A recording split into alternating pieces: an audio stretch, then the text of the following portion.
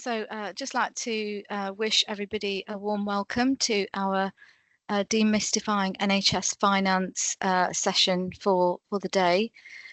This is a session that is designed for educating all our healthcare professionals that perhaps don't have as much knowledge or background of NHS finance. And we've got a really thorough agenda today that covers a lot of different topics such as commissioning, costing, budgets and spreadsheets, and hopefully you've all received an agenda. So just to tell you a little bit about myself, I'm Pam Core. I am Head of Financial Development at University Hospitals Coventry and Warwickshire NHS Trust. I have over 20 years of financial management experience working with clinicians and non-NHS professionals, educating them on finance. And we just wanted to wish you a really informative session today. And at this stage, I think I will hand over to AK. Thank you. Good morning. Sorry, I've had to rush in from home because my internet wasn't working at all. So I've just rushed into a room of work, and so hence the slightly more disorganised start. So good morning, everyone. My name is AK Haysburn. I'm a consultant anaesthetist based in Leicester, and head of service for the Royal Theatres, and also the clinical lead for the One NHS Finance programme. So what I want to talk about to start with is a little bit about the day. So this is a very basic level program trying to introduce you into the concepts of finance to help you navigate the NHS management world a little bit from a financial perspective. This is a national program, so we are going to talk about broad concepts. There will be individual differences across the day. Yes, Suzanne.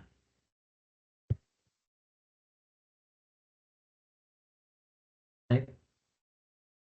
Okay. And so we will try and address some of those issues, but the broad concepts are what we're going to focus on today. What I'm going to start with this morning as the first talk of the day will be the kind of introduction, a little bit about the kind of some of the concepts, and then we'll go into the structure and money flow. Slow.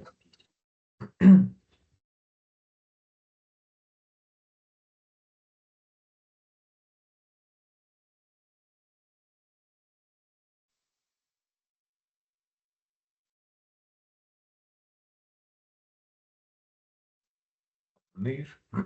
So as I said earlier, the idea is to focus more on navigating the healthcare system rather than making you into accountants or focusing on the pennies. It's about being clinically driven, because that will always be our focus, but being financially aware of the consequences of our decisions.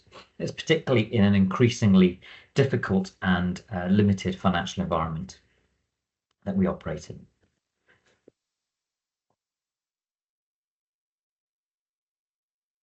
So the word that we use to kind of describe, trying to give the best possible care within a finite resource setting is value. We want to get the best possible value in healthcare.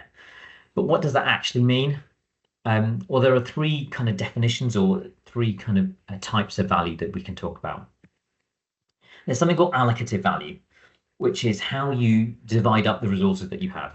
So this can be at national level, it can be at system level, and to a lesser extent at organizational level. Okay. Also called economic value. What we're going to be focusing on is something called technical value, which is how you make best use of the resources that you have. It's about so you allocated those resources, but how do you use them to the most effective way? And that's called efficient value. Yeah. And then there's something called personal value, which is to understand that what you and I find might value and think is important will differ, and may also differ from between our patients as well. So an example of that is one of the big value-based healthcare systems of Virginia Mason. They did some work with one of the Welsh health boards looking at patient perceptions and clinicians' perceptions and what they think is important and what they wanted out there consultation care. And the clinicians, it was a neurology clinic, so looking at brain disorders, essentially. The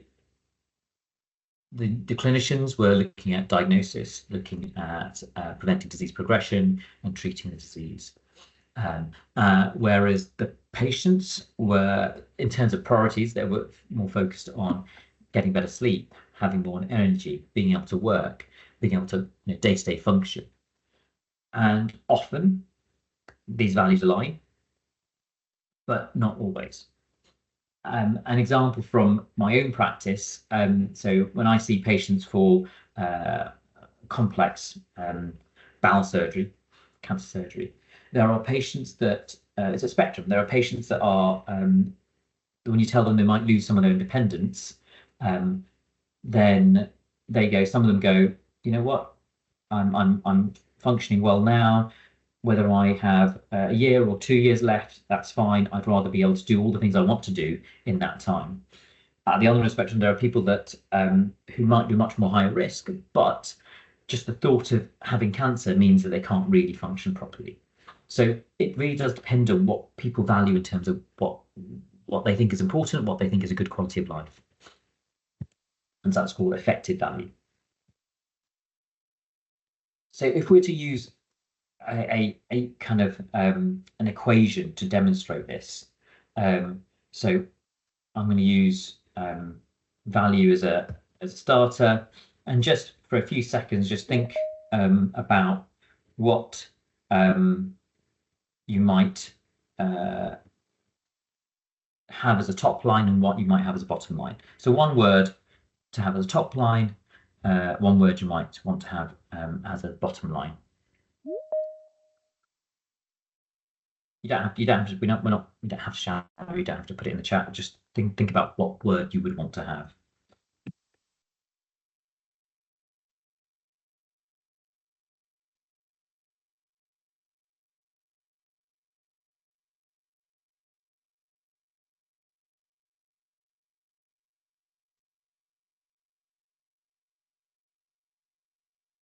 So some people have put in the chat. That's great.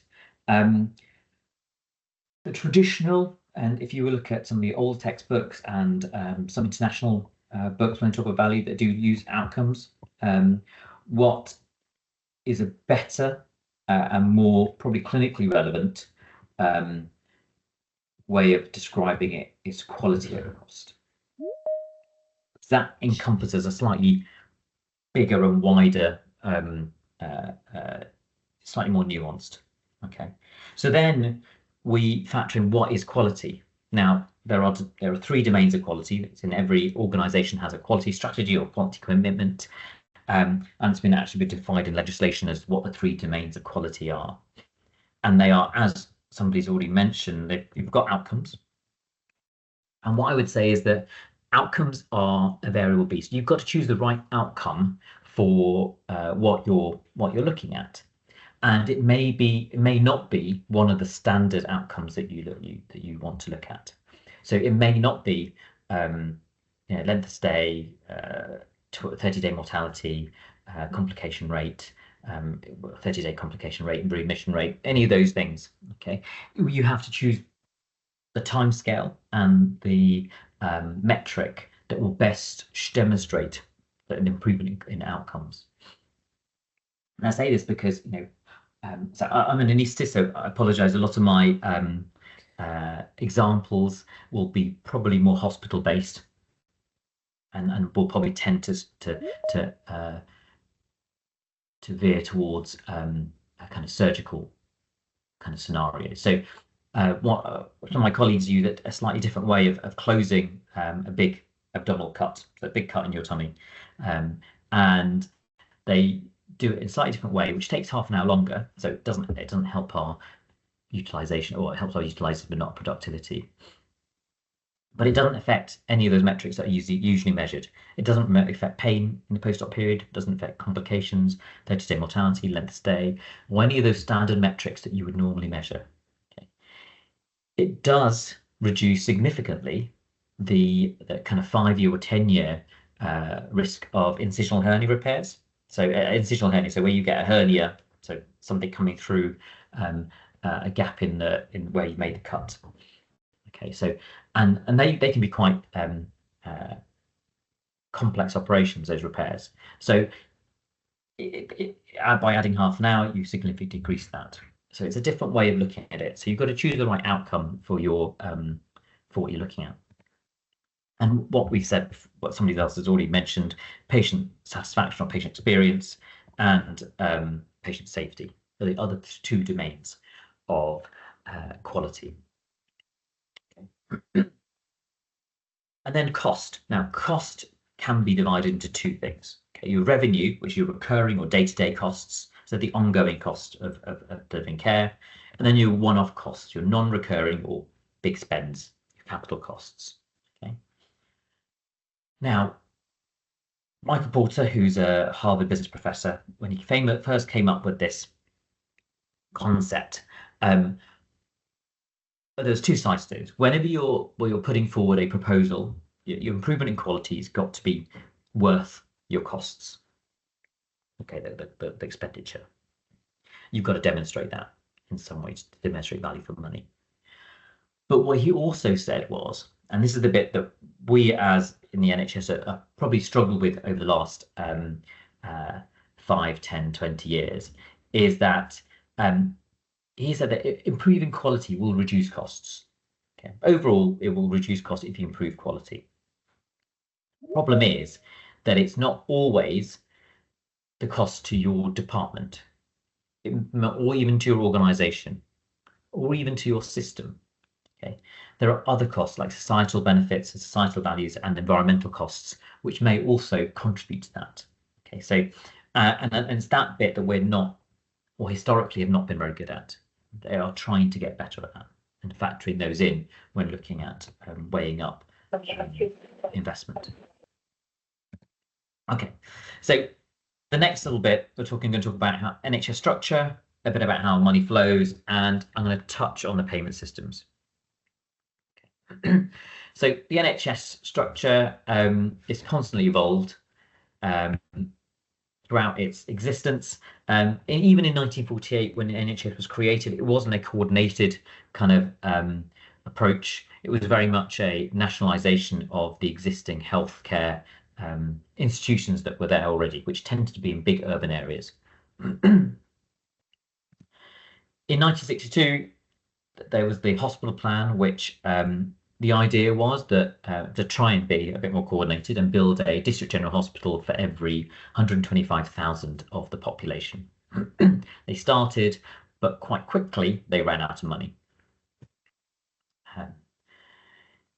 And various evolutions. You had the 1974, the Development Health Authorities, which were trying and give it overarching view of health care delivery. You had the idea of the internal market in 1990, where you had competition and organizations were encouraged or forced to compete for work, for services. And then you've had various other kind of iterations and small rejigs until the last big reforms, which were the 2012 lands reforms, which did a couple of things. It created NHS England as an independent arm's length body. And that's important because a lot of that aspect of it is now currently being reversed. But it also, which in many people, it's a controversial thing, but many people thought that was a good thing because it became less of a political football, was the idea. But they did embed in the concept of competition right into the legislation. So the commissioning bodies were obliged to put services out for tender. And over the last, and that kind of worked in internal market competition. In theory, works when there's more money in the system. So in the boom years, it tends to work. In more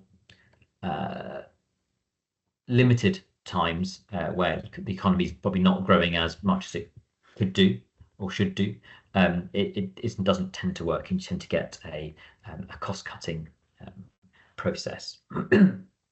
So since the LAS reforms, the NHS has tried to maneuver itself within the kind of the legal structures that was imposed by the LAS reforms until the Health and Care Act in 2022, which was basically a tidying up. It wasn't a massive restructuring. It certainly wasn't as big as the 2012 reforms. It was more of a tidying up and making things work that was already in process or being done, bar a couple of things. So overall, the money that the NHS gets is determined by Parliament and more specifically the Chancellor, the Exchequer, and the Treasury, and it is very much a negotiation between the Department of Health and Social Care and the Treasury as to how much money it gets. This is probably the worst time for one of these talks because in about 2 weeks things might change dramatically because the next budget report is being set, and we understand a slightly larger spending review, which kind of will set the kind of idea of the budget for the next 3 to 5 years. So that's how often the spending review happens, and then you have a budget report normally once a year, which adjusts it slightly. So based on the current, what we think the current budgets are for health, education, defence, rank, what do you think has got the highest and what do you think has got the lowest budget? So if we were to rank them with health, education and defence, what has the highest? Who has more, defence or education currently?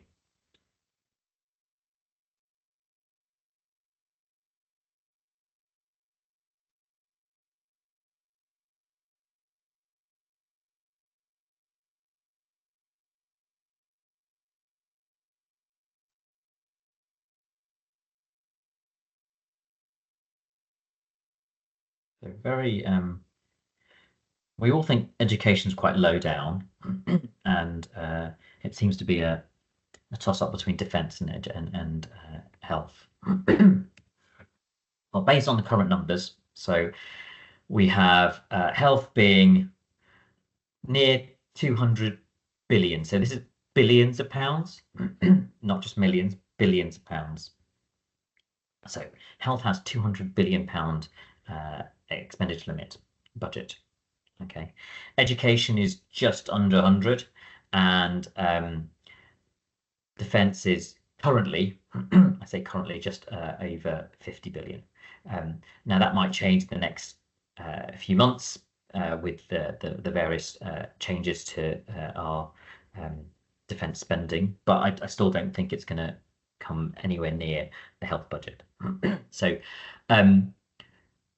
health is by far the largest predictable kind of the department gets the largest predictable amount of budget. Okay, and this is very important. The next bit is that health is a devolved concept. So this is just for the NHS in England.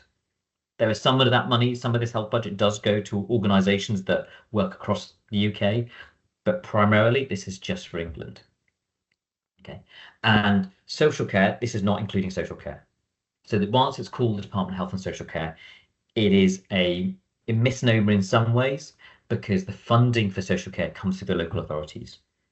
Okay, so that's the kind of caveat I'll put there. So we are very much talking about health being by far the biggest.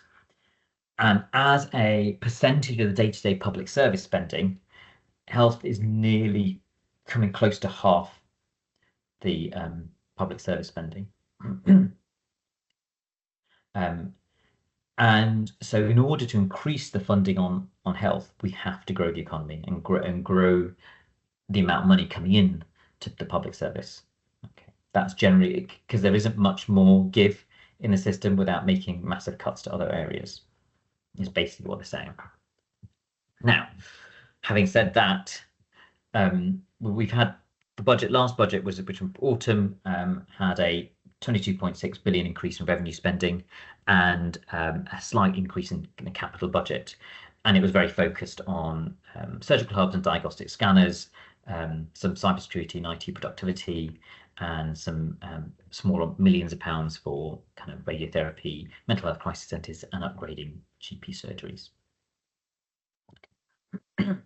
That's the most recent stuff. As I said, this is all going to probably change in the next couple of weeks. I think the end of March is the next budget statement. If we're to look at how that's broken down, the capital budget is the grey bit at the end. Okay.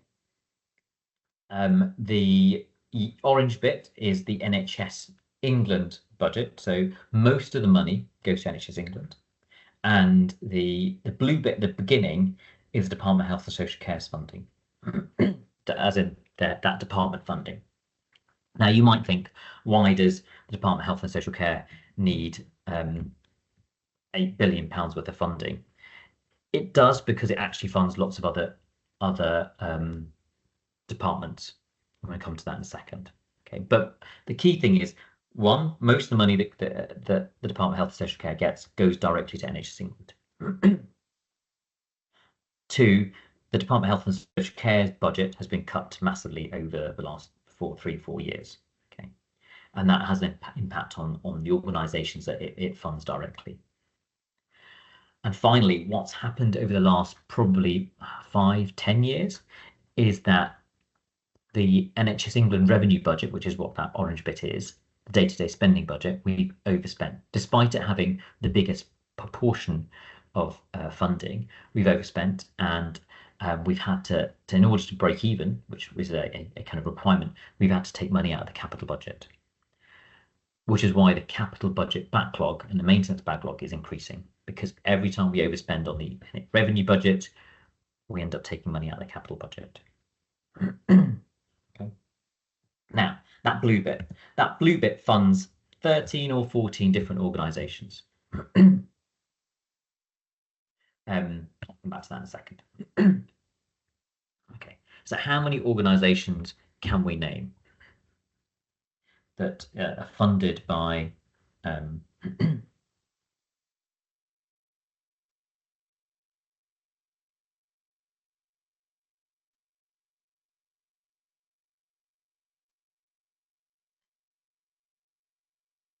we've got the first two. I'll not include NHS England because yes, it is, but we've given you that one already. So you've got Medicines Healthcare Regulatory Agency, MHRA. You've got UK Health Security Agency, formerly Public Health England. Now they do have a slightly bigger remit. So both these two organisations have a UK-wide remit to a degree. PHE doesn't exist anymore, but you have the UK Health Security Agency. So the public health element of that, so the Department of Health and Social Care gives money to UK Health Security Agency, which actually funds gives its public health money to the local authorities. So public health sits normally within the local authorities at a more local level. Okay, and then the local authorities pay health organisations to deliver screenings, to deliver those immunisation programs, the public health parts of it. Okay. We have NHS Blood and Transplant. We have the Business Services Authority, which is looks after pensions and prescription charges. And you've got NHS Resolution, which is the litigation authority. They look after they have a big patient safety role, but also look after the negligence scheme for trusts, basically the insurance company bit, and the Counter Fraud Authority. And These are how they officially are designated. So executive agencies and special health authorities are, they're almost under the direct control of the Department of Health and Social Care. These executive non-departmental public bodies are more at arm's length. Okay, so there are some of the other things that people have mentioned probably do have funding from the Department of Health and Social Care, but they're not in separate agencies per se, or organisations with their own kind of setup. So you've got NHS England as the commissioner. You've got NICE. Until 2 years ago, you had Health Education England and NHS Digital, but they've been subsumed into NHS England and as well as their budgets. Part of the reason is to try and give you a bit more, try and create a bit more joined up thinking without different people doing different things. Part of the reason is to try and protect their budgets. So historically, whenever a government of any denomination or any sort, political persuasion, probably a better word, says they're going to protect the NHS budget, they're going to protect NHS England's budget. And often what happens is the Department of Health and Social Care budget gets slashed. And so the budgets of the organisations that are funded by that gets cut as well. So in order to protect their budgets to a degree, it's been absorbed into NHS England. And you've got your regulators, the CQC, and you've got your slightly more niche ones, Human Fertilisation and Embryology Authority, the Human Tissue Authority, and the Health Research Authority. The final one is a relatively new one, which is the Health Services Safety Investigations Body, which looks at, it's equivalent to the Airline Investigation Bureau. It looks at no blame themes for kind of errors and issues that might be kind of from a patient safety point of view. Okay, I'm just going to go back to the slide before this, just to give an example. So having said that the budget, we're going to struggle to increase the budget because of the proportion of spending on public, a proportion of public spending that goes onto the NHS. This is from the King's Fund and basically suggests that you really need around 3 to 4% growth in the current climate with the way that inflation and everything else is being developed, to maintain services and have some small improvements. Okay, anything below that and you end up with a managed decline. Okay, or extremes rationing. And we have, over its history, 70 years, had about 3.6% in real terms since the NHS was created, and which is probably why we're struggling. We probably haven't had the more substantial improvement in quality that the kind of higher end increases produce. So that's more food for thought than anything else. Now, this video, well, good, hopefully works, will kind of summarize a lot of what I've said, but also add on a bit more detail on. It's available on YouTube. It does cover quite a lot of ground in a few minutes, so feel free to watch it back at your leisure. AI is starting to change the way that businesses and public services work. This animation gives an overview of the structure of the NHS in England and describes how the money flows. How public money is spent is determined by Parliament, and more specifically, the Chancellor of the Exchequer. Money allocated to healthcare is determined by the Spending Review, which is usually every 3 years, and amended annually by the Budget Report. The government department responsible for healthcare is the Department of Health and Social Care, which has the largest amount of pre-allocated public money, with an annual budget for 2023 to 24 of £188 billion. This is divided into £176 billion of revenue funding to cover day-to-day running costs, such as staff salaries and medicines, and £12 billion of capital funding to pay for infrastructure and maintenance costs. Health is a devolved function, So this funding is only for healthcare in England, as social care is funded separately via local authorities. From the budget, the Department of Health and Social Care has to pay its internal costs and fund several executive agencies, special health authorities and arm's-length bodies. The biggest of which is NHS England, which legally merged with NHS Improvement on the 1st of July 2022 as part of the Health and Care Bill. NHS England has now also merged with NHS Digital and Health Education England.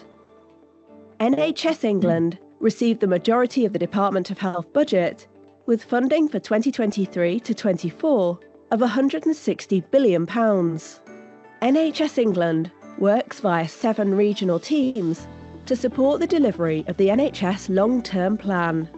The plan was published in 2019 and outlines the key ambitions for the health service for the next 10 years, to create a service fit for the future and get the most value for patients out of every taxpayer pound.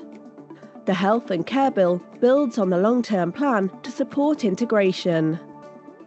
NHS England has a budget of £27 billion for directly commissioning services, including some primary care services and public health. It directly commissions military healthcare, health services in the justice system, for healthcare for children, young people and adults across secure and detained settings, and specialised services. There are 154 directly commissioned specialised services, which are grouped into 6 programmes of care: internal medicine, cancer care, the trauma programme, women and children, blood and infection services, and mental health. Over the next few years, NHS England will delegate some of its commissioning responsibilities to local commissioners, with pharmacy, ophthalmology and dentistry services fully delegated by 2023. 9 regional committees are being created to commission specialised services from April 2023. They are joint committees between NHS England and the relevant integrated care systems in each region. Following several years of locally led development, 42 integrated care systems, ICSs, were established on a statutory basis on the 1st of July 2022 as part of the Health and Care Bill. Integrated care systems have 4 main purposes. They bring partner organisations together to improve outcomes in population health and healthcare, tackle inequalities in outcomes, experience and access, enhance productivity and value for money, help the NHS support broader social and economic development. The new ICS are led by an Integrated Care Board, ICB, and an Integrated Care Partnership, ICP. The exact composition of both the ICB and ICP will vary between areas, but as a minimum, the Integrated Care Board will include a chair, the CEO, and representatives from NHS providers, general practice, and local authorities. ICBs replaced clinical commissioning groups, CCGs, and are now responsible for developing a plan for meeting the population's health needs, managing the NHS budget, and arranging for the provision of health services in the integrated care system. The majority of NHS England's budget, £107.8 billion, is allocated to ICBs for commissioning local health services. ICBs plan and commission services for their patients. The Integrated Care Partnership will also include the ICB CEO, local authority representatives and NHS providers, but may also include representation from other organisations. The Health and Care Act has seen a shift to more strategic commissioning and a more collaborative approach to planning care. Allocations are made from NHS England to ICBs as a system funding envelope. ICBs will have the flexibility to manage resources within this envelope to deliver agreed local priorities. ICBs will agree on contracts with providers, with increases expected to be based on aligned payments and incentive basis. Organisations within ICSs have to adopt and adhere to a shared control total, which in effect binds them to meeting a collective target for financial performance. So, in summary, money flows from Parliament via the Department of Health to NHS England, and in the most part, integrated care boards to the organisations that provide patient care. Okay. So just to clarify a few things from that video that are probably slightly erroneous. So it's not ophthalmology that's being delegated, it's optometry, it's the primary care eye screening services rather than hospital ophthalmology services. System control totals and funding envelopes essentially are the fact that more power and decision making is being given to the kind of the systems, the ICBs, and it's them that they have to make sure that they are breaking even essentially from a commissioning and point of view. And the idea is it encourages organisations within the system to work together to make sure that the care is done in the most cost-effective way. That's essentially what the crux of it is. Control totals are essentially agreements that are made between organisations and Department of Health or NHS England that agree to a how much money they're either going to overspend or underspend. Because there is an understanding that if you've been, if you're overspending by 50 million this year, you're not going to suddenly break even next year. And the idea is you try and transition slowly to a more closer to zero. But for those that have been kind of underspending, so if they've made profits, the idea is they continue to make profits to offset some of the other areas. So that's what control total is. So to briefly cover the Health and Care Act 2022, it's a tidying up. So NHS England submitted to the government in like 2019 what they wanted or what they needed to kind of be more efficient and to tidy up the legislation. That was essentially packaged up and it was delayed because of the pandemic, but it came into force in July 2022. There were a couple of added extras which were essentially to give more power and responsibility to the Secretary of State of Social Care, of Health and Social Care, which was so it's like a step rolling back of the original 2012 independence component of it, and that's probably going to increasingly happen over the next subsequent governments, and the current government seems to be merging almost NHS England and Department of Health and Social Care. So the legislation had lots of components. I'm going to try and just summarise some key bits. It created the statutory bodies, the Healthcare Board, Integrated Care Board, and the Integrated Healthcare Partnership. The ICB acts as the commissioners. The Healthcare Partnership tries to bridge that gap between health and social care. It removes that duty to compete, so there's not an obligation to put things out for tender, but there is a duty to collaborate and work together. It allows more for joint appointments of committees where historically they may have not been allowed due to national kind of competition rules, and it allows for more closer working between organisations. The other thing it did is tidy up some of the organisations that oversee the NHS. So historically, you've had NHS England, who were the commissioners, and your regulators for the organisations were either still officially the Trust Development Authority, which looked after the non-foundation trusts, and Monitor, which in theory looked after the foundation trusts. Now, many years ago, those two, TDA and Monitor, merged to have become NHS Improvement, and so it was a single regulator.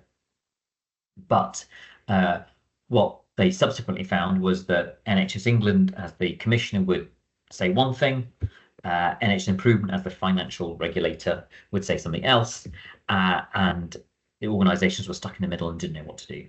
So 3 or 4 years before the the official merger, they merged essentially in name, so they became NHS England and Improvement. But now with the legislation, there is only one organisation that looks after the NHS in England, and that is NHS England. As I said, there's increased power to Secretary of State of Social Health and Social Care as a result of the and responsibility. Right, going to cover payment systems. A lot of this is up in the air. What I'm going to talk about is some of the building blocks and how different services can be paid for. And the next 7 options are basically how every payment system in the world is built together. They'll talk a little bit about this more in maybe the commissioning bit, but the idea is we'll kind of, it hasn't officially been approved what next year is going to be, but it's going to be very similar to what we've got at the moment. So first option is a block contract, which is a lump sum to pay to cover a specific range of services. Okay, a true lump sum doesn't actually, once it's been set, you know, the money, it doesn't really matter what is delivered. And so there is the benefits of that is predictable. So you know exactly how much you're going to get. The commissions know how much they're going to spend. The problem is it disincentivizes doing work, because if you say you commission your block contracts based on you doing 100 hip replacements or 100 community visits, if you do 110, you don't get any money for those extra 10. If you do 90, you still get money for 100. So the commissioners lose out because they're not getting value for money. Okay. So it's used when it at times where activity is difficult to measure. So community services, currently activity is quite difficult to measure in terms of patient contacts. So they traditionally have been used on block contracts. During pandemic time, where activity was difficult to measure, it was used in block contracts. And there were some organisations in the pre-pandemic years, because of the requirement for stability in terms of financial planning, they went on to block contract for a bit. So it's good for predictability and stability. It's not good for incentivizing doing more work. Capitation is basically a population-based payment system, which gives you a payment based on the size of your population served by a provider. It's how ICBs get their payments. It's how the main funding for GPs comes via the capitation process. It's how the health boards in Scotland, Wales, and other parts of the world often get their payment. The variation is how you adjust for complexity. So different formulas are used to adjust for the complexity of your patients. How you might factor in and weigh in different ways patients' ages, demographics, socioeconomic status, need. There's various ways of measuring deprivation. You can measure and weight and adjust that population based on different formula and to different degrees, and that's where the variation and the controversy comes with capitation. Is how you factor in all the different things that could affect what is delivered by a provider. Pathway of care comes in and out of fashion. It's basically a single payment to cover a specific pathway of care. It was kind of mooted for various different elective pathways. The idea is you get a lead provider that gets the funding, who then can subcontract out different parts of the pathway to different areas. Okay. Historically, it's been used by hospital maternity services, and you've got payment for antenatal and payment for intrapartum, and then a payment for postnatal care. It's kind of gone out of vogue at the moment. Pay performance is a performance-based component. It's the QOF, the quality for outcomes component for GPs, and there is no mandatory sequins at the moment in community mental health services, but there have been sequins in the past which can be worth about 1% of your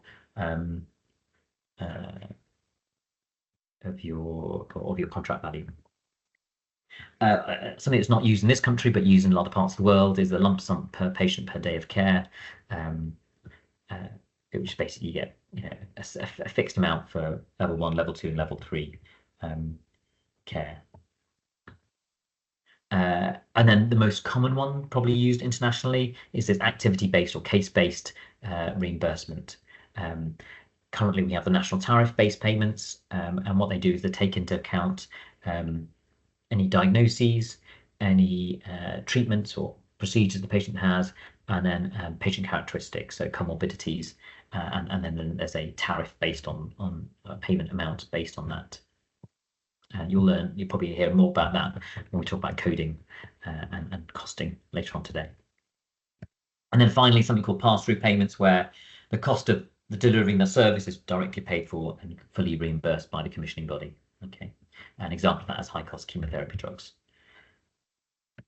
So what we've got at the moment is a kind of combination. It's called the aligned payment incentive model. It's a blended payment system of sorts. You get a fixed element, which is based on your kind of historic data of what level of activity you have. And the idea is it covers your main costs, includes your includes emergency care, maternity, mental health, community, ambulance services, includes your CNST contributions. So all of that is factored into your fixed element. And then to incentivize people to do elective work, there is a variable element which covers elective and ordinary day case payments. So your elective work comes as a activity based. The more you do, the more money you get. Okay. The proposal, I believe, for next year, I said next year, next month, is that there might be a cap on that. So commissioners can cap the amount of money you get for the variable element. And then the final bit is if you don't achieve your sequins or your best practice tariffs, or best practice tariffs are you get a slightly higher rate if you achieve certain quality markers. Okay, so there's like 5 or 6 quality markers for each tariff, and if you achieve the requirement quality targets, then you get paid at a higher rate. Okay, so you get one tariff for the standard, so hip replacement, fracture neck of femurs or femoral fragility fractures have a best practice tariff associated with it, and if you don't achieve it, you get paid but at a lower rate. If you achieve the various, get them to you identify it quickly, get them to theatre on time, get a few other things, then you get that achievement. Yes, Jane. Yeah, hi. Just what's the rough split between a fixed element and a variable element? Is that quantifiable? I would say the majority of your funding depends on what kind of activity you do. So there might be some of the more specialist hospitals that primarily do elective work will have a higher proportion of their work being covered by the elective element. So they don't have A&Es, they don't have acute care, whereas a standard teaching hospital probably has more of an equal fix, if not slightly more a fixed element, because at my hospital, my site, of the 3 sites we have in Leicester, my site probably does almost 90% of our work is acute work, with a very small proportion being elective. The other sites get elective work, so it depends on how your services are structured. The other bit I would say is that there is something called a low volume contract activity, which I think we'll cover in a bit more detail, but that's mostly for relationships between your organisation and places where, for example, in Leicester, we're unlikely to get people from Cornwall coming to visit us and require healthcare on a regular basis. So the likelihood is we probably have a low volume activity contract for those patients. We probably have these like API contracts for people in our neighbouring counties, but and slightly further, in the Midlands, we might have those, as we are a tertiary centre that receives some stuff, but we're not going to get much work from the Northwest, for example. They've got their own networks up there.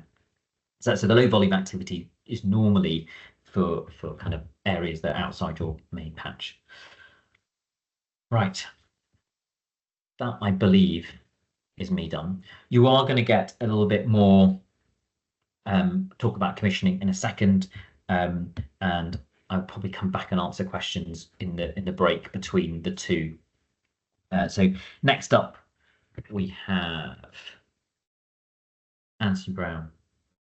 I believe, who's the Director of Finance Strategic Commissioning at NHS North Central London, who will be coming to talk to us. Yeah, hi AK, I'm on the call. Great. And I finished only 5 minutes over this time rather than my normal 10, 15 minutes over. I think it's probably worth going straight into your thing and then answering the questions, because I think you might cover some of my questions and or may be able to answer some of the questions.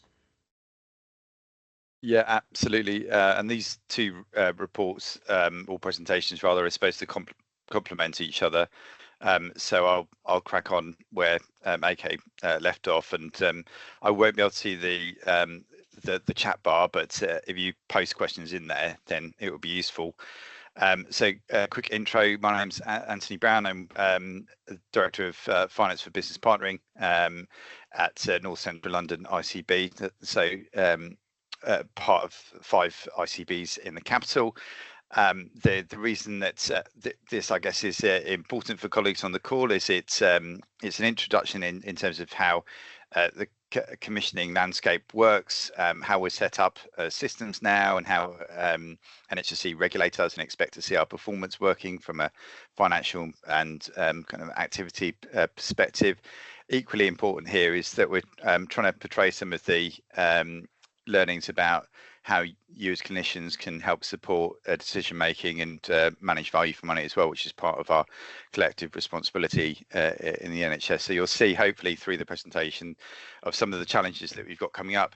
Of course, it's all out of date as of the next couple of months when we go into the new planning round, and we're right in the middle of that at the moment. So some of the information in here I'll try and talk to and give you updates as well about what we've received from NHS England of late, and there's definitely some shifts and some new areas of focus. But the key message here for you is trying to take away what you can learn from how commissioning and systems work together, and how your trust or your general practice roles fit into that, and then beyond that, I guess how you can influence some of that as well, and hopefully attract funding to the right place within the NHS. So to kick off, I've just got the standard model that we use to describe what commissioning is. I'm a visual learner, so I've just put in an image there, which I think most commissioners should recognise, with patients and the general public being at the centre, and then a cycle that we review throughout the year that takes on board the priorities of the local population. So AK mentioned in Leicester, you would be very much looking at what your local population nearest to your trust or nearest to your general practice would require, and then anything else in terms of sort of holistic health needs, so involving your local authorities in terms of housing, social care, etc. as well, also fit into this circle. So we think about this as an overall commissioning cycle to meet the needs of our overall population. It's reviewed on an annual basis. We are moving towards more of a multi-year plan where we look at things over 2 to 3 years, but generally speaking, here from a finance perspective, we go year on year to start to look at the costings of providing health services to the local population. So who are the commissioners? The commissioners are split into 3 main groups. We've got NHS England, who provide the vast majority of specialist services at the moment. In some parts of the country, some of that's been devolved, and in the rest of the country, as of the 1st of April, we'll see a vast majority of specialist services moving down to local systems, so ICBs or ICSs to manage more locally. And specialist services will be the likes of things like liver, specialist cancers, renal services, cystic fibrosis, and so on. I note that colleagues from my patch, RNOH, are on the call here as well. The majority of the National Orthopaedic Hospital, for example, will receive specialist funding rather than general acute funding that will come from the ICB. So they're an important commissioner, NHS England, but they're also as well the main regulator, as you'll see in a moment. The next then that I've got down here is local authorities. local authorities are responsible as of 2013 for public health services. So that will be sexual health, things like substance misuse, school nursing, etc. And we'll then also be providing funding into trusts or primary care, etc. for various different services and priorities. And then the biggest commissioner in England is the Integrated Care Board. So formerly the CCGs, and then before that the PCTs, and they do the vast majority of everything else that doesn't fit within the two above categories. So it will be everything from your primary care payments out to general practice through to acute payments, mental health payments, and community services. And as of 2023, it also took responsibility on for dental, optometry, and pharmacy commissioning. So a small bit around regulation, because this probably isn't the most interesting part of the presentation, so I'll whiz through this. It's just showing you the structure of how things are set up. We've got a ton of initialisms and abbreviations in the NHS, so I've put a glossary at the end of this, so you can hopefully go back and have a look at some of this if you need a bit more clarification. But essentially, the easiest way to think about this is that the ICB, or the Integrated Care Board, is the convener here, so it pulls the system together and sits at the middle of the system and has a dotted line out to all the trusts in its particular geographical area, all of the community mental health and primary care providers as well, and it then manages the overall funding for its particular system. So in North Central London, as you'll see later on in the pack, we get circa £3.5 billion worth of funding from NHS England, and they get the funding from the Treasury, and then we are responsible then for passing that funding out to the local healthcare providers then to deliver their services. The biggest challenge, of course, with all of this is making the money work across all those different priorities, as you'll see, and then the contracting form as well being another challenge for us. It's made up of various different members across different organisations, but essentially it's very similar to what we had in CCG days, where there's a chair and CFO, chief executive, and then representation from the other organisations as well. And then very quickly, the partnership is the box to the right hand side here is just showing you the slightly wider system.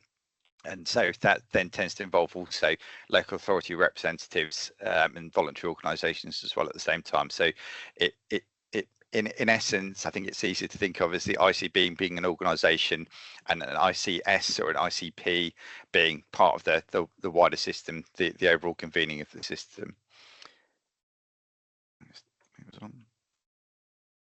Oh, whoops. The next slide, then I won't show you the video because I think it's quite similar to what AK will have already shown you. The King's Fund produces some really easy to understand introductions as to how the NHS works. I've left that there for you in terms of the changes in commissioning, but just to show you, it's really just a journey of constant reform. This is already out of date because it's 2023 here and in 2024, and as of this week we've had a large shift in terms of the leadership within NHS England.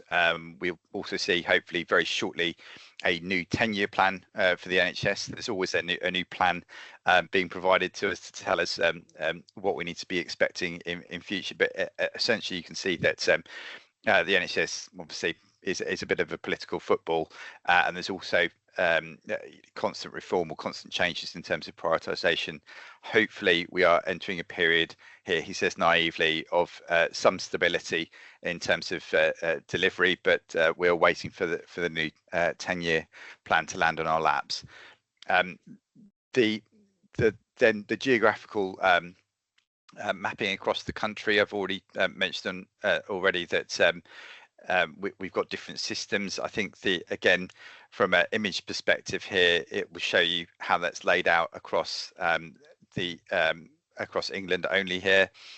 You've got each different colour on the map showing a particular region, and NHS England have split themselves into different regions themselves. So you'll see down there in the sort of crimsony colour red around the capital are the 5 different systems that exist that I'm part of. So I'm part of number 8, which is North Central London, and then we're part of a large group of 5 different systems in the capital, and we report to the NHS England London region. The rest of the country, then you'll hopefully be familiar with the fact that you will also be operating within particular regions as well. And each of the numbers there is a different system. There's 44 shown on the map here. I think there's 42 on current count in existence at present. And the reason that the number is slightly reduced is some systems either expand or shrink and consolidate over time. So we've got circa 42 at the moment. The key aims, however, of each of the different systems, each of the different integrated care systems, as it's initialized here, is that we need to be looking at a population health focus. There is a push and a clear responsibility to look at health inequalities in terms of outcomes and experience. There's obviously my role predominantly around productivity, value for money and performance, and then beyond that the broader sort of social and economic development, so things like worklessness, employment, housing and so on as key influences to individuals' health. Again, if you looked at any of these organisations' websites or saw the strapline, it would be mainly around prevention. I think this is from North Central London, and it's showing the fact that prevention is popping up there at several occasions alongside integrated care, and then mapping that to the national targets which NHS England produced. So this is their plan on a page. It just mirrors and shows that we are trying to be as much aligned with the that national direction and what the current plan sets out for us in terms of delivery. Most of the things on here, I think if you pick up a newspaper or look at the BBC website, it will be things that are really relevant and will be very familiar. So a large amount of issues around improvement of ambulance response and A&E waiting times, through to being able to get GP appointments and readily see health practitioners in the right place and at the right time. Again, the 7, 8 and 9 across the bottom then show the things that lay across each of these different priorities, such as the value for money and making sure that we're managing the people and the culture that are so important in terms of delivery in the NHS. Just then, finally, just before I give you a few kind of real life examples, we've got some of the more recent developments in terms of our overall strategy. The biggest push in terms of the planning guidance that we've seen for 25-26 is neighbourhoods. There's also a very pertinent line here for finance, that the money is the money, and so we must be living within our means as well. We must be managing within a finite amount of resources. So it's trying to push us towards, going back to what I said previously, looking at the needs of our population, addressing health inequalities and more population health, and starting off with neighbourhood level seems to be the new or more recent push for us to deliver services that complement particular pockets of our different geographies. So I've shown you the different levels that we tend to operate within the commissioning landscape here. So neighbourhood being the smallest, then place, and then system level.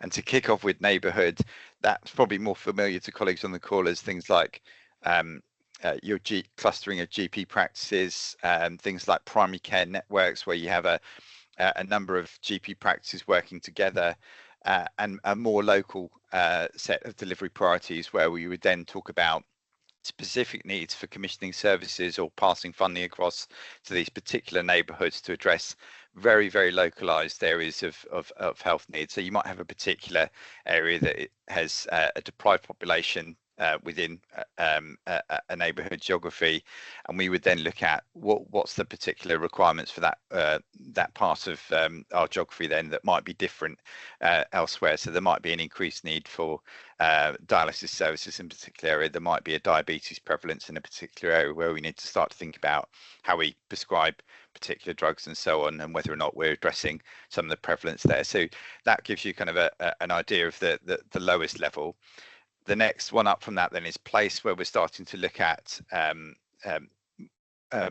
more of the partnership with local authorities or largest general acute hospitals. So in North Central London, we've got 5 different boroughs within our geography. So Camden would be for us a place and an area where we would have the likes of the UCLH, Camden Local Authority, the GP practices within that place, rather, collectively working together to start to address the health needs of a slightly larger population.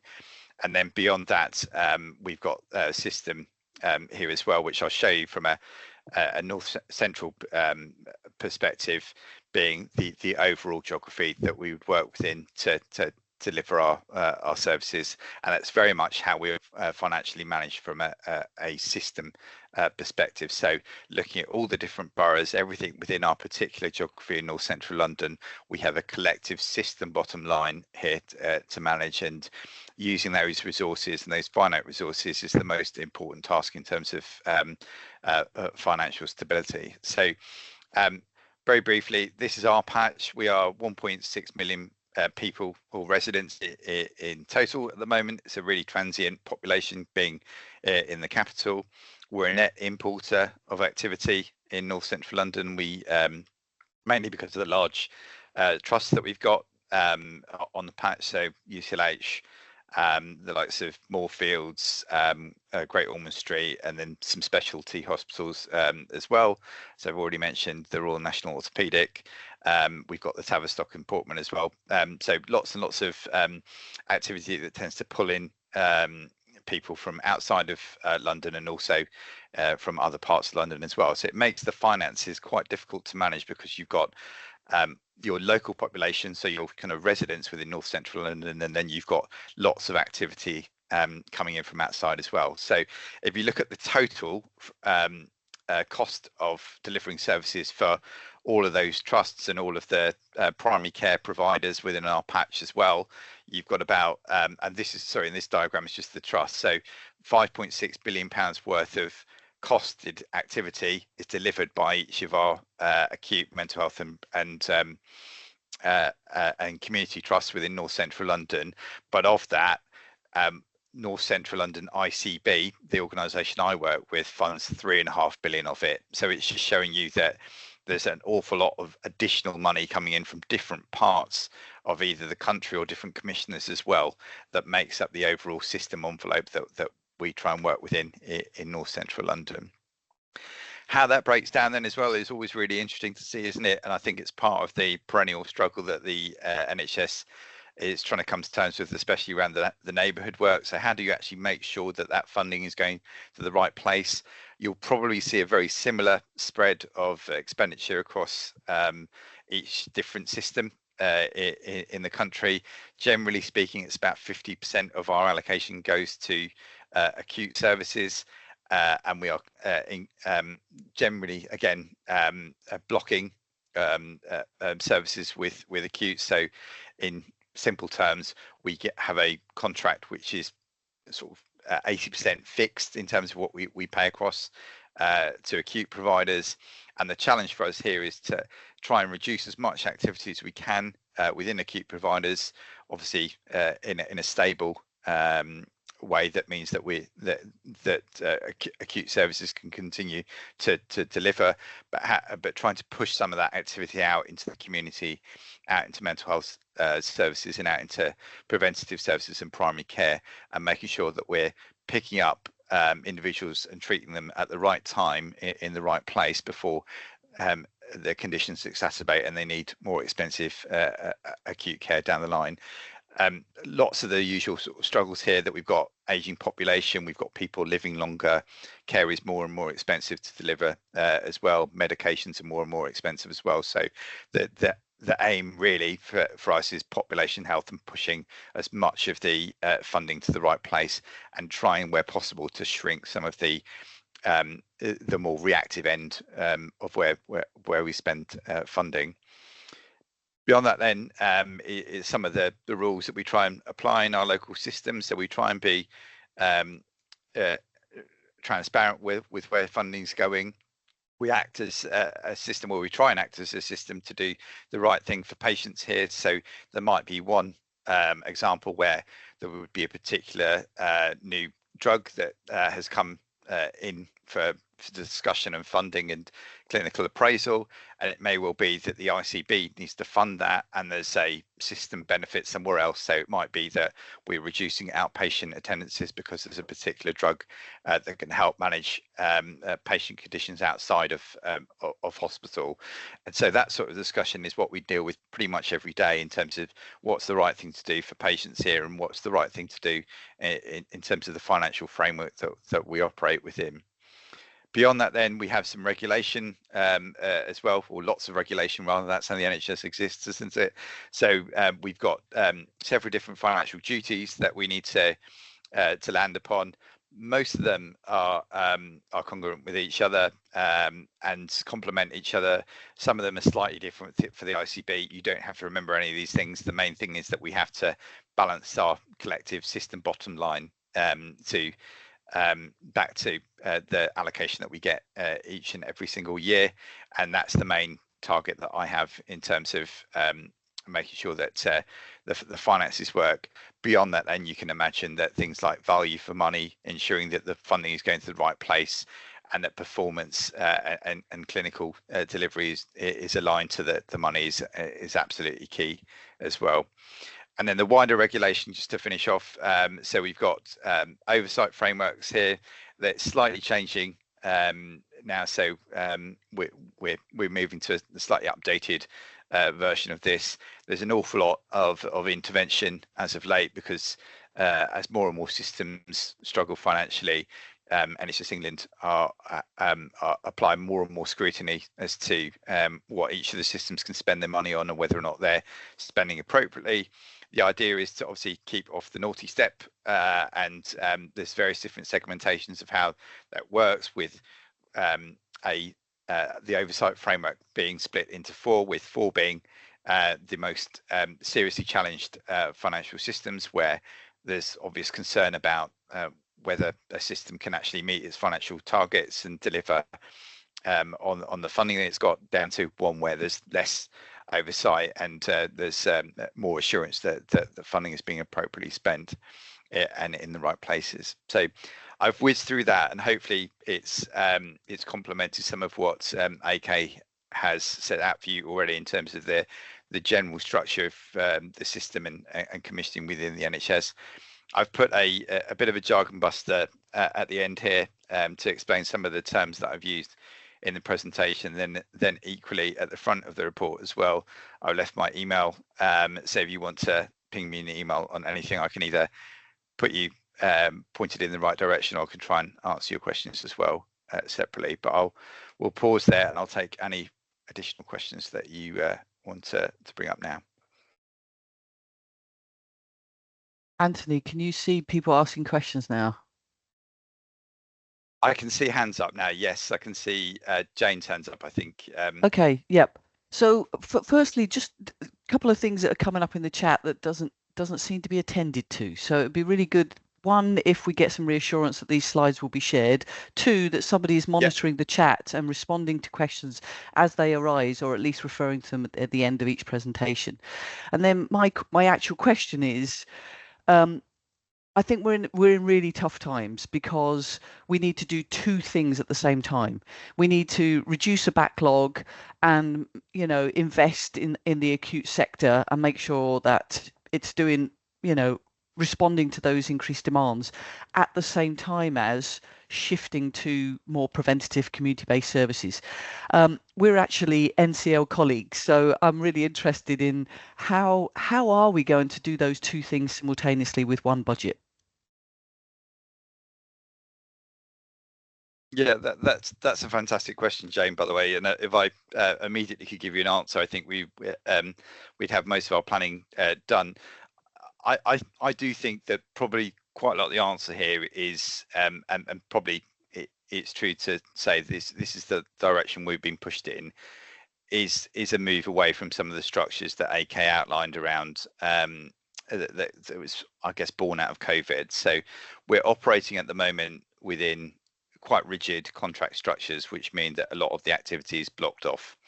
And there's, I think, a perception from NHS England that there's a performance issue, or there's a productivity issue that needs to be addressed. And I don't quite think that we've got to the bottom of actually whether or not this is actually a proper productivity issue, in that we're doing less for the same amount of money. That's certainly what the numbers are showing, or whether or not this is actually inherent now that we are needing to operate at a slightly more costly level because of different controls that were put in place post-COVID. So I think it's really difficult from what we've got set up in front of us, which is a block contract regime, really, of money being fixed in a particular area, and then an inability almost to pull some of that out. I think that within our own system, so I know that we're system colleagues here, we are pointing as much money into transformational work, so things like core offers in mental health, in community services, to start to make sure that some of the inequalities across the system are being addressed. We're also challenging ourselves on really tough stuff, actually, in terms of things like urgent and emergency care, and where our beds are open across North Central London as well. And they're really tough things to do here, and they're really difficult decisions, like, should we start to maybe think about addressing some of the issues that we've got in the more deprived areas of North Central London, where we might not have the bed stock that we need, and then start to reduce maybe some over capacity in the rest of the system as well. And clinically, everyone will be thinking, well, we can't do it on our site because our site is constantly on Opal 3 or Opal 4. It's a state of heightened alert in terms of activity. So it's really difficult, I think, at the moment to do all this and to manage within a certain financial envelope. The final thing I'll say on this then is that I suppose that the biggest shift I've seen as of late is a move now towards starting to consider things from a medium-term financial perspective. So the NHS tends to stumble year on year from one year to the next, and plans for the 31st of March being the end of the year, and nothing beyond that. The work that we're doing at the moment with your CFO and with and across all the different systems actually in the country, is to start to move towards 3 to 5 year financial planning, so we can start to look actually at what this would mean in terms of, if we continue with our current path, is there a burning platform here? And we absolutely know that there will be. But what sort of level of gap are we looking at in future?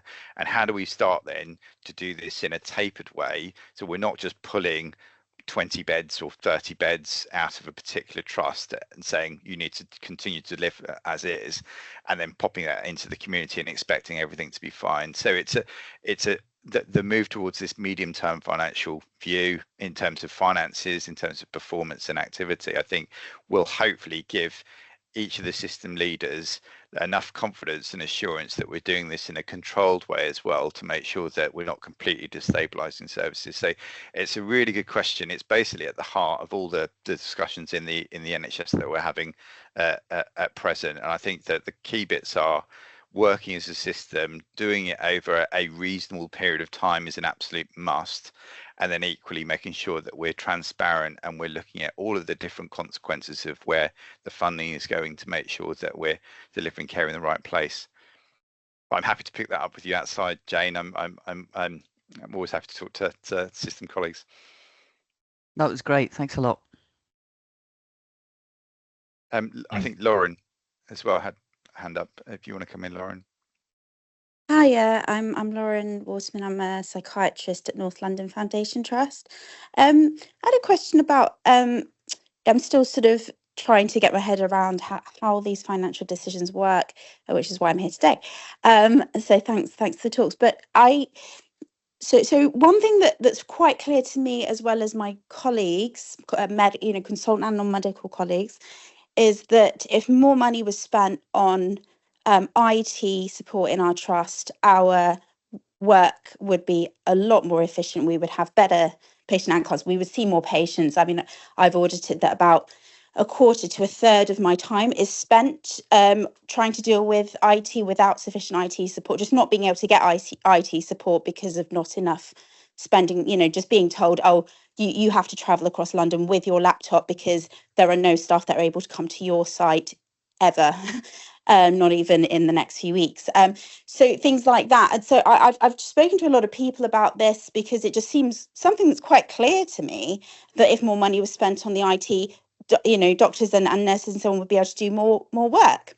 Even people having to wait weeks for laptops, literally not being able to do their job at all for the first few weeks on the job because there aren't enough staff to set up the laptop. I spoke recently to someone on the board about this, and I was told that apparently they're being told from nationally that there needs to be large cuts to non-clinical spending, and that therefore more money will not be spent on IT. In fact, less money is probably going to be spent on IT. And I just wondered sort of, what the thinking was behind that, if that was correct, because it just seems to me that actually a blanket rule of all trusts must spend less money on non-clinical spending, is not going to take into account what that particular trust actually needs. And I find it very frustrating that these things seem so clear to the staff on the ground, and yet nothing seems to ever, our opinions don't seem to be taken into account on these things. I'm just, wondering what your thoughts were. Yep. So talk a bit about that. There's about 200 people on this call, and both questions are from North Central London, and so I can probably pick it up outside as well, more in more detail. So I know your CFO really well, having conversations with them actually this week about some of the funding next year and trying to get as much of that money out from the mental health investment standard as possible. That's on the revenue side. You're talking particularly around capital here. I think that the issue, it's the same with revenue, to be quite honest as well. So capital is where we're, for those who are unfamiliar, where we're spending actual sort of cash on larger projects, or as you say, IT. The main issue here, again, is similar across all of the NHS, where it's just constraint in terms of we don't have enough resources to go around, and certainly within North London Foundation Trust, there's various different prioritization exercises going on around how we can spend funding in the right place. We've only got a set amount, so ligature risks in mental health trusts are particular issues that need to be immediately addressed. There's aging buildings, there's that need to be repaired and fit for purpose. Obviously, just making sure that the wards are up to particular standards as well across places like St Anne's, etc., that you'll be all familiar with, are probably where the majority of the funding goes for your particular trust.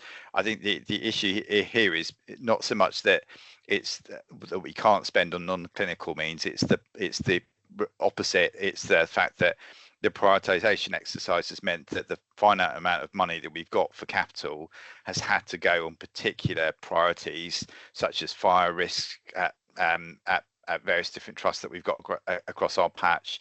Things like absolute must-dos around what I mentioned there, buildings and equipment, and expansion of services, and things like renal dialysis machines, etc., to make sure that we're in a place where we can do as much as we can with the constrained amount of funding that we've got. Now, we had more capital available, and often we get to the end of the year and projects haven't spent as much as they can. We then have a second look at things and just to see, well, how can we actually make sure that we don't lose this funding outside our particular system? It will be the same for all systems, and how can we have like a list of priorities then that would be further on down, but maybe are more ready to go in terms of spend. So I think there's probably a discussion here that we can have outside around some of the stuff you said, because finance people are support people, and we should be listening to clinicians and taking on board what the experts are telling us here. But it may well just be down to within your particular trust that there's a prioritization exercise that's happened, and we've just got a certain amount of fixed capital available to us, and we can't spend beyond that. But Lauren, you're absolutely welcome to send me an email afterwards. I can speak to Samantha at your trust and we can have a discussion. I can't promise anything, of course, because I can't tell your trust how to spend their money, but I can have a conversation point you in the right direction if that's helpful. Can I just clarify, is it true that all trusts are being asked nationally to reduce spending on non-clinical spending, and that would also apply to IT? Is it, because that was what I was told, and it just sounds a bit odd to me. Yeah, my version of this is we've just got constrained amount of capital funding. I mean, if I could, I'll work through the guidance and have a look for you and see if there's anything in particular that says non-clinical.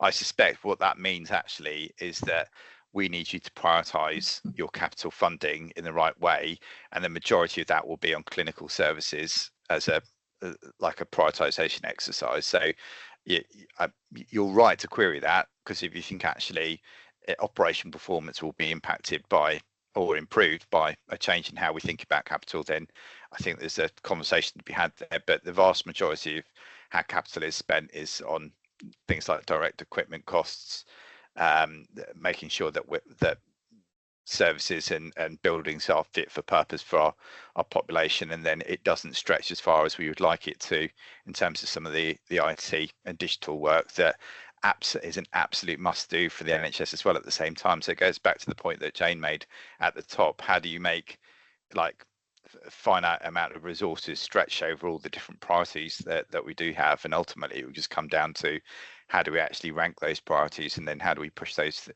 things forward? And for each and every organization, you'll have a list of priorities then that will be pushed forward in terms of a system capital pot, and how we would then invest that. And so I don't think, to answer your question, I'm giving a politician's answer. I'm not answering your question directly. I think that there's been no explicit guidance to say that we would need to reduce non-clinical. It's more that the majority of capital funding goes towards clinical priorities. Yeah, it seems to me that a huge problem is that people working on the ground are not consulted in these financial decisions, and you know, if I say that a quarter to a third of my time is taken up with IT, and I've audited it over like a several day period, so this is not actually me exaggerating, then and as a consultant my salary is in the ballpark of 100k, then Yeah. actually that even if we say a quarter, that's 25k of my salary could have actually been spent on an IT support person's entire job for the year. It just doesn't make much sense to the people working on the ground, and it's just very hard to get our opinions actually listened to with the people that make those financial decisions. I'm not complaining to you specifically. I'm just sort of a bit sort of lost, really. Yeah, and I'm sure we probably there's a lot of people on the call here that will have similar feelings about how some of the funding is being spent as well. I mean, what I can offer, obviously, for you is more of a bespoke service.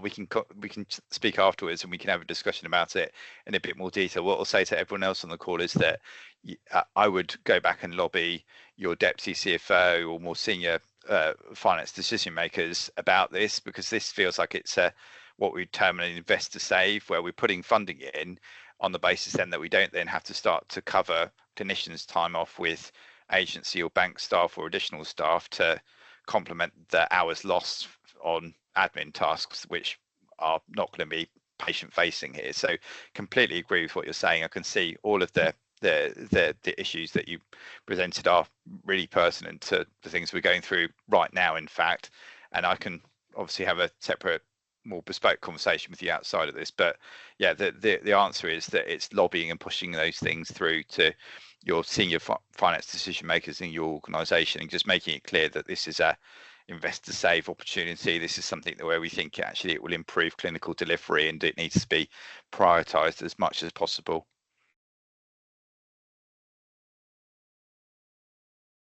Okay. Thanks, Anthony. Thank you. I'm going to try and answer. We've got trying to squeeze in a couple of questions before we get through, have a bit of a break. Try and go back to the early one. So you'll get a copy of a link to the YouTube animations with a few other animations that we use for as like explainers for coding, costing, and a few of the others in your pack that you get sent with the slides. In terms of bias in NHS as a regulator, that I think part of the reason they're trying to delegate down commissioning responsibilities to the ICBs to try and help with that, kind of remove that bias and become more local decision making. The problem was you were literally having two bodies saying different things, and organisations were having to listen to one of them, and which were not working. So having one body that oversees and instructs the organisations that within it is probably the best way of doing it. So mental health is mostly done by my understanding, and Anthony, correct me if I'm wrong, mental health is mostly done by block these days. I think in theory they have got ways of trying to measure it by using clustering to try and get an idea of activity, and that was briefly toyed with pre-pandemic. They tried to get the level of detail to be able to do it on an activity-based, case-based purposes, but I don't think it was that successful and didn't give you the granularity to be able to do it accurately. So mental health is generally done on a block contract rather than a case-based. So it's a fixed element to the organisations. We're not going to cover cross-charging between departments because that's very individual between individual organisations, and it's all about negotiation. I've been trying for 8 years now to try and change how we as anaesthetists get income, because we don't generate income. We're again a support service, and it's quite controversial with lots of negotiations ongoing. Again, we're not allowed to cover pay and pensions because that's very individualized, and in your sessions that invested. The NHS pension scheme is not a pension scheme that gets invested. It's not like your contributions are then accumulated and invested. It's from the government pot. The NHS pension scheme, your contributions actually don't contribute to the pot. They contribute to the pot, but it's more of almost like a tax you pay in and you get out based on the two different pension schemes, whether you're on the 95 or the 2015. It is a massive minefield. There are people that are much better placed to give advice, including those within. There's much better, and you probably need to get independent financial advice about pensions from a pensions expert. A case-based or capitalization model, essentially they tried various types of different ways of managing it, and what you want to do is balance that need to cover your overheads and cover your emergency care, which is very unpredictable and very variable, versus incentivizing organizations to do the elective work. If you just had block, what would happen is there'd be no incentive to do elective work, and what we do is in the winter we just stop elective work because it would be far easier and probably sort our resources out, and you'd get massive waiting lists, and it'd be almost a form of rationing of healthcare.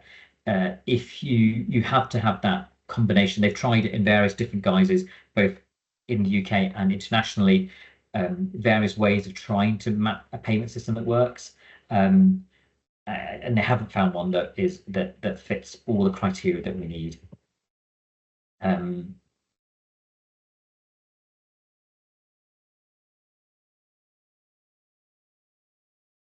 we have a backlog of everything really? We have a backlog of cases. We are traditionally focused on reactive care, so we are probably overly reliant on secondary care organisations to provide reactive or treatments rather than preventative care. Preventative care is much harder to measure. It's much harder to generate, to show value because of the timescales involved. So you make a change, it may not show health benefits for 10, 15 years, and it doesn't work in our political cycles that we have. So it's really hard to show that actually we need to invest in mental health, we need to invest in primary care because it's preventative, because it has societal benefits, it has people, economic benefits. But those numbers are much harder to kind of to grasp, and so politicians find it, and the public in general find it harder to quantify and focus on. So yes, we all know that that's what needs to happen. It's just harder to sell, unfortunately. We will include the King's Fund references and all the infographics in my slide pack and the references there. I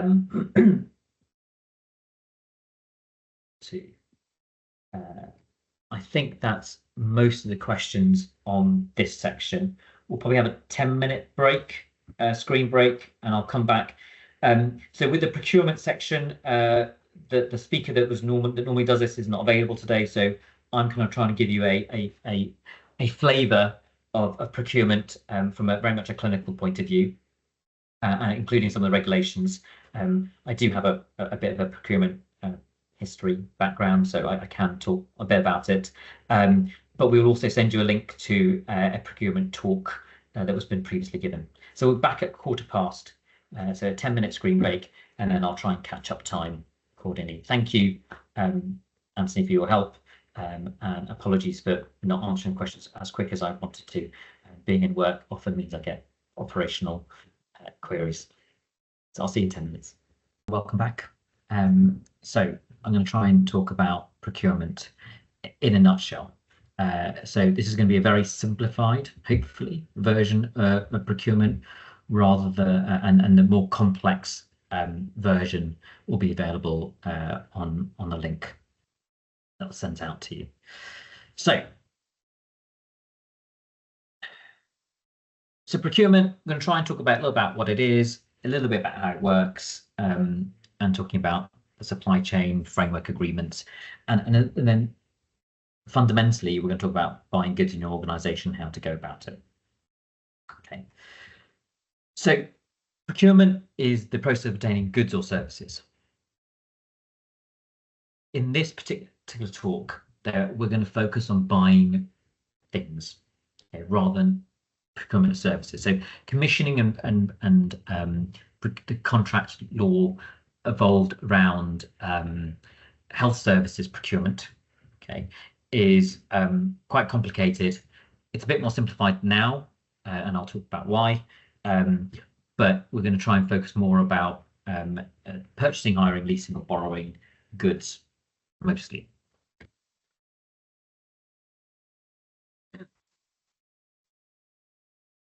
The rules are, there's lots of rules around it. That's basically the main issue, is that until about 2 weeks ago, the rules that were in place were the public contract regulations 2015. So this is for all public sector regulations and contracts. These are basically transcribed from the EU procurement law. And there is lots of caveats and situations where in order to make sure that there is a proper competitive process. Okay, and these rules still apply for tenders and contracts that existed before the 24th of February. Okay. Back in 2023, a procurement bill was passed. It was set to go live in October 2024, but the Labour government, when they came into power, delayed the onset to make sure that they could oversee it and check it, and it went live about 3 weeks ago. Okay, so a lot of procurement law is just come into place. Okay, come into play. Sorry. The idea is it has simplified some aspects, but there is other legislation going through Parliament at the moment, which basically caveats various things, and we don't know what that's going to mean. So the procurement landscape is changing constantly. Okay.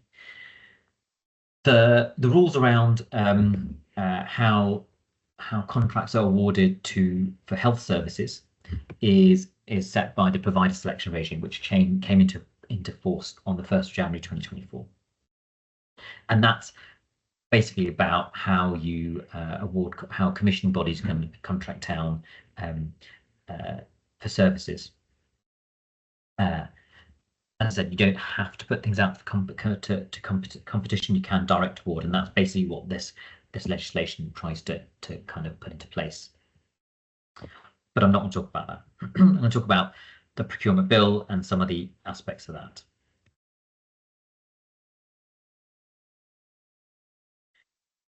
NHS procurement is all about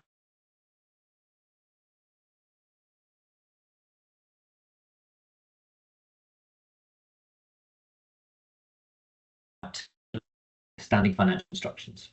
Okay. And in most situations, am I still?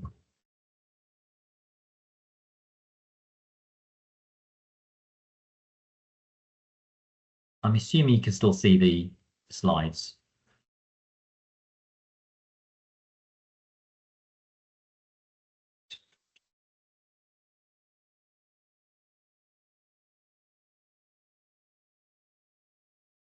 I'm hoping you can still see the slides, because I'm not sure if my connection juggled a bit. So the value of the contract determines the rules, and the rules are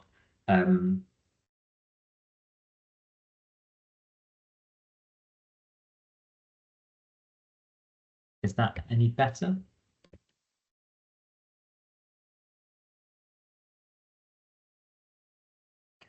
Let me just check.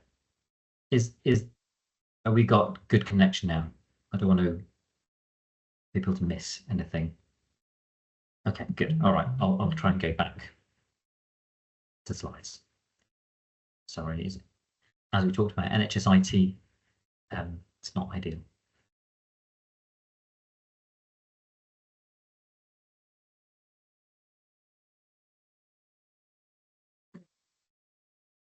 So the volume of the contract determines the rules, okay? And what you exactly need varies depending on your organisation. But in your standing financial instructions that organisations have, they basically have what kind of things you need. So, and the national rules kick in at the higher values. Okay, so for small value items, you might be able to just directly buy things. Okay, for higher value, you might need 3 quotes. For even higher values, you might have to do a formal tendering process. Okay, and then until this is based on 2015 rule. So above the public contract regulations limit, which is a kind of a limit for so contracts above that fall under this category. They need a formal tender process. When you're looking at buying things, you have to look at the whole life cost of it. Okay, and a lot of it will determine, in terms of cost effectiveness and value and how you compare things, a lot of it will depend on how much you're going to use. So you have your upfront costs, which includes your installation, buying, the capital spend bit, the non-recurring bit, and then you've got your maintenance and operational costs. Okay, and you times that by the contract length, and then you've got your cost to dispose of items as well. You might be able to sell it on. They might have to give it back. They may give you some money back. What it might cost you to get rid of it if it's potentially got a cost implication to that. And so for an example, again, we can look at different scopes. I'm going to use scope as a camera device that you can use to look in people's throats. Okay, so there might be one company that gives you the screens free, but the cost of each disposable scope might be £200. Another company might charge £100 for each screen, but the cost of the scope may only be £50. Okay. And what will determine which one's the most beneficial for you will probably determine how often you're using it. If you're going to use loads of of scopes, you can use 4 times the number of scopes. Then you might work out that actually buying the screens and having the cheaper, lower cost disposable scopes is better. Now, this is when you're looking at purely price. Obviously, you want to make sure that they're equal in terms of quality as well. Okay, so you can look at the whole life cost when you're looking at these things. We are shifting towards something called value-based procurement. The new rules that come into force since February put a value, or put you have to look at as well societal value. So that includes things like sustainability. It looks at proximity, so and encourage you to use small and medium enterprises, so organisations that are local, that are small and medium, to benefit the local economy. So there was a shift towards trying to put more weight on that kind of procurement when you're buying things. In reality, so we've got direct from individual suppliers. That's a very small number. Okay, where even when you think you're buying direct from individual suppliers, you're probably going through some of these national framework agreements and contracts. Most of our disposable or high low cost but high numbers come through the supply chain or procurement collaboratives. Okay, so this is where groups of organizations club together and use their buying power to get lower costs. Okay, so you get procurement collaboratives all around the country that do that. The NHS supply chain, again, is a process where they use they have different organizations that are within it to try and buy things at a discount.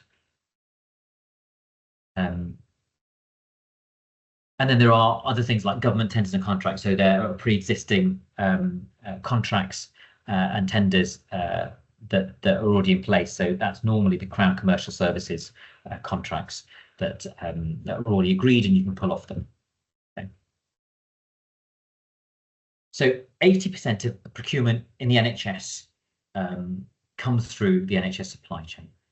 The idea is that bulk purchasing allows better prices. What they have done is they divided the supply chain into different areas, and different companies now are responsible for that side of things, or are the provider group for that type of things. And this is all done quite recently, in probably the last 4 or 5 years, and there's lots of controversy. There is a lot of challenges, and because it's such high value, that they're going through kind of lots of court legislation at the moment, not legislation, court cases about how effective the tendering process even for this was, because it's such a big thing. So most of the consumable stuff that you're getting will be from the supply chain. Okay. There is another number of things that will come across from framework agreements. So framework agreements is a pre-approved list of suppliers, essentially. They've done through loads of regulatory agreements. So the paperwork required to go through, get on a framework agreement is massive and probably quite expensive. It is because and they often pass that on cost onto us as the NHS. Okay, so if you are asking to buy stuff, okay, you are normally probably 8 times out of 10, your organisation will go and go through a pre-existing framework agreement. So there are companies on the framework agreement who will be able to supply that without having to go through the full tendering process. Okay. Now, each framework agreement has slightly different rules. So some you can do direct awards on, and so you can pick a company and directly award. Some you have to do a mini competition where you can set the criteria and determine which is the most suitable, and you can weigh the type criteria. Okay. And there are pros and cons of each one, and I'll try and go through some of those in a minute. But essentially, and as I said, this is going to be a short and sweet, and I'm probably going to focus more on questions. If the clinicians want to need a product, you need to look for, is there already a like-for-like replacement? So are you just asking for an upgrade, or are you asking for a whole new product? If you're looking for an upgrade, then you have to go through one pathway. But if you are looking for a whole new product, you might have to go through a product evaluation and an options appraisal, and you might need a business case to justify why you want this new product, because it's new money. Okay, you're not replacing an existing thing. Okay. If you want a like for like, so if you want to upgrade your kit, is there a contract in place? How long is your current contract? Because if you are already in a contract, then it may affect what you can buy. And that also, if you're in a contract to provide, I don't know, syringes, but you want a specialist syringe with one company, we'll say Braun, BD, whatever, and you want something that has a slightly different type of syringe for a specialist purpose, you might need to look at what the contract award was for the syringes that you already have, because if they've got an equivalent, you may be forced to go down that route. So an example, we have lots of syringe drivers, so machines that you put syringes in, and it gives drugs, medication, whatever. We have lots of those we use all around the hospital. In anaesthetics, we have specific syringe drivers that we want to use that have got special programming on that you can give anaesthetic drugs in. Okay, but it does a slightly different model. It's not just a mils per hour thing. It's a more complicated mathematical modelling. If we wanted to buy a different version of those, then we would have to check what the contract states. And our current contract says that all our syringe drivers have to purchase through this company. So we've had to go through and buy their version of this anaesthetic pump, essentially, rather than a different version, because we're under contract. Now, if we wanted to change it to a better version, we have to wait till that contract expires and then put our requirements into the negotiation. Okay, so when the procurement expires, then you can go to put your needs and requirements into the process, and then initiate the switch at that time. So you need to and you have to go through a pyramid because it is really complex. Okay. When you do a direct award, you can do an evaluation. So I'm going to give you two examples of quite different processes. So for our anaesthetic machines, so big, these are £15,000 a pop, and we want to buy 30 of them. So that's quite a high value thing. We're going to try and do a direct award thing, okay? Because we have quite specific technical requirements that we want, and we don't want just any old machine. We're probably willing to pay a premium price to get the right machine that we want for various reasons. So we've had different companies come in and we've tried the different machines, and we're going to go by a combination of mostly the clinical side of things, but we're going to have to factor in the cost, because that will tell us how much a budget we're allowed to spend and how many we can get. But it's more focused on the clinical side of things. We've got it down to 2, and then we'll probably factor in the cost and we've excluded 2 or 3 that we didn't want. Okay, so we're going to do a direct award for that. So you pay a higher cost, but you can have more choice and more specificity. Okay, with the other thing that I've been involved with, it is to do with interpretation and translation services. So with that, we've gone through a proper tendering process. So we want to get good value for money. We want to get good quality, And so we can write a service specification, we can put it out to tender, and it goes on a national database or a website essentially. It used to be called Contracts Finder, it's now called something else. Basically a public services procurement portal. And so any interested company who can show and demonstrate that they can deliver the requirements that we put in the service specification can then tender and bid to provide that service. Okay. With that, you can probably get better value for money. We have less technical requirements. You know, realistically, with these interpreting and translation services, they are almost certainly going to be using the same pool of interpreters, whichever company uses it. They've probably got slightly different software that allocates them and sort of different processes. But we want to get the best value for money, but get what we want delivered. The problem with all these things is we can choose whatever we choose, then there's a standstill period. And in that standstill period, so we've awarded a contract to somebody, and then there's a minimum standard standstill period where you've made your decision, and you've announced it, but you can't sign the contract. And that time you can get challenged by any other kind of people who are interested parties. And with the new legislation, that's also been added into the direct award. They've added a standstill period where people can challenge your decision.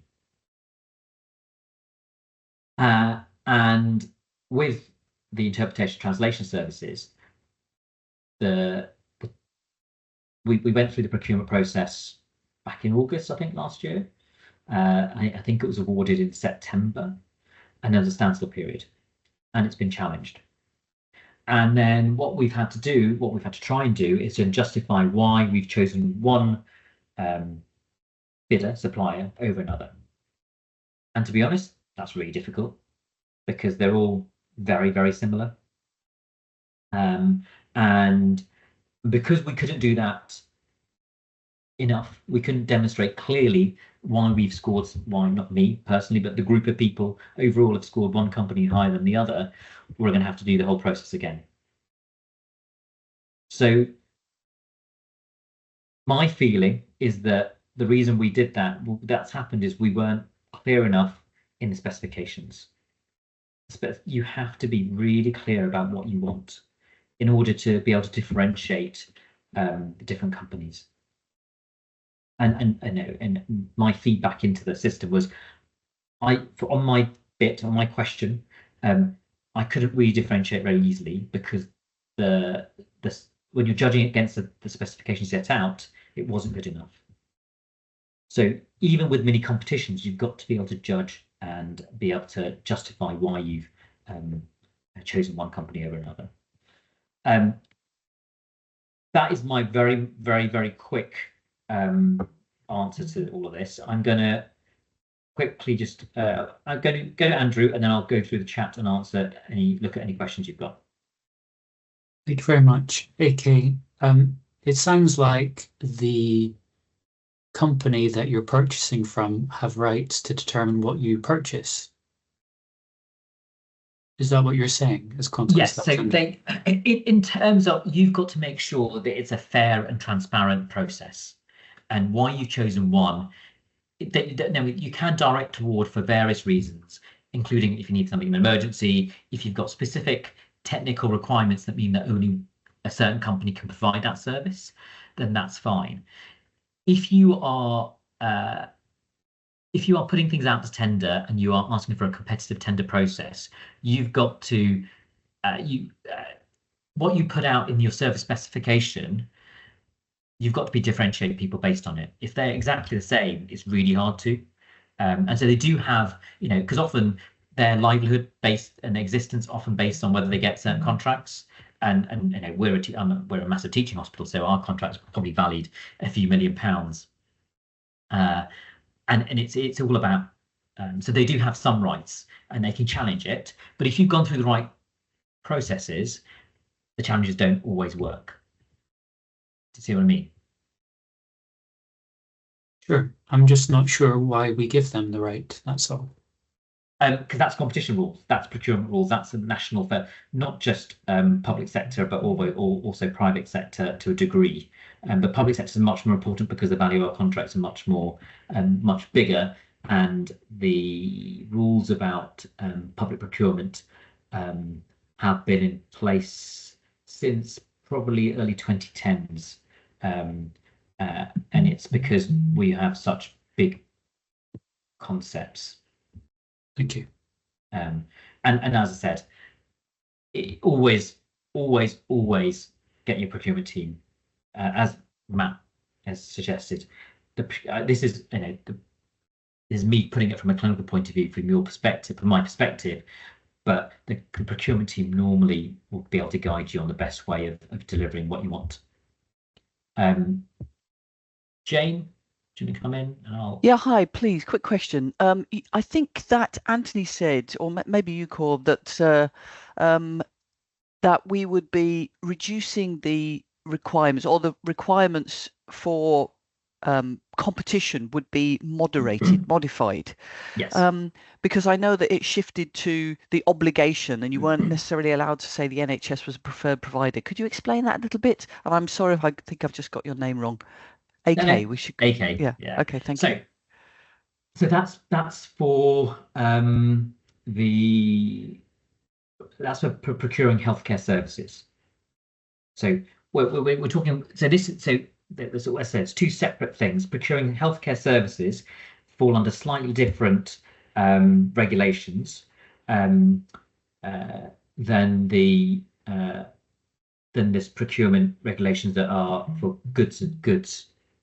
So when you have procuring healthcare services, you can there are different ways. It's a whole complicated different way of doing it. You've got direct awards where you can have a so for most acute services, the NHS provider is the only viable option, and so they can be directly awarded it. You don't have to go to procure. You don't have to go to out to tender, because they are the only viable option. Where there are multiple suppliers, and this kind of comes into Katie's question, where there are multiple providers that can provide the same level of care, which is probably for the essentially day case elective work, which can be done by private providers, can be done by various different people, probably at the same tariff. Then there is a way of awarding it so that the patient can choose to a degree. So any provider can provide that service, which is why it's quite difficult for some, the high volume, low complexity work is the most competitive environment out there, because so we have a community hospital. It's a standalone site, it's a daycare centre, but the people that fit that criteria also fit the criteria for the private hospitals, because these are isolated environments to daycare surgery. We are competing for the same pool of patients, which is not a very big pool of patients. And that's where the whole right to choose stuff comes in.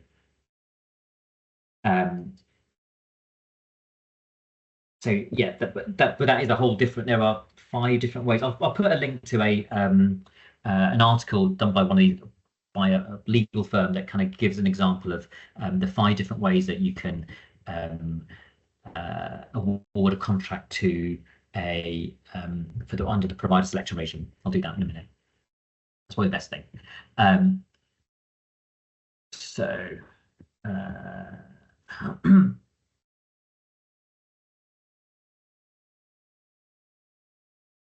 Final question. So we've done so supply chain can be more expensive than supermarkets and Amazon. The problem is the NHS, and as a public sector, not only public sector employee, but the regulations and requirements that we have are much higher. Amazon, you need to be able to, because we're buying in bulk, you need that quality control, and often, the requirements of even something as simple as a fridge for example, the fire safety, the various kind of health and safety regulations that means that hoops that could be jumped through and to be demonstrated are much higher than for what you can get on Amazon, essentially. That's the main reason why the supply chain is slightly more expensive, despite the potential cost implications.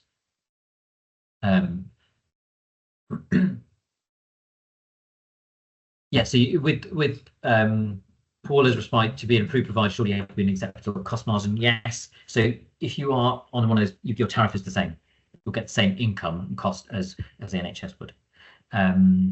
Where do the cost of defending challenges tendering process fit into the overall cost estimate? They are factored into a degree, but it is down to you, or not you, but your procurement team, to make sure the procurement process is run as equally as possible or as fairly as possible. And yes, the procurement roadshows where the reps promise things that you never, then when you buy it, you don't always win out. So the framework agreement as a supplier, they are advertised on the public sector on contract portal, and they are set times. So they're normally between the multi-year, but they're normally like 2 to 5 years at some point to get to and for a particular thing. And you then fill in the paperwork, you get onto the register as a supplier, and then you can be called off or directly awarded as need be. Yes, exactly. PPE shows what happens if the procurement rules relaxed.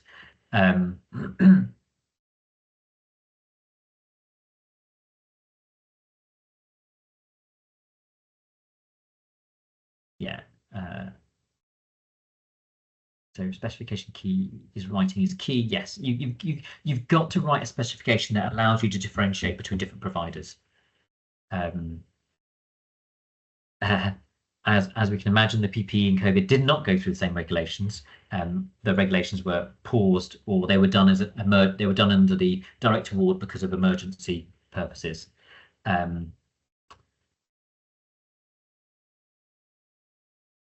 So it depends on capacity. So Vijay's question about multiple providers, same cost. How does the NHS choose the providers? It is about capacity, and patients can choose to be have their care delivered in choose to book type thing, and whether people timelines and waiting lists and all that kind of stuff. Okay, I think I've covered everything, and only 7 minutes over, which is not too bad for me. Any other questions? I said you'll get a link to a talk by a procurement professional. They go through, they portray or give you the other perspective. So I'm giving you a clinician's perspective of the realities of procuring stuff. The procurement guys will cover a slightly different aspect. No, I don't think we're going to be covering the financial implications of NHS trusts setting up wholly owned subsidiaries, mainly because the only people can do that are foundation trusts, because they're the only ones that are allowed to do that. Not all trusts are able to do that. And all that really means is that you can employ people under non-agenda for change contracts, which is basically the main issue there. Julian. Yes, just picking up on the wholly owned subsidiary thing that you just mentioned. I understood that actually normal NHS trusts with the signature of the Secretary of State actually could set up wholly owned subsidiaries as long as they've been through a whole full business case process to prove it.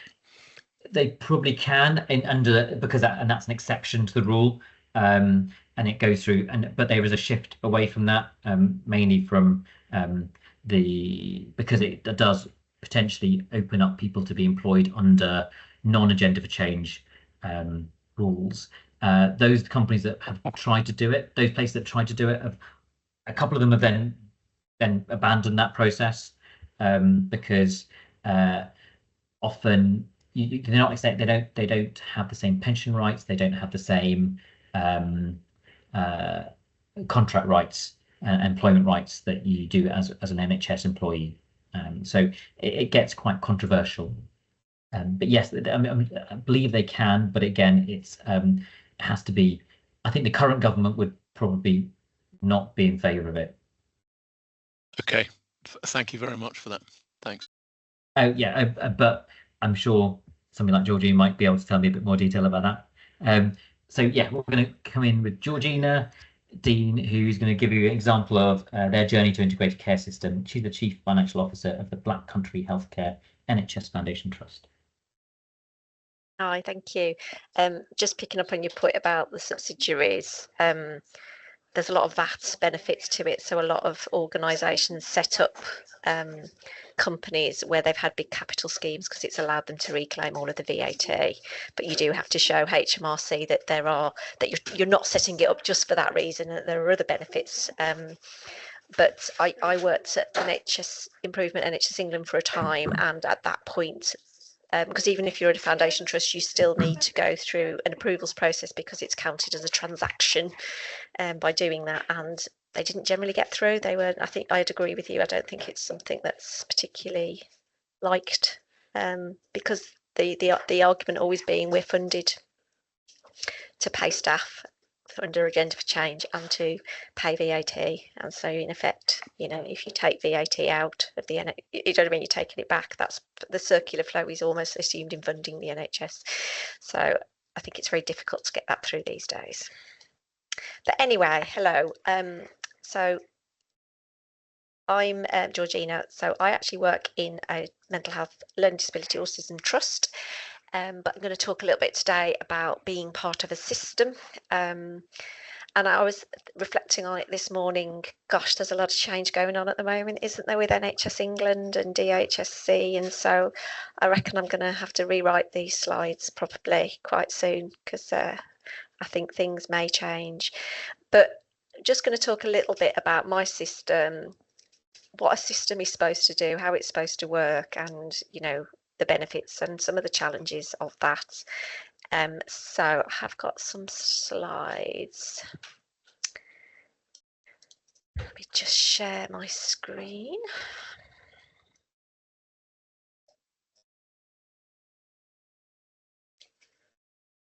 Okay, hopefully everybody can see those. So there's a lot of, you'll hear probably mentioned in your organisations a lot around systems, system working, the system financial position, and it's very much how we have to work now in the NHS. So for me, I work in the Black Country system, and I don't know, I can't really see everybody on here, but the Black Country is in the Midlands, next to Birmingham.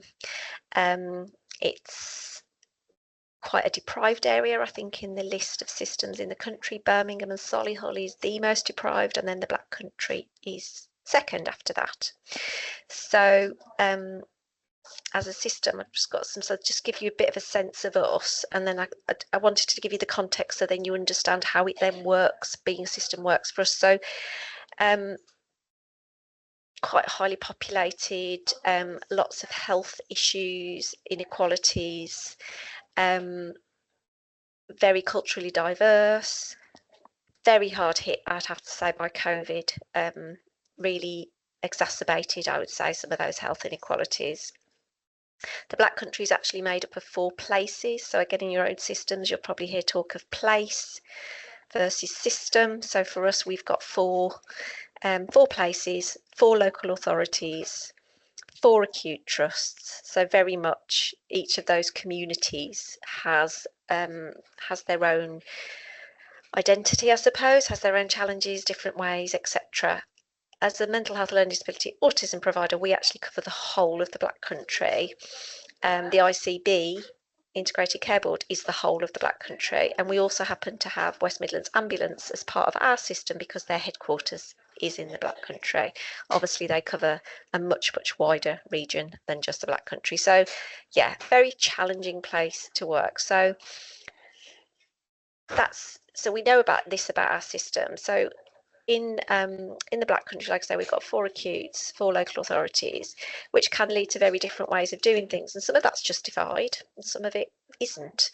And actually one of the benefits of the system is that actually it brings people together for the benefit of the population. That's my basic, underlying, that's what it's about. That's why we should be working together. It really sort of started to gain momentum, I would say, just before COVID, but then when COVID hit, all the normal rules obviously went out the window, and things were different, and there was a lot of mutual aid, I think, amongst neighbouring organisations, and the money started to be managed at a system level rather than individual organisational levels. So if I just move on, so this is just a bit more information about the Black Country and some of the challenges that we face. So an integrated care system, I think there's 42 across the country, I think that's right, and it's actually about bringing the different people together who cover a population for the benefit of that population. So we have integrated care systems and partnerships. So the integrated care system is the NHS organisations, and the partnership is wider than that, and the partnership includes local authorities, housing, education, the police. So that wider group of organisations that work with the population. So the reason that it was set up in this way, and some of you who've worked in the NHS for a long time might think, well, that sounds a bit like, I don't know, a strategic health authority or something else, I think there's lots of different iterations, aren't there? But the idea being that you look at a wider population and work together. But this is what is set out as being the key, the core purposes of an integrated care system.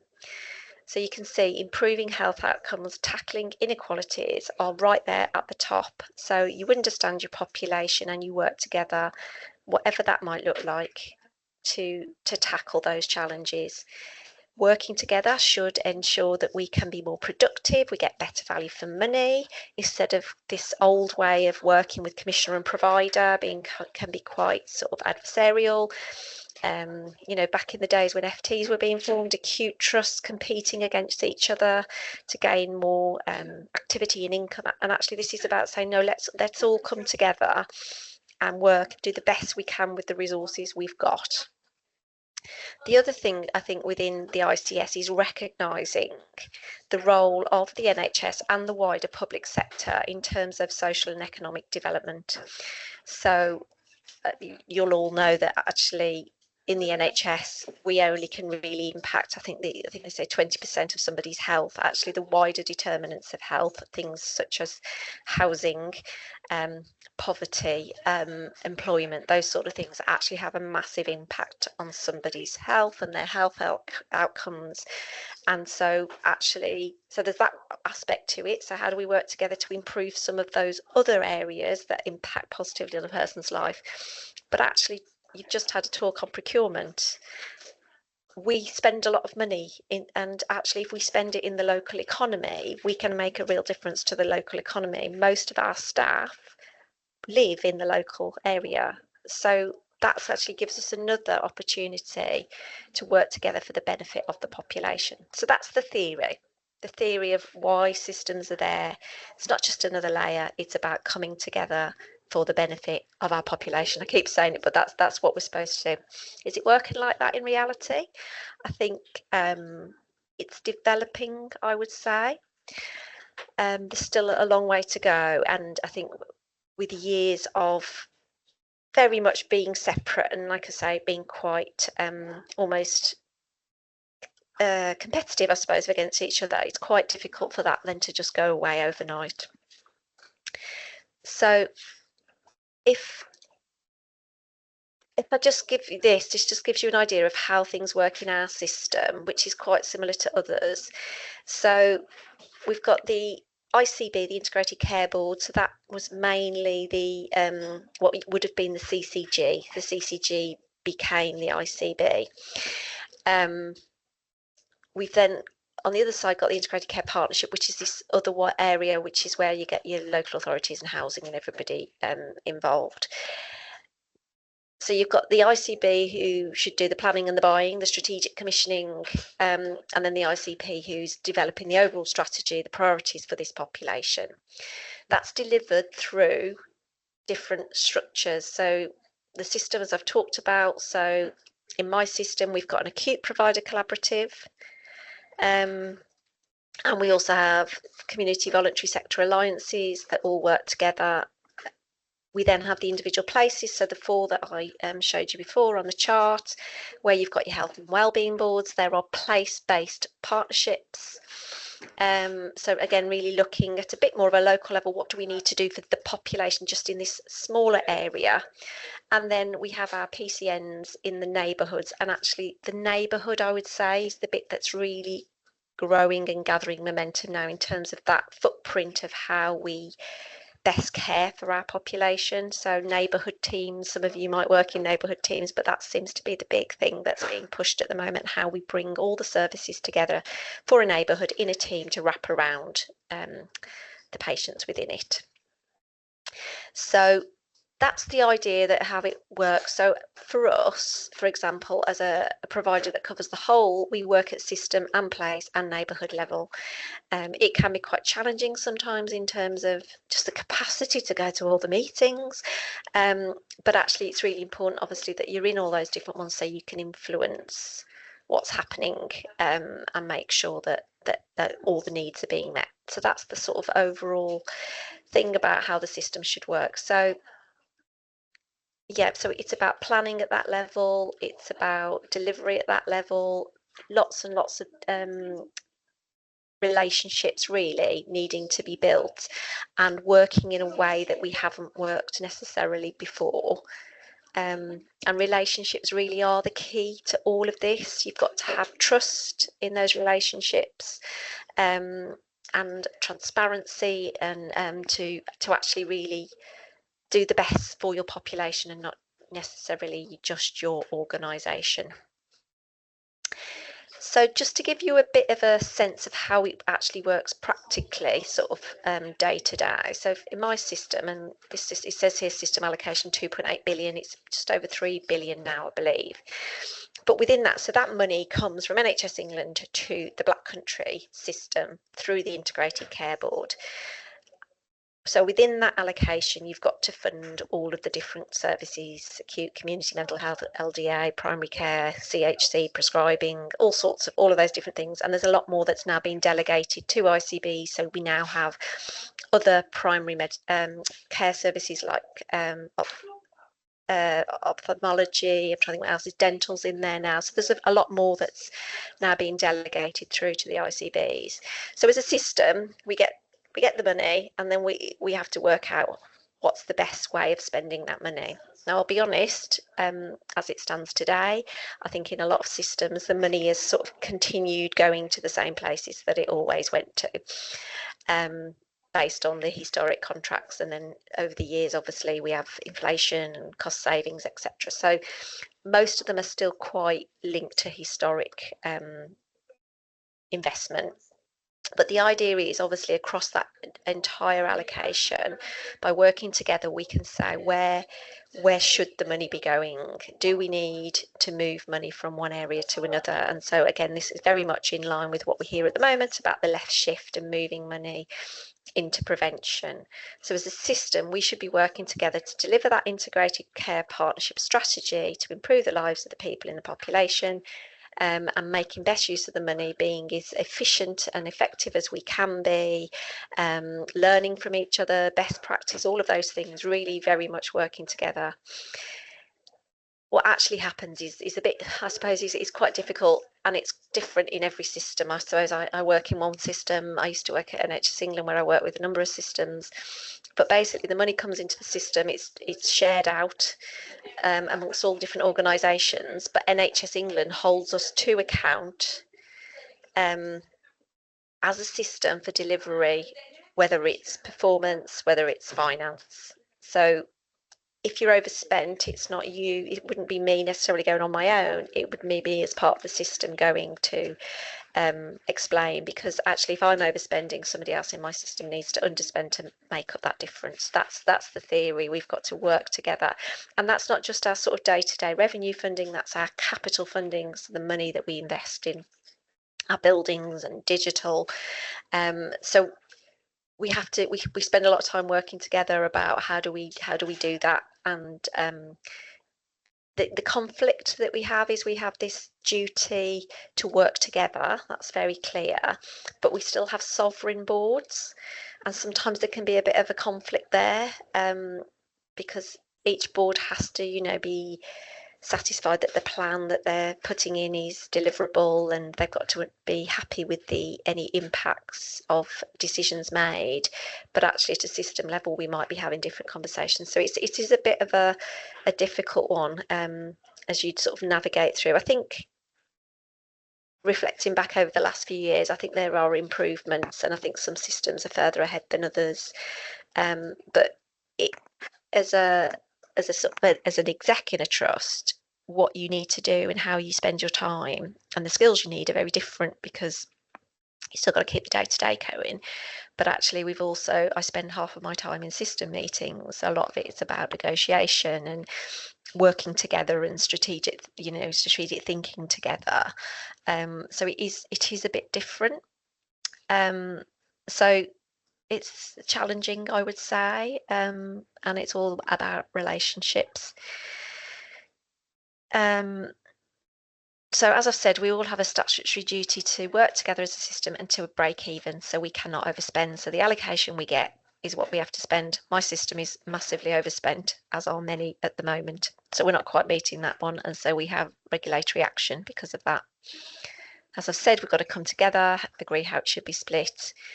There's some really good opportunities I think if we do it properly in terms of being able to really move the money around. We're just not there yet, and I think at the moment it's so difficult with the latest, the planning guidance and the financial settlement for 25-26. There's some really tough decisions going to have to be made, and then it's how we ensure that we are thinking about the overall impact on our population. So in a way it is better, because at least we can see what everybody's doing, we understand everybody's challenges.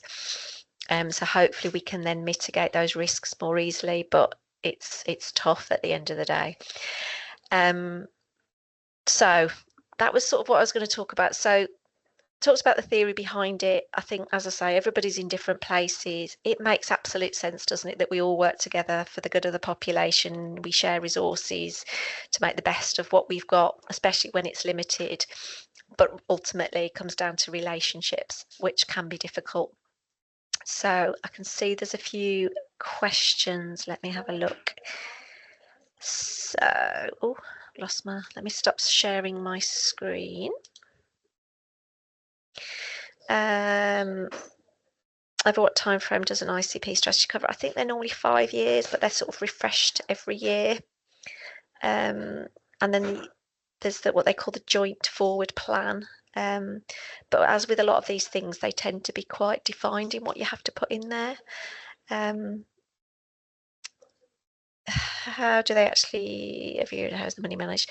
So what happens is NHS England pay the money to the ICB every month. So they get a limit in terms of what they can draw. They call it drawdown. You draw down the money each month, and then what normally happens is that money is then passed to the relevant providers on the 15th of the month. It's always been that way. So the ICB draws it down at the beginning, they pass it over to the trusts. That's generally how it works. Where you've got a deficit, you'll run out of cash because you'll be drawing down more than your allocation. So there are separate rules in place then, and processes you have to go through to get that cash. But yeah, basically it comes on a monthly basis into the bank account. We all have to use a government banking service, which is currently provided by NatWest. And then we all have our own, obviously, financial governance in place within the organisations. Any more questions from anybody? So the ICB board meetings, So there's lots of meetings. The ICB board meetings have the ICB executives and non-executives, as you would expect, but they also have representatives. So my chief exec, for example, sits on the ICB board as the mental health learning disability representative. There's another chief exec who sits on there as the acute trust representative, and I think there's another person who sits as the primary care representative, but it's ultimately their board meeting. We have weekly CFO meetings across the system, and things. So there's lots of, the strategy directors come together, the clinical sort of executives come together as well to talk about. So at the moment, there's a lot of work being done. If I'm thinking of a specific issue around ADHD, so working with primary care and looking at all those sort of things, there's lots of issues. So there's lots of different forum, I suppose, within the system that different people will be part of to invest the money so it gains interest. So unfortunately, I'm the one who receives it on the 15th rather than on the 1st. But I don't think, if I'm honest, the ICB has much chance to invest it. We don't get.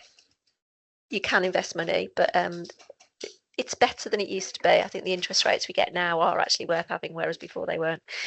If the information for any one of us regarding the trust financial position, yes. So all organisations should be publishing their board papers on their external websites. So you should be able to pick that up quite easily. I would say if you don't know your trust or your ICB positions, then ask your finance team. I regularly do briefings to different staff groups, to the whole staff, all trust briefings. I do teaching on NHS finance to our resident doctors. So that's things that I've introduced through working with our team, but it should be something that everybody's aware of, because ultimately our responsibility in any leadership position, isn't it, you've got to balance the finance, the quality, performance, and so you've got to understand all of those parts to be able to make a decision. If the money is given from one service to another to help with an overspend, does that service get less money next time? That's a good question, isn't it? So in theory, no. But within the organisation, ultimately, we have to balance. What we tend to find is the same services underspend all the time. It tends, so if you look at an acute community provider, it tends to be your community services that underspend, and your more emergency UEC services that tend to overspend. That's the same in mental health in terms of planned care versus urgent care. It's a negotiation every year, really. But most people are having to rebase their budgets to say, well, if we're always overspending there and we're always underspending there, we need to move the budgets around to make it clearer. But there are some perverse incentives to doing that, obviously, because it encourages people to spend up their budget so they don't lose it. Do you have any comments on CIPs? How has the approach changed to these, if at all, in recent years? Gosh, so obviously we had all the stuff that came out after mid-staffs, where I think it's fair to say that money had been given too much priority, and so decisions were made and the impacts on quality and safety weren't fully known. So what every trust probably has its a slightly different way of doing it. When I worked at NHS England, I used to work with every trust in the West Midlands and every CCG in the West Midlands, and similarities. I used to often review their CIP, so there's different ways of doing it. But I'd say that the things that everybody would do or should be doing is having a quality impact assessment and an equality impact assessment for any CIP that they are doing. Sorry, I didn't explain. CIP is cost improvement programme. So every year, the way that the funding works in the NHS is we're giving in effect an efficiency target. So this year, so that's built in. So what they do is they'll say, right, if I just make up some numbers for simplicity, last year we gave you £100. Inflation means that we should increase that to 105, but actually we expect you to make some savings of 2%, so we're going to take it down to 103. So every year that calculation is done. They look at inflation, they work out what we need for inflation, but they always expect you to make savings to balance that off. Which is where it comes from. This year, I think most people are finding themselves having to look at very high levels of CIP, probably higher than we would have previously said was normal or deliverable. So in my system, it's about 6.5%. The accepted level before was always around 4%. So it is a bit, it is definitely creeping up. So yeah, the things that we should always do is the QIAs and the EQIA, so the impact assessments before any action is taken, and that's for if you're making a non-recurrent, so something you're doing as a one-off, you're holding a post for 6 months, you should still do that same impact assessment to make sure that you understand the impact for that period. I think in terms of different ways of doing things, some people will just say, right, everybody has to save 4%. Other people will try to take an approach which is linked to benchmarking. So depending where you work, there's lots of different benchmarking out there. Model hospital is often used, where you can look down for acutes anyway, down to specialty level, to see how your costs compare to others, and therefore to identify those areas where you might have the most opportunity to make savings. So that's the push. And certainly in the planning guidance this year, there's a massive push about productivity, and every organisation has been sent a productivity pack to show you where those opportunities are, and you have to explain to NHS England if you haven't got those opportunities in your plan. The mental health ones that came out were wrong, and so they're having to rework them. But it tends to look at sort of the weighted average cost, basically, of different procedures or different services or whatever. So, but it sort of should all be available, and hopefully you all have been involved in CRPs and certainly involved in QAAs and EQAs and seeing all of that sort of productivity information. I think sometimes productivity is a bit of a dirty word, isn't it? Because it implies that people aren't working hard enough. And I don't think that's fair, because everybody's working very hard. I think it's about making sure we're getting best use of the resources, and we are using technology, and we're understanding why there's variation between teams. Why is that team able to deliver more than that team? Well, let's understand that. Is there something somebody can learn from the other one?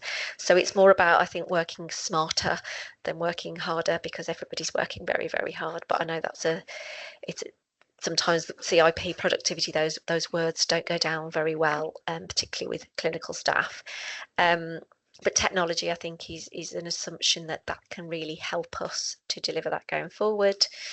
Anything else about CIP? So yeah, sometimes you do more big transformational schemes, if we move people out of inpatients into the community, generally it's cheaper, isn't it? So we can make savings, but those things obviously take longer, and you often I was just talking to my colleagues this morning about it, because if you are going to make big changes, you then have to also take it through local authority, health overview and scrutiny committee. So these things are not quick.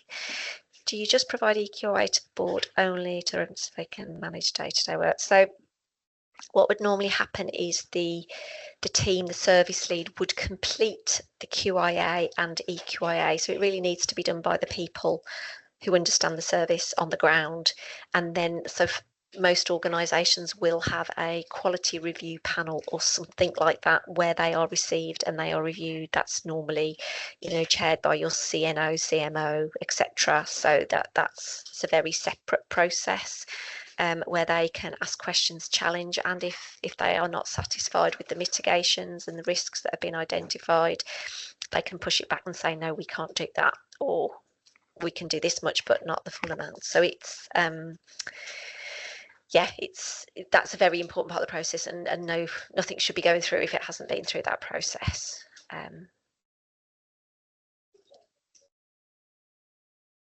I think I agree with the funding flows. I think the challenge we've got at the moment is this thing of you've got to push everything into the community, but normally you have to pump prime it. So you've got to get the community up and running and getting that working to allow you to move the activity and close the inpatient, and that isn't available anymore. So I think it is becoming harder. So I agree, but the funding has to follow, otherwise it doesn't work, does it?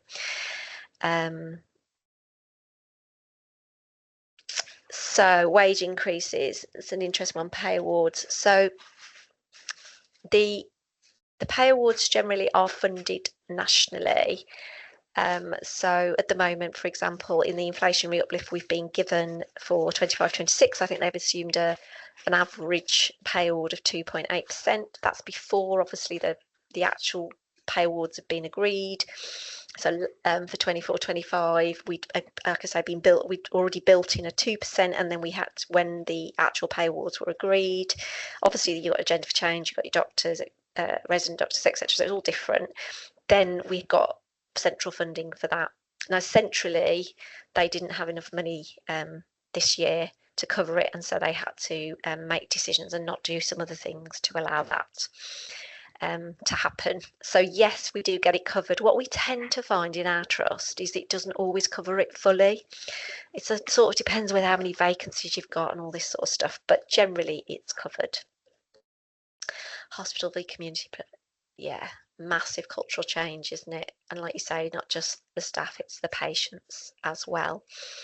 But like if I look at my trust, if you look something like the Transforming Care programme over the last sort of 5 to 7 years, where there used to be a lot of learning disability inpatient units, in the Black Country now, we currently have, I think, 3 inpatients for learning disabilities, 3 individual people, so 1 unit. So if you get it right and you can get that community infrastructure right, clearly it has a massive impact and is better for those individuals to live their best lives in the community. So I think it does work, but you're right about the cultural change. It is a very, very different approach, and the risk appetite and all of those things really play into it. Anything else from anybody?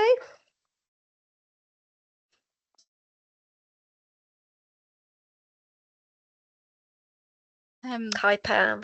Hi, how are you doing? Okay, thank you. Thank you so much for such an informative session. I think, you've really engaged our delegates and they've come back with lots of questions and interest.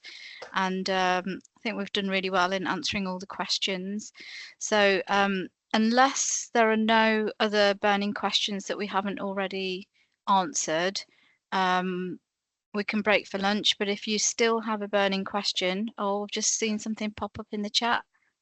Oh, excellent sessions this morning. Thank you. So again, just want to extend our thanks to you, Georgina, and the rest of the speakers for your time and commitment to our course today, and wish you a lovely rest of the day. Thank you. And for our delegates, we're just going to break for lunch now, and we will rejoin at 10 to 1. So 12:50, if you can all be back for 12:50, that would be great.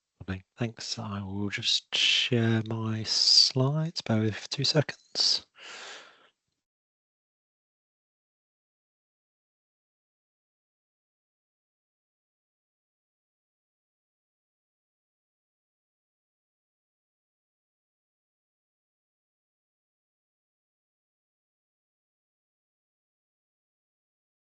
Okay, hopefully everybody can see my slides okay. So thanks for having me. I'm going to spend the next half an hour just talking through NHS costing and PLICs from an acute point of view. So there's a few things that we're going to cover. So firstly, what costing is and why it's important. Understanding a bit more about the patient journey and the costs of that patient journey, the systems that we use, and how we can use that information to help improve patient care and outcomes, which is the bit that I'm sure you are all the most interested in. So firstly, what is costing? The kind of standard terminology is that it's the quantification in financial terms of the value of the resources that you consume in carrying out a particular thing. So for us in the NHS and in the acute setting in particular, it's the cost of delivering our clinical services and the treatment of the patients that come through the doors of our hospitals. In order to do that, there's a national kind of initiative that's called PLICs, which stands for Patient Level Information and Costing Systems. That's something that's been developed with trusts and NHS England to produce a standardised approach for that. So as we talk about benefits later down the line, that will help to facilitate things like benchmarking and bits and bobs like that. So I think you've got a session on budgets and kind of traditional financial management later on. And costing differs to that in a couple of ways. So I'll try not to steal their thunder too much, and I'll try not to say how much better costing is than traditional financial management and traditional budget reporting. But there are some key differences. So from financial management and budget reporting, a lot of that will focus on particular elements of running an organisation. So you'll have a structure of cost centres that relate to the different areas where care may be provided, or for specific elements of resource across the organisation. You'll be set a budget for those things, and you'll be monitored in terms of how you perform against that budget. For PLICs and costing, we throw those budgets to one side and we look purely at the cost that has been incurred by the organisation, and we look at a cost across the whole of the hospital or the whole of that care setting. So amalgamating all of the different cost centres and the expenditure that's incurred for the different resources that we have for each element or for each patient that comes through the door. That includes things like support services and corporate areas as well, that all get allocated down to those individual patient costs. So you might ask, why do we do that? Why do we do all of this budget management and then also go through a separate process to realign those costs and add more work into the system? As I'm sure you're all aware, and from some of the conversations that you've already had this morning, there are huge financial challenges across the NHS. There was an HFMA briefing paper a few months ago talking about the challenge, the productivity challenge within the NHS. And in that, there's a particular point that talks about something that Julian Kelly had said in terms of a planning deficit within our systems of over £2.3 billion. That was in October. There is expected that will have increased as well. So that was funded, and there will be an increase to that deficit of another £500 million. The way that we we'll talk to you about the data moving forward is about how we can address some of those productivity concerns, how we might be able to deliver efficiencies to eat into those financial deficits. So hopefully we'll give a little bit of context there. Oh, I can see a hand up. Is it Daniel?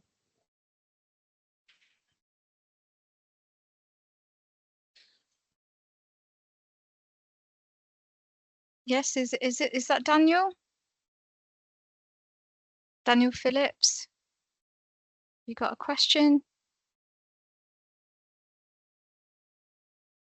We'll assume not. I'll carry on for now. Okay, we'll carry on. So yeah, and as I've put on this slide as well, there's a phrase: if you can't measure it, you can't improve it. So if we can't measure the cost of treating our patients and running our services, we really can't improve those. So we'll explore that a little bit more as we go through. So in terms of what patient level information and costing systems are, and an aggregated version of that is service line reporting. In essence, we trace the resources that are consumed by a patient from the minute that they come through our front doors to the moment they're hopefully discharged and go home, using a number of different activity systems across the organisation, and we look at how those activity drivers are linked to the different costs that we incur. And by doing that at an individual patient and procedure level, we can look at a huge number of different things. First and foremost, the difference between the income that we generate that you heard about on the commissioning talks and what AK spoke about earlier, and the cost of running our organisation. So are we profitable or are we not profitable? But alongside that, we can start to do things like looking at the impact of clinical variation on the cost of running the organisation, and it helps with a few other things which again we'll pick up further down the line. I touched on how we do that in terms of tracing the resources that are consumed by each patient, but in a bit more detail, there's a few key components that we need to be able to run our PLIC systems. So the first set of data that we need is to understand the patients that come through that front door. So we bring in information around what inpatients we have, or consultant episodes, as we call them in this slide, the outpatient attendances, our A&E attendances, other things like renal dialysis sessions, radiotherapy sessions that might not be included in our core activity. So the first thing is who comes through our doors. We then import information around the cost that we incur through our ledger, and we supplement that with a number of different data sources from across the organisation that tell us a bit about what's happened to those patients. So I've named some of the key ones on this slide here under the cost drivers. So it includes things like our ward stays, how long each patient stays on each ward, how long, if they go into theatre, they're in theatre for, and the staff that are present during those sessions. We bring in information around the diagnostics that those patients have, so whether that's pathology, imaging, etc. We bring in feeds around what drugs they're issued, what therapy contacts they have, and whether they may have any high-cost devices, implants, and those kind of things. There are a vast number of different data sources, but that's just a flavour of some of those key ones that we bring in. What we do within our sausage machine then is link all of that information together. So we carry out a series of processes within the system that link our core attendances to all of those supplementary information feeds based on the patient identifiers and the dates and timestamps that we have that might tell us which episode of care each of those diagnostics happen within, or where that theatre stay happens or theatre operation happens. So there's a big process there. We then have links for each of our cost centres that exist within the system back to those cost drivers. So as a really simple example, we may have a cost centre for a particular ward. So all of your nursing and consumable costs that are on a ward will be recorded against a particular cost centre. We'll link that to particular activity streams within our ward stays table, so that we can then say of that £2 million worth of ward cost, we want to allocate it to these patients based on their amount of time spent on that ward and the complexity of the care that they receive during that time. So here within Leicester, we have around about 20,000 ledger combinations when you look at the cost centres and the different types of expense. And we generate tens of millions of rows worth of kind of allocation information that take all of those different ledger combinations and put them to the individual patient. So it's quite a big process, really.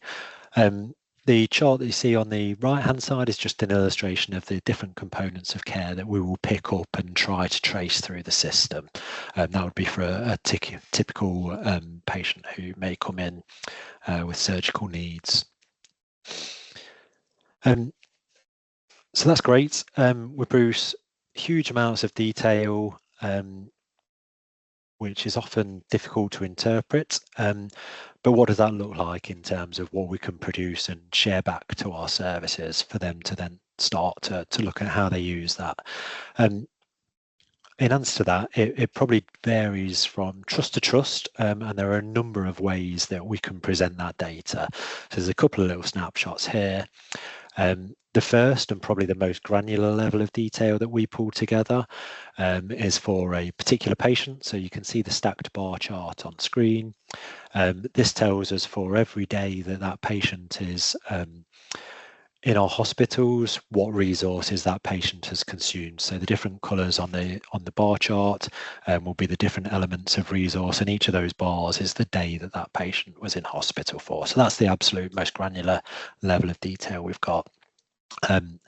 Because it's done at a patient level, and with all of those different information sources, we can then aggregate that up to a huge number of different levels and ways that we can analyze the data. So again, an example that we've got on here is to show what our overall summary profit and loss position is for that particular service. So in this example, we're spending nearly £14 million on the running of that service and only generating just shy of £10 million worth of income.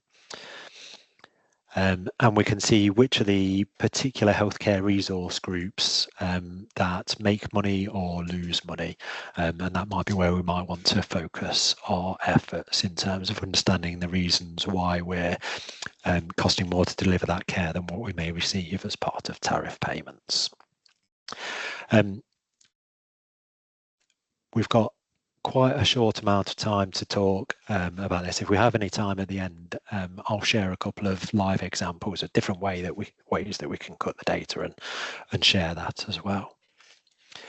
So in terms of how that's used within the organisation, again, there are probably varying levels to which people have implemented patient level costing across the country. For the acute setting, it has been mandated for a few years now, and more people are working towards all of these different kind of use cases and the benefits that they can drive. So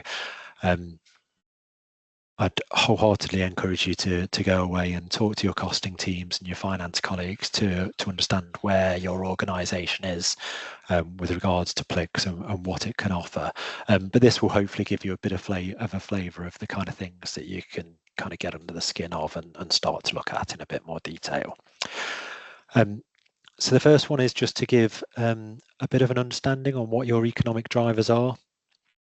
Reporting your spend against your patients and your services allows both clinicians and managers across the organisation to understand how and where your resources are being consumed and what's driving those costs. So if you're overspending on a particular cost centre that you're responsible for, patient level information and costing systems might give you insight as to why that is, because it combines both the cost information and activity and driver information.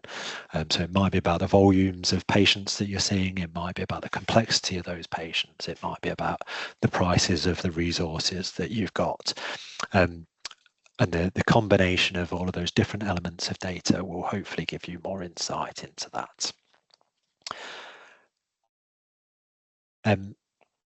One of the biggest benefits is that it allows benchmarking of costs within your organisation and outside of your organisation.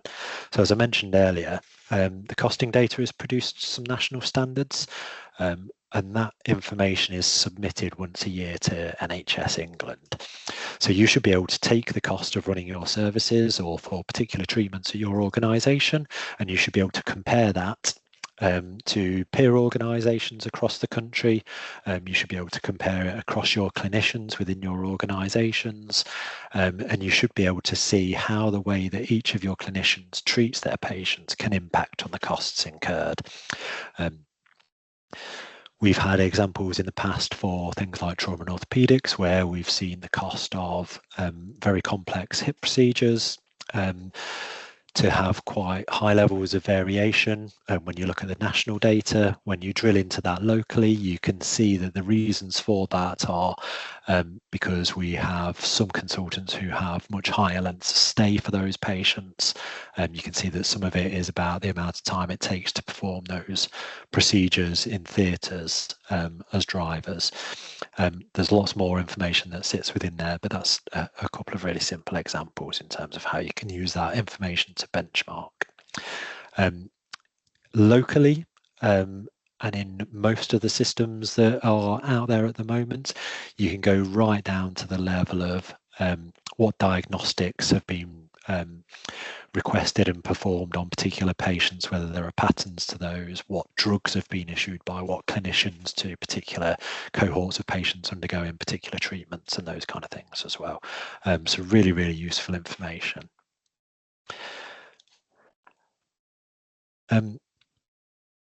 One of the things, again, that we found at Leicester in terms of how we've used some of the PLIX information is to support and provide context to other performance metrics across the patch.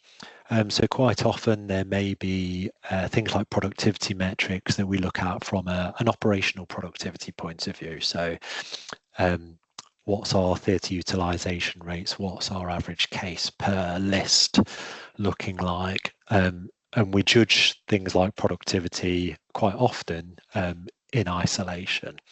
What PLIX allows you to do is look at whether there are then further implications of some of those. So we see the cost of an entire patient journey and a pathway, and we can start to look at things like, does the amount of time in theatre for a particular operation or the number of cases that we get through actually result in better overall care for the patient, for the outcomes, and for the overall cost to the organisation and the health economy, rather than just looking at one metric in isolation. So it can be really useful to give context in some of those things. We can also use it to help inform tariff setting. So most information or most income is paid on national tariff basis, accepting that we now have things like the aligned incentive contract and block elements, but there are still national tariffs. Costing information goes into refining those prices that are paid, and we also do have the ability in some instances to look at local pricing arrangements, and the costing information can help to give accurate insight into those negotiations and ensure that we have our costs covered for those kind of things. We can also use costing information for assisting in business cases. So we can quite often use the PLIX data to demonstrate the benefits of service developments and changes. So in the past, certainly within our organisation, we've been able to describe the benefits to patients and to the expected benefits to the efficiency of the service, but using real costing information and modelling on the back of that, we're able to kind of change some of those measures into pounds and pence in terms of potential savings, and that's really helped us to get some of those business cases over the line. It's also a really good measure to be able to do things like track performance over time in terms of things like productivity. So using cost and information, you can look at the cost of provision of services, not just a snapshot at a point in time, but look at that trend and look at whether things are heading in the right direction. So again, as an organisation, we're starting to use some of that data to be able to say, have we returned to productivity levels and costs per unit of activity in terms of where we were pre-pandemic, and with all the losses in productivity there. So we can start to focus our efforts on those areas that are struggling to get back to those levels and hopefully identify where those opportunities lie. So there's a really wide range of different uses across the organisation.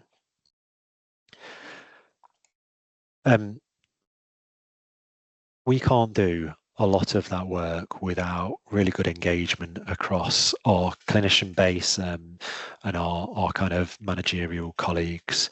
It does sound obvious that me and my team and costing teams across the acute sector are not experts in caring for our patients, and most of the clinicians in the room maybe with the exception of AK and a few others, are not experts in NHS finance. But if we work together to produce good costing outputs, we can ultimately help to improve the quality of care given and improve the financial sustainability of the organisations that we work for. We need you because you are key to understanding how we consume our resources. It's yourselves that will make the decisions that impact on how we use those resources, and you also have the ability to influence and change how we deliver those services. You'll normally know what information is recorded on the shop floor and how that reflects those resources that are used, and hopefully you'll be able to support us ensuring that the costing data is as accurate and reflective of how those services are delivered as well. Probably one of the single biggest reasons we want to improve engagement with our clinical colleagues is that you will usually have a feel for where processes could be improved, where there might be clinical variation or where other opportunities lie. We can then hopefully help to give you the evidence to prove or disprove certain hypotheses, and support the case for change in those areas and give you evidence that you've not had before about the financial implications of those changes. We can also help to identify new areas of opportunity, either through some of that benchmarking that we spoke about or internal analysis, and hopefully provide you with a holistic view of all of the different elements that go into the provision of that patient care, and not just necessarily the direct costs that you'll be most familiar with in terms of the elements of care you provide. We'll give you that to you in one place. So a really, really useful tool. I think is something that we would love to get wider and wider and more in-depth engagement on, and ensure that we can kind of address those financial sustainability problems that we're having at the moment. Almost out of time. I could probably talk for hours and show you lots of examples, and more than happy to kind of take questions or for people to contact me afterwards. But there is some other information that's out there. So the HFMA have something called the Healthcare Costing for Value Institute that a number of trusts subscribe to, and they provide some material to tell you a bit more about PLICs out there.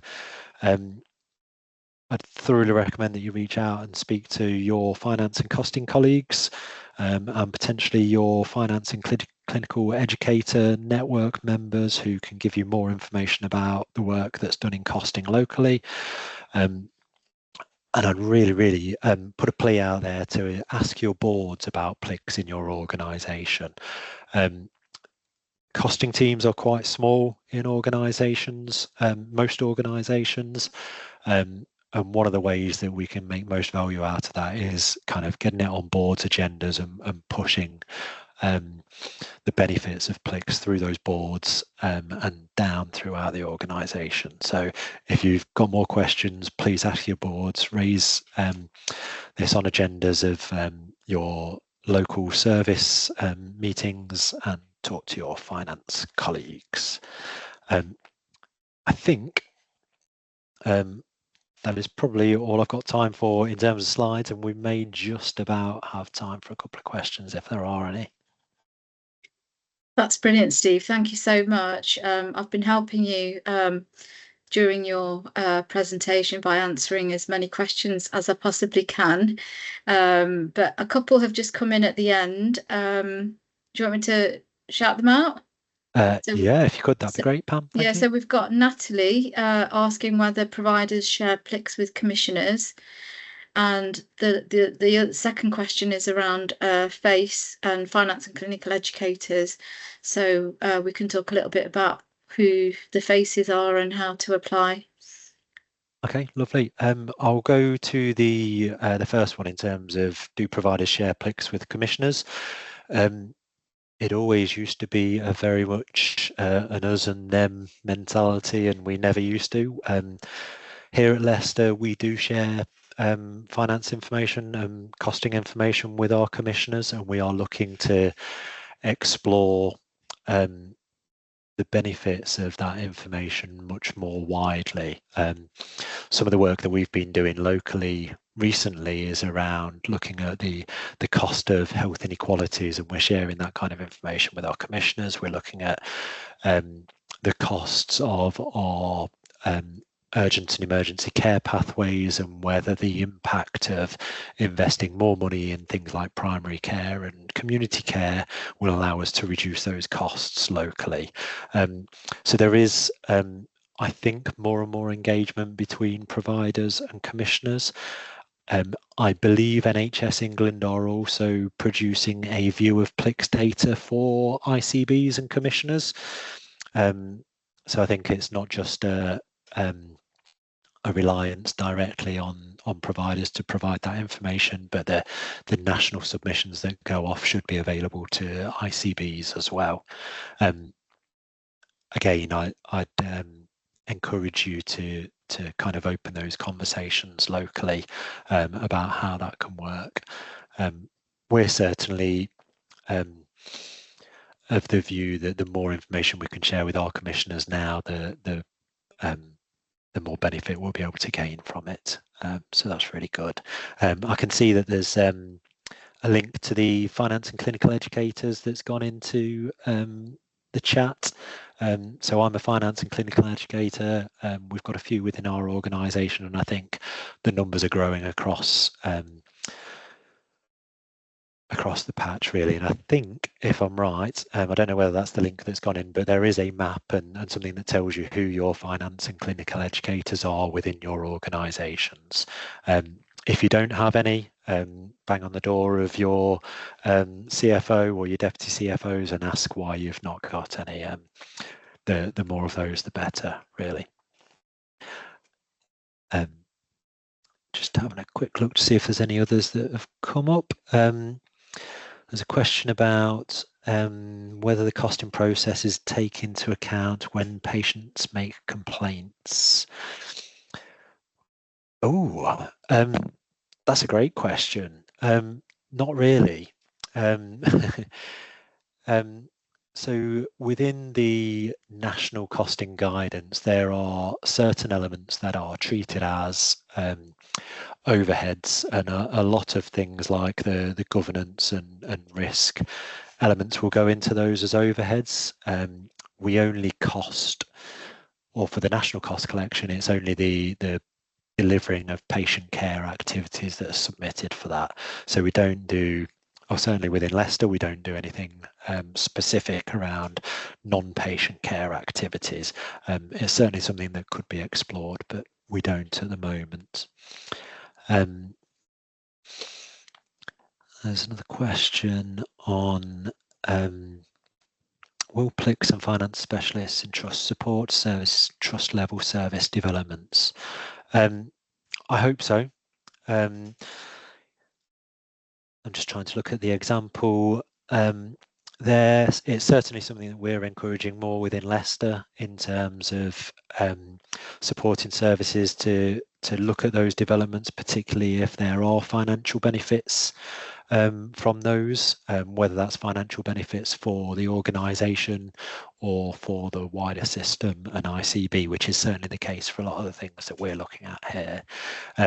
Some of that may depend on how well established the PLICS system is within your organisation and the resource that they're given. But I'd certainly say reach out. I know that most of the peers that I work with are all keen to do that kind of thing. So yeah, please go out and ask. And sometimes it's you said not sure if it's too small scale.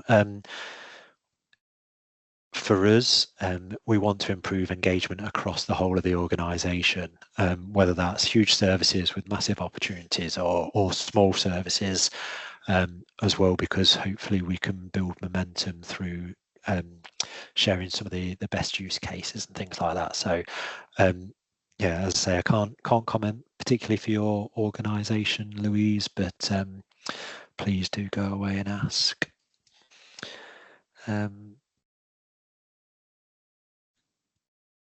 And any others on there?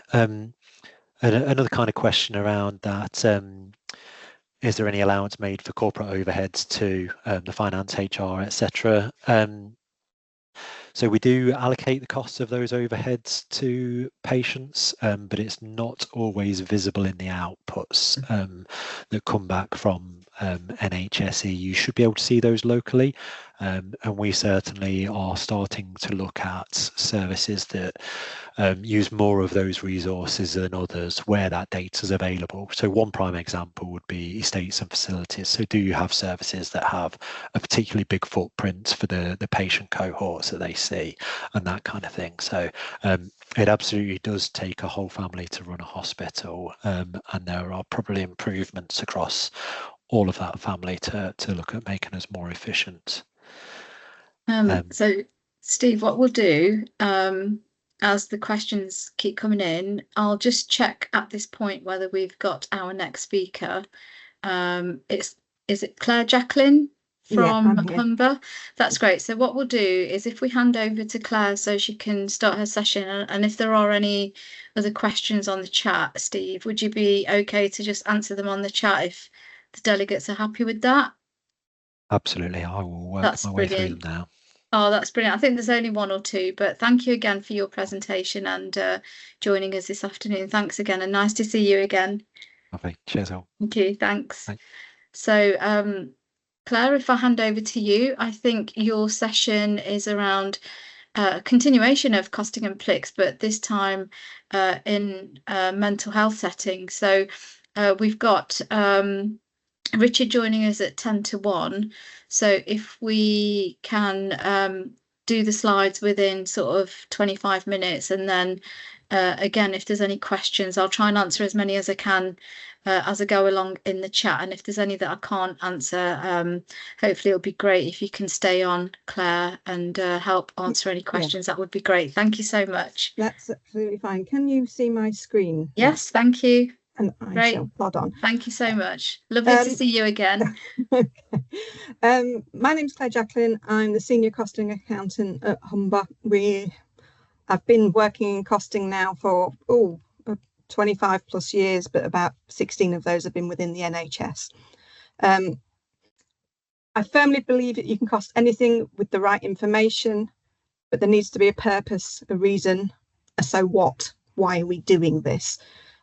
We can use it to highlight issues and affect change for the better. So the information in there can give you a lot of useful answers and even open up some questions to you.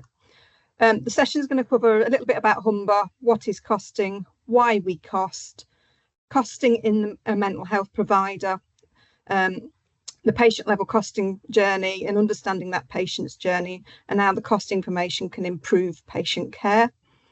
I am going to share all of the slides, so don't try and write any of these down because some of them I'll just flick through fairly quickly.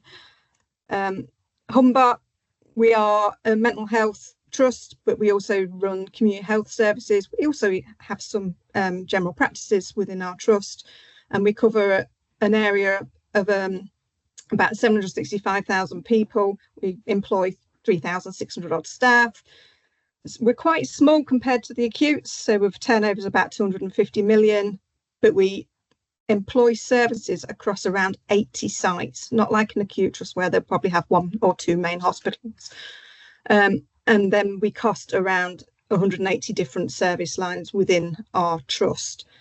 We are also a teaching trust, so we do work with like Hull York Medical School and the University of Hull. So there's bits that we do here, there and everywhere.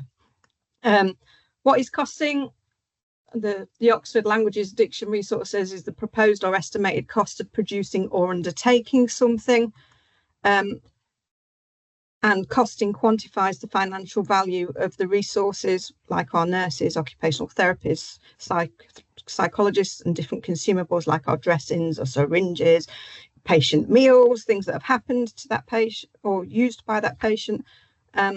And when we carry out our activities, and these may be activities in group or individual settings in a mental health provider, they may be why the patient is in a bed, in an inpatient unit. We do lots of supporting activities as well. So we might have multidisciplinary team meetings and liaison with other bodies like the police or schools. And we carry out, obviously, once you've seen a patient, you have to make sure the records are complete, and we do things like the clinical administration, and we record information in our electronic patient record for all of these things. Why do we cost? Obviously, the NHS is public funded, and we need to explain how we're spending the money, but that's not the only reason. It's not always about how we're spending the money. It's about using that information to make informed and evidence-based decisions about the people that we employ. Do we have the right staff? Can we change from having medics do prescribing to non-medical prescribers? Do the people live and work in the right locations? Are we operating from the right places? With mental health, some patients may not want to go into a big busy hospital because of their type of illness and find it much more personal to have that treatment either in home or in a small unit. And obviously the services that we provide, what services can we provide with the financial envelope that we have, and how can we do that to the best capability that we can to provide the best service to our population. So why do we cost? If there's two teams, Team A that spends £10,000 less than their budget and Team B that spends £10,000 more than their budget, can you tell from almost a financial statement which team is doing better than the other? And from a costing perspective, my answer to this is always no. This doesn't give me, as a manager in the trust, enough information to make a decision as to whether one team is doing better than the other. If they're spending 10,000 less, are they actually doing anything for that £10,000 less? Maybe they've spent 10,000 more, but they've seen a lot more patients and provided a better service to those patients. So if I expand on that example a little bit, question 2 is the same £10,000 overspend and underspend between teams A and teams B, but now we've got a little bit more information around. Team A has 500 patients here, and Team B has seen 700 patients with contacts, and their average cost per contact is now Team A £180 or Team B £157.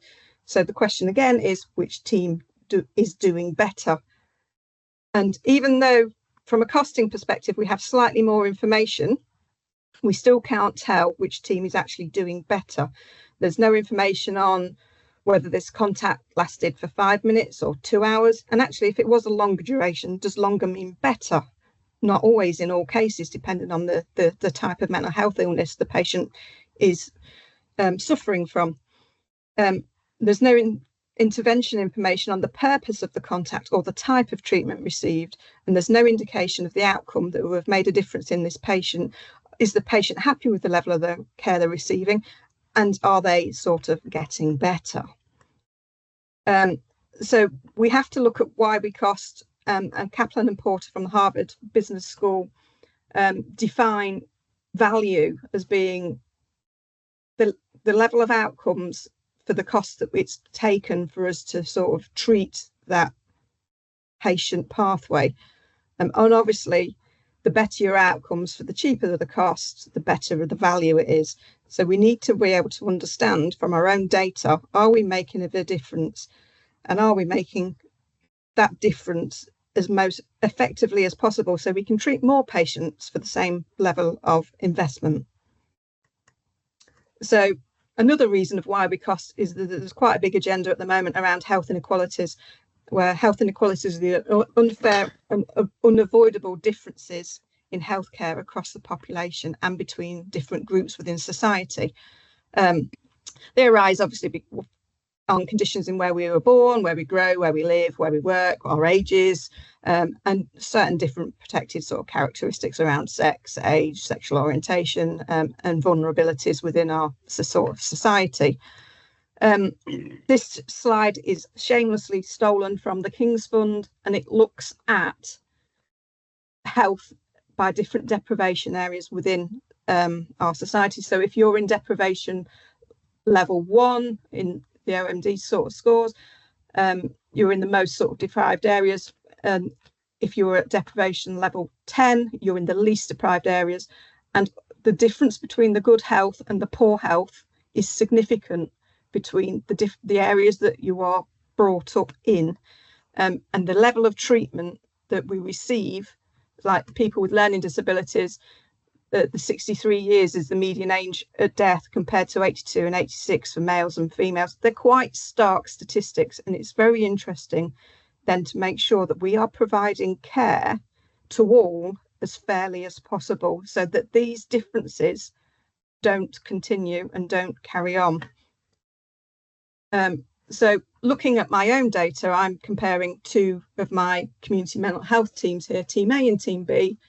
Team A is in a more deprived area than Team B, which has is a more affluent, although it's a more rural area, it is a more affluent area.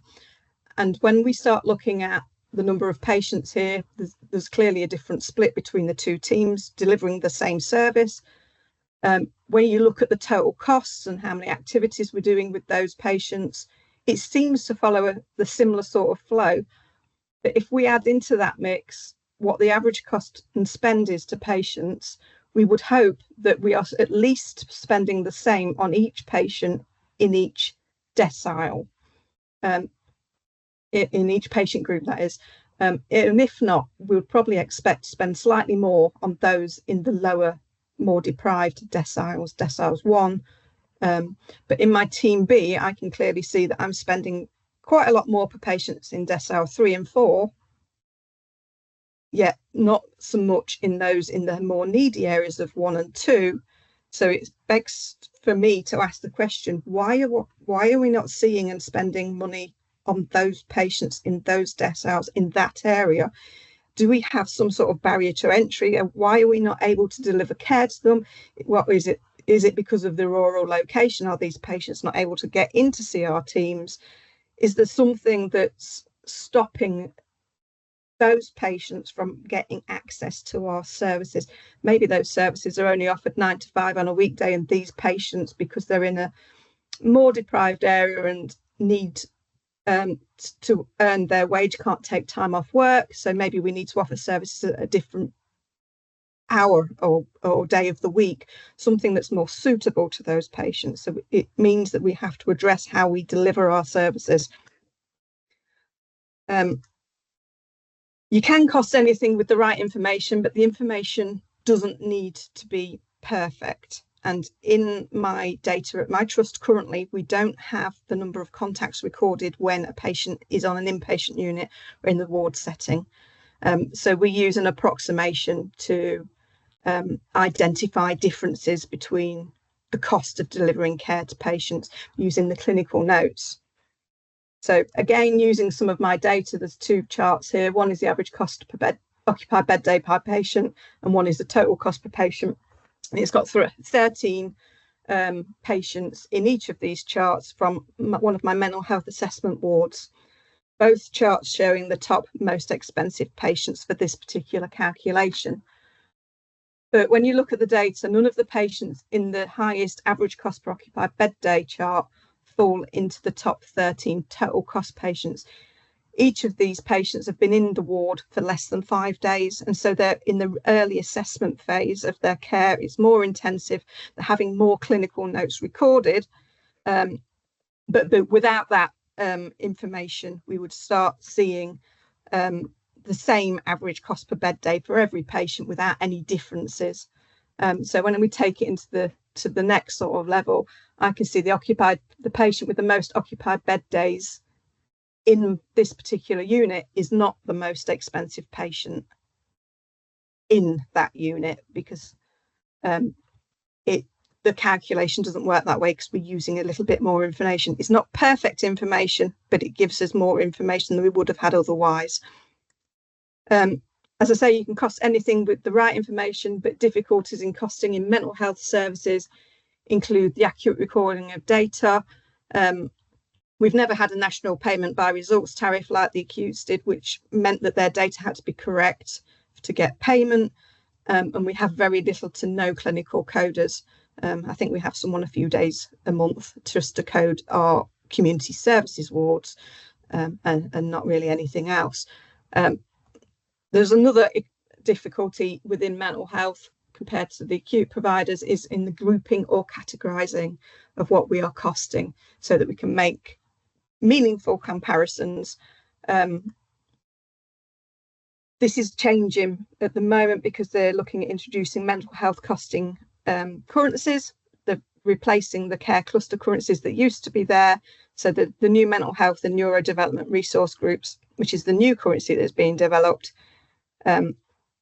There's lots of information on NHS Futures if you want to go into look, but I'm not going to go into the specific details of what those currencies are, and they are still being developed. So I am sure as time goes on, they will be broken down into lots more categories, where at the minute HRGs in the acute services are very established, very granular and very detailed. These are in mental health are still quite high level. And the same for community health currencies. There's the new ones of those being developed too. So that would be something that's coming in the future. But although this is happening and changing at the moment, we are preparing for it and we are looking at things. So these are factors that they're looking within mental health currencies around levels of complexity and need, and whether you would need more resource for delivering certain care to certain categories of patients, so accommodation status, old age and deprivation, scores and ethnicity and different bits and pieces. So I've been looking at my data and seeing where we are at recording and how much data is actually valid in our system. Actually, if I went to ethnicity now, because this is quite an old slide, we're at about 98% where that's been populated now, where before it was quite low. So we're focusing on trying to improve the data within our systems to make better decisions from going forward, and to have better information going forward. So the new mental health currencies look at diagnosis, primary reason for referral, service team types.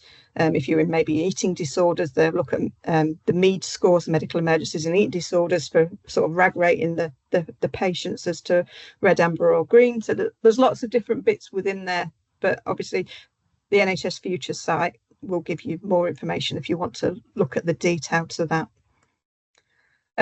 The other costing difficulty in mental health providers is measuring and costing outcomes, because counting the widgets doesn't necessarily mean what you're providing is better. So if you've done more, it doesn't necessarily mean that what you've delivered is good and useful. So have we made a difference to the patient? We can't necessarily at the moment tell that with the data that I see. But there are things like PROMs, patient reported outcome measures, CROMs and PREMs that hope to be able to identify this. So the PROMs are like questionnaires asked about your health and well-being. So things like REQUAL might come into that, recovery quality of life. Goal-based outcomes is another one that might come under that sort of category. The CROMs we sort of are used to in rehabilitation to evaluate and track the patient's health and status and recovery. Things like health of the nation outcome scales and things like that to measure. And the PREMs, the patient's views of their experience while they are receiving care, and they indicate the quality of the patient care received.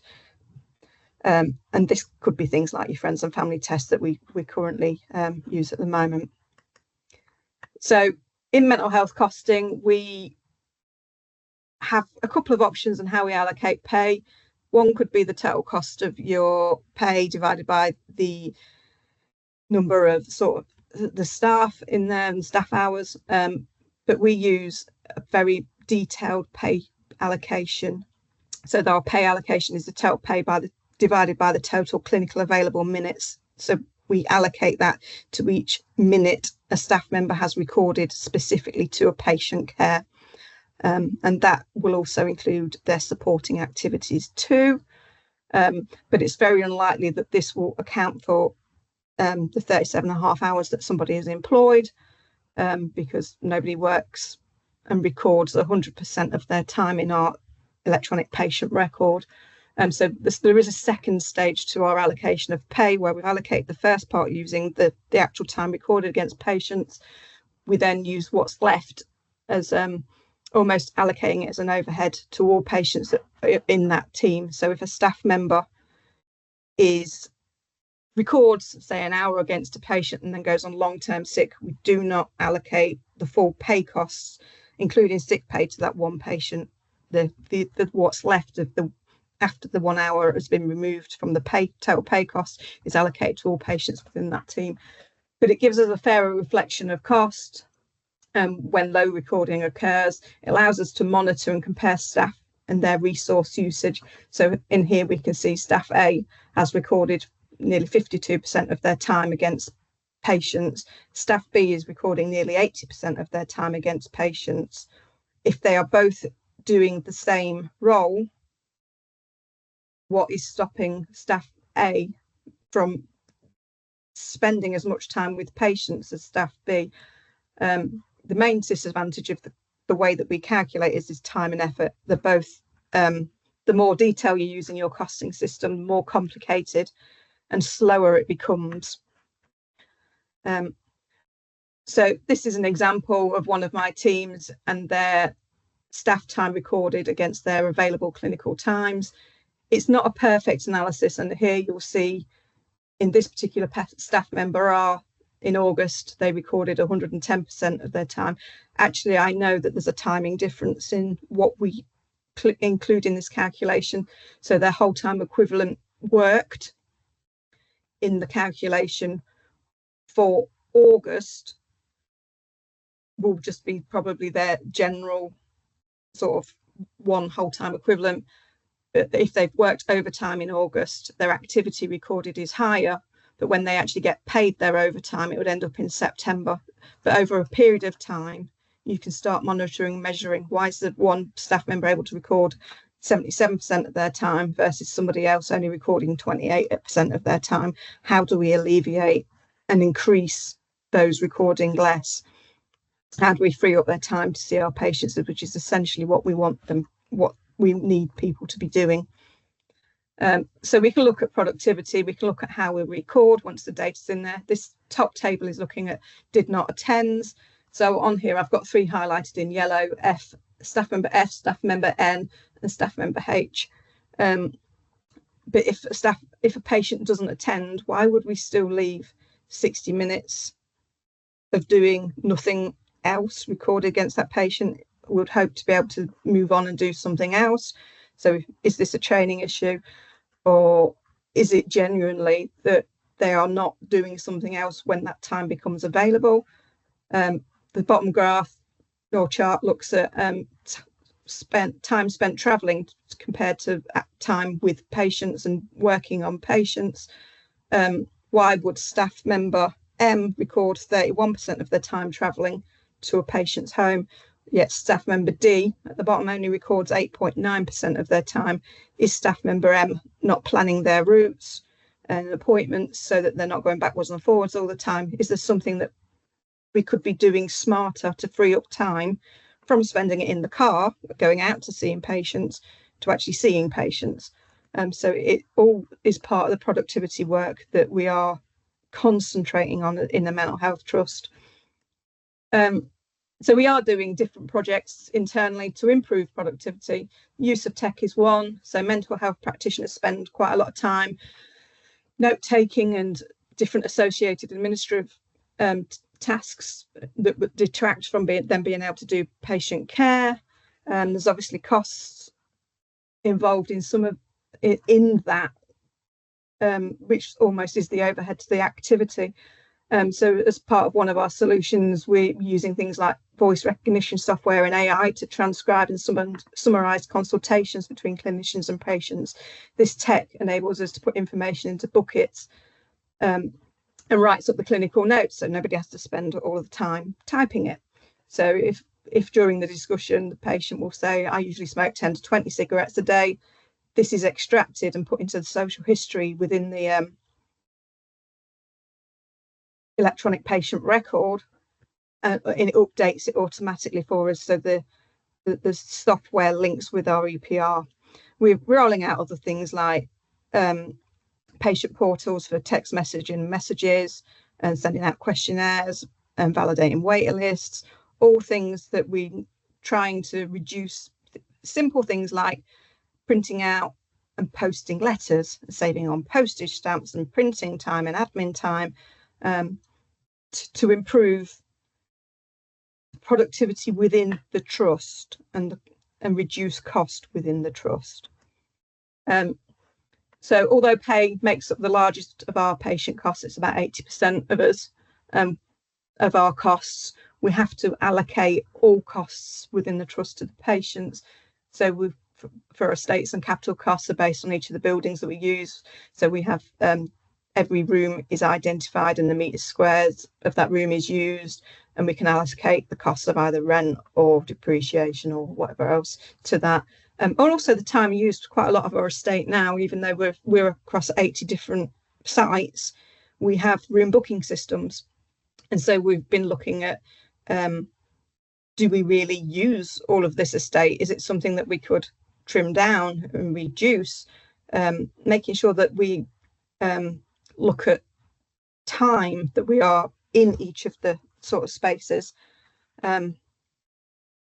So everything we do is to look at costs. HR and payroll costs are things like allocated based on whole time equivalents. IT systems costs are allocated to user licenses. There's different bits and pieces that we follow the NHS approved costing guidance that is available, and you can see that sort of online.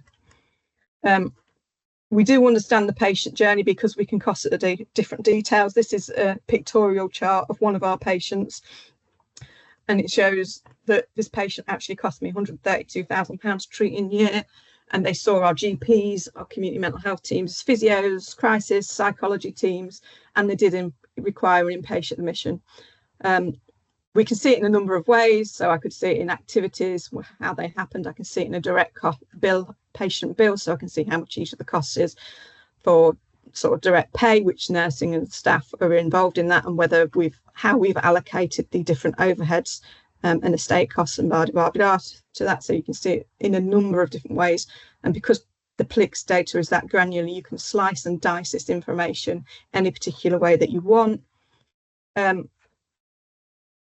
We can compare, obviously, different teams to see whether they are performing against each other. So team 1 has the highest average cost per contact, but the second lowest average cost per patient. What does this mean? Team 3 only has 37.8% of their activity recorded as a contact, but team 5 has 64% as a team contact. Is this a training issue, or are we delivering care differently? Team 1 attracts the highest level of overhead, but team 4 is the lowest. Is this caused by the team's base locations? Is it a potential error in allocations?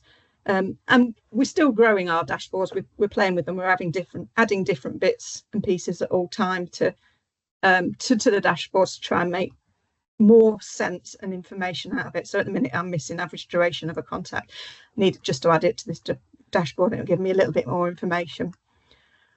Costing information is not perfect. The more it is shared and reviewed, the better it becomes. It's improved our internal processes around data entry. So if somebody's recorded 120 minutes, but they've actually mistyped in, it now says 1200 minutes, we can see those sorts of things. It's looked at we can look at number and frequency of DNAs, highlights them, highlights the ones that are incurring significant travel time. And so we've changed the way that we do to make sure that we can contact patients before we go to reduce wasted time. We've been able to compare the different care given to some of the patients. Are they in the right, and say, for example, high cost patients, are they in the appropriate service, or would they be more suitable to a different service? So you can just play with the data and change it. Obviously, as a trust, we found out initially when we shared this data that teams were doing things differently and recording things differently. So we've updated all the guidance on how to record, and so that we can make sense of it when it comes out the other end. And capacity and demand and productivity is a big focus for my trust at the moment, so that we can explore variation in clinical practice across teams and services, and also work with other sort of providers, so our ICBs, if we were looking at say with our acute trust colleagues looking at costs of frequent tenders or things like that, we can use the information together, so we can make comparisons, see variations, and highlight potential areas of concern or even good practice. It's nice occasionally to shout about the good things and the things that are working and the projects that we've been able to look at together to see whether we are now spending less time recording clinical administration because we're using the tech that voice records it for you. And even on the voice tech, if the medical staff have maybe used a very technical term, that the tech has the ability to then put a little in brackets simple language for somebody like me that doesn't understand what it is, and it makes our patients understand any communications we get or they get a little bit easier. So obviously we can review patient journeys and see which teams are involved, because it's not just a particular one team in mental health. It might be our community health teams are involved with them as well. It might be our GP practices are involved with them as well. And actually, if you start linking PLIC's information together, and particularly if we nationally, then that your say ICB links that with all of the trusts together, so with the acute colleagues and that, we can start trying to trim down the cost of delivering care to our patients to make them get a better service going forward.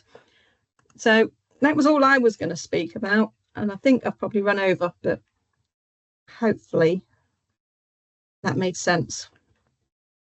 So thank you, Claire. That was just a really amazing presentation. Yes, we're slightly over on time, and what I've done is I've gone through some of the questions in the chat and ticked with a thumbs up where we think we've answered it, but marked the ones with a question mark where we might need your expertise and knowledge, if you wouldn't mind answering those on the chat.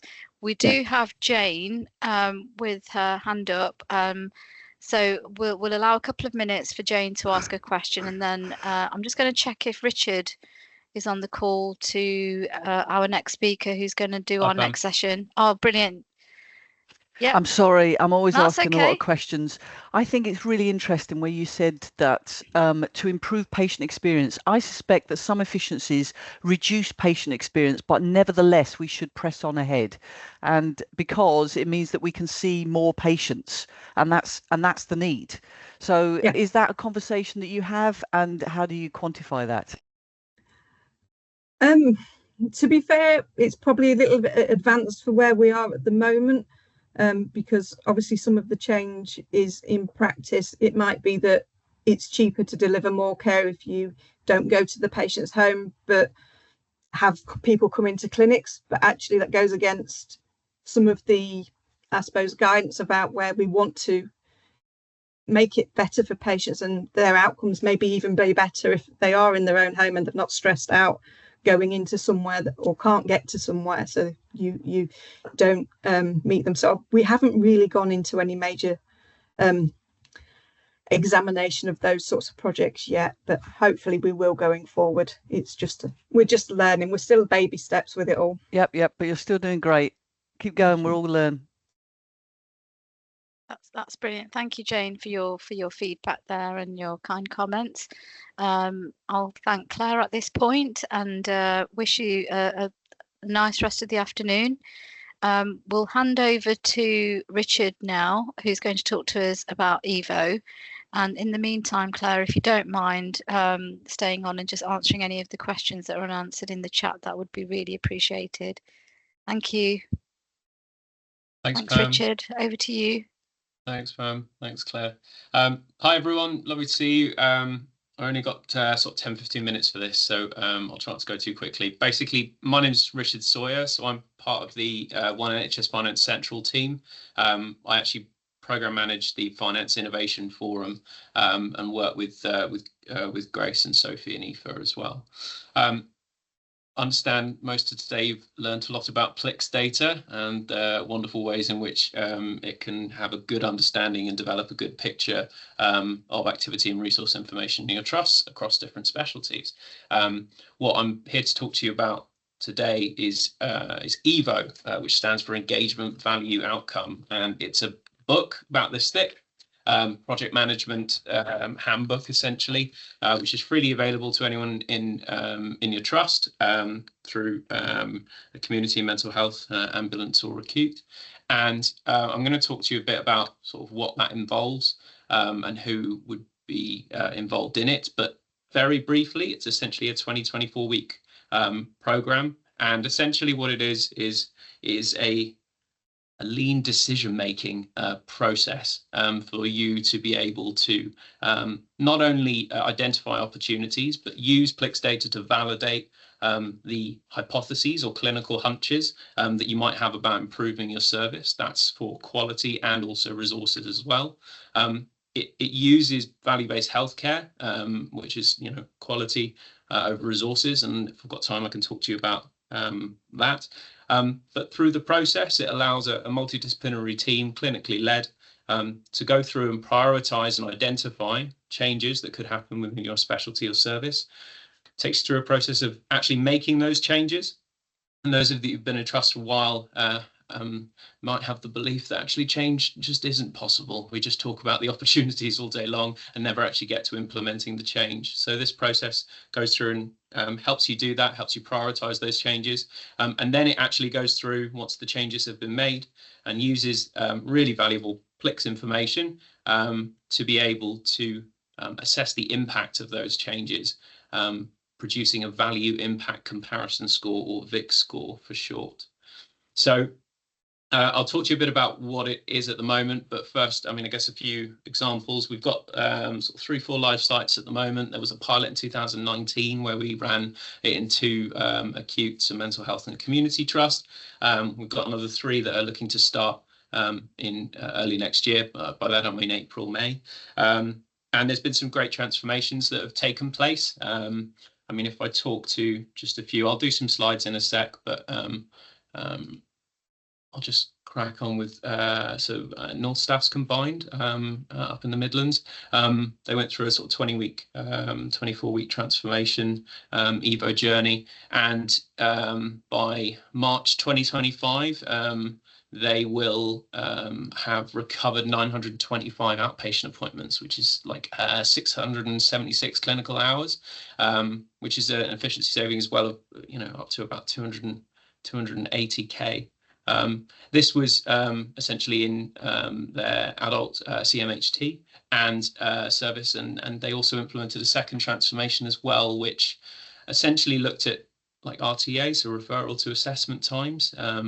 They looked at sort of the triage within that trust, and I think, this sort of RTA, let me check my notes. So it was reduced dramatically. So the average referral to assessment time was 166 days.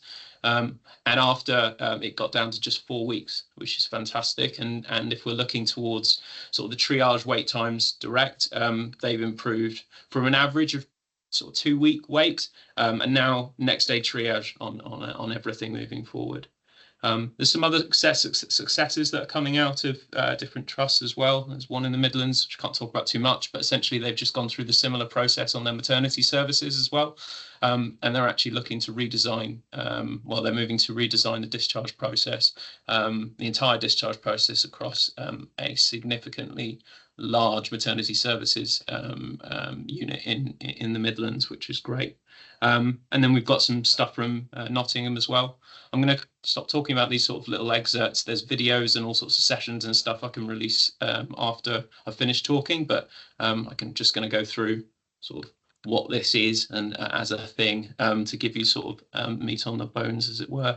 But there's a lot of great examples coming out of good work in these very lean MDTs, these multidisciplinary teams. And is a really good example of how finance, transformation, project, quality improvement and clinicians can all work together with the sort of sponsored authority of the board to be able to deliver real term change, which essentially brings us back to sustainably improving care for patients. Okay, right, I'm just going to switch to my slides a moment. This was actually, I'm not going to get to the slide with time, but this is another transformation that took place in the adult memory service pathway redesign. They went through NEVO back in the pilot. And you can see sort of 40% decrease in DNAs and 30% reduction in tests, etc. All of this stuff is just, you know, re-engineering and redesigning that pathway so it's more efficient, but also massive benefit to the patient as well, and also, you know, freeing up a lot of clinical time so you guys can, you know, make more of a dent, as it were, in the mounting requirement that you've got in your roles. So it's about supporting you guys to be able to do your job more effectively and see more patients. In any case, if there's any questions, let me just shout out. Right, I'm going to go back to the beginning so you get a little preview of that. So I've sort of covered this, so what it is. I can release these slides to you after this, as I've said. And a lot of this is about delegated authority to be able to give you the power and it's to make decisions and implement them. And that's really key. Okay. Who takes part? So it's built to be as clinically light in terms of involvement as possible. As clinicians or heads of service, for instance, you would be involved in a 2-hour session once a month for 3 months. Everything else happens around you. And I know that sounds like a lot, but when we're going and getting to material change in those 3 months, in a 3-month period, that we can measure and talk about improvement at board level, that's really important. Okay, so there's 3 sort of areas: finance, clinical, and project. You've got your champions, so this will be your director level, so your director of finance, your medical director, and your, depending on whether your trust has a PMO or not, you'd have your sort of transformation director or improvement director, whoever that may be. It's quite, it's unstandardized in terms of that role, but they'll exist there. So these 3 act together as a triumvirate to unblock any difficulties or essentially have words with nosy Parkers that need to attend later on. Because if you look at lean methodology, any decision-making team that excels, sort of exceeds 7 or 9 people, they're not going to make an effective decision as a result. It's very, very focused, this model, on being able to get the group to a decision in an efficient way possible, whilst validating and using this PLIX data that we've all learned about today. So who's going to be doing it on the ground? Your head of costing, so your finance lead will be one of your representatives. Clinical leads, so again, they will essentially do 3 journeys, was what they're called, at one time. So 3 specialties a trust would pick at the application, and essentially they would go through a period of about 16 weeks within this at the same time in parallel. Okay. Delivery lead and improvement lead. So that's your PA. The first one's a delivery lead. That's your PMO manager, your project person who's going to manage that project, keep everything on the rails at that time. And then we've got the improvement lead, who's your facilitator. It could be your QI, could be a transformation, could be service improvement manager. And these 3, the finance lead, the delivery lead, and the improvement lead, will work together through that entire 20-week process and become experts themselves in the trust. There's 2 things I haven't mentioned. Why is there space theme all over the place? That will make sense when you watch the fun to easy access animations, and it's a bit about sort of improving accessibility and making some of this stuff fun, because it's a challenging job we've all got. So hope you can get on board when you see some of the animations, and they'll make a bit more sense. In addition, none of this is, there's no one coming on site to do any of this to you. This is all owned by the trust, and it's free of charge. Okay, so we're here. You can ring me, or if you're sick of hearing from me, you can speak to one of the colleagues. But essentially, we're here to help you understand the materials in that first sort of month, 6 weeks. And then you're off. This is an entirely trust-owned exercise, and that's really important. We've understood from the research and the pilots to implement material changes, that everyone must feel like they're a part of this change as they move forward. Okay, and then supporting those sort of those leads is going to be participants. So that'll be a specialty service nurse, and other individuals involved in there as well. Okay, right. We've got 3 minutes left, so I'm just going to whip through. This is sort of a rough timeline, as it were. You can see the 2 blue ones there. It's the launch and the landing. I told you there was a space rocket theme there. But essentially, your launch is your kickoff. Everyone attends, all 3 specialties, everyone involved, and this is where you get your briefing. Okay, and then you go off and do what we call an orbit, which is the red, the yellow, and the purple there, and they come back at the landing. And the landing's your show and tell, like when kids turn up and show what they've done. Right, So the landing is where everyone's going to talk about what they did in their orbit, the red, the yellow, and the purple. And very briefly, just going through what might be covered in those 3 sessions. To formulate, that's the first session, it'll be a couple of hours, and essentially you'll agree and decide on 2 things. One will be you'll set your what we're calling value measures, and there are tools. There's 3 value tools that you'll use throughout the process. There's another animation on that. You can have a look at that if you're interested. But essentially, by setting your value measures, you are defining what good looks like in terms of clinical outcomes, safety experience, patient experience as well. And you're defining in words what good looks like. There's an example slide. And these value measures will be used to assess the viability of any opportunities for transformation later on. Okay.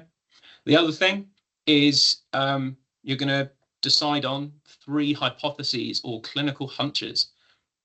And that's it by the end of that first session. And then in between, Claire, Lee, our costing leads are going to go away and gather all the evidence that we have in PLIX and that they have in PLIX and SLR or GIRFT, or all of this information around those 3 hypotheses to assess whether your clinical hunches are valid or not. And that's what happens in that second session, that yellow session.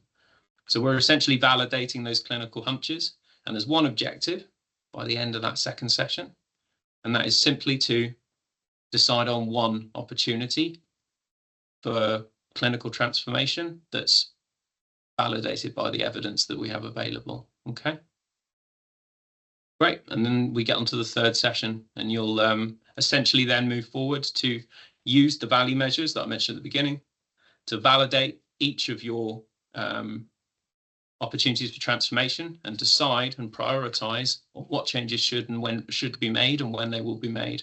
And by the end of that sort of orbit, that decide and plan session, you'll have a plan for transformation, and you'll have an opportunity for transformation defined, ready to go off and implement that transformation. You'll have your landing then, because everyone will turn up and everyone will meet up again and essentially do the show and tell of what they identified, similar to the trusts I talked about at the beginning. And then the transformation can take anything from 4 to 6 weeks, for example. We have that after, because depending on the size of transformation or change that you're going to make, if you're doing a clinical pathway redesign, that's going to take a huge amount more time than, for instance, procuring a text reminder service or otherwise. Okay, so you'll have one more meeting, 1 hour at the end of that, and you'll use those value measures and you'll use all of these options to produce your improvement score. And that improvement score will be factored for quality, resources, risk, and strategy, both specialty strategy and of the organisation. So all that wrapped up into one, and I know I've gone 2 minutes over. After 24 weeks, it's quite compelling to be able to come back to the board after them signing the board commitment paper 20 weeks ago, with potentially 3 transformations in your specialty or services, also detailing the improvement within the VIC score that you've managed to do in a very lean and targeted way. This is about elevating the importance and usefulness of local costing information. And I'm sure you can recognise the power of PLIX in the presentations that you've seen already today. And this is about using that data for its best purpose, which is improving the value of care you deliver to your patients. I'm happy to take any questions, but I'm aware I've gone over, Pam, but hopefully I've got a little bit more back on track. Thanks very much. You've done amazingly well, Richard. Thank you for getting us as close back on track as possible. So that's brilliant. And there were a couple of questions. I've just been scanning. I think there's a question from Katie about the focus, whether it's just around trust or can it be applied to other organisations? Yeah, so PLIX is only in NHS trusts. So this level of data is very useful because you can press play at the beginning and end of an EVO transformation, for example. We don't have PLIX in primary care. This is very detailed activity and resource information owned by trusts. However, we're working with a couple of systems further up north to look at how we can sort of map together the PLIX information across organisations within a system, and essentially looking to use the value-based methodology that exists within EVO to support inter-organisational single system transformation. More news on that as we move forward, but we're just working with partners, and I'm sure you know the data stitching together between organisations is a known challenge. It might be a ridiculous one, but it is a known challenge across systems and organisations. And there's a couple up north that have done that really well. So we're looking to work with them at the moment to be able to develop a system version of that. With that said, Katie, some of the tools that exist within EVO also exist in something called the BPV toolkit, which is called Best Possible Value. Some of you might know that. That's freely downloadable from our website today, and you can sort of have a look at some of the tools in there, and that's pretty much designed for system sort of transformation in terms of value-based healthcare. Needs updating, but it's all there as well. So I'll include that in the links when stuff gets sent out. Thanks for the question. That's brilliant, Richard. Thank you so much again for your input, and lovely to see you again this afternoon. Wish you a lovely rest of the afternoon, and it would be great if there are any other questions that pop up in the chat, if you don't mind quickly scanning for us and answering in the chat, that would be great. And also if you have if you have any useful links or documents that you'd like to share in the chat, that would be really appreciated as well. So thank you, Richard. I'm just going to check whether we have our next speaker, Coral Nicholson from NHS England. See if Coral's available. Hi there. Hi, Coral. How are you? Not too bad. Fabulous. Welcome to the afternoon session. You're going to be talking to us about clinical coding. Yes. So you've got half an hour. Oh, and will that be okay? Yeah, that's fine. That's brilliant. And then following Coral's talk, we'll have a short comfort break, and I will hand over to Coral right now. Thank you. Try and share my screen. Done one sec.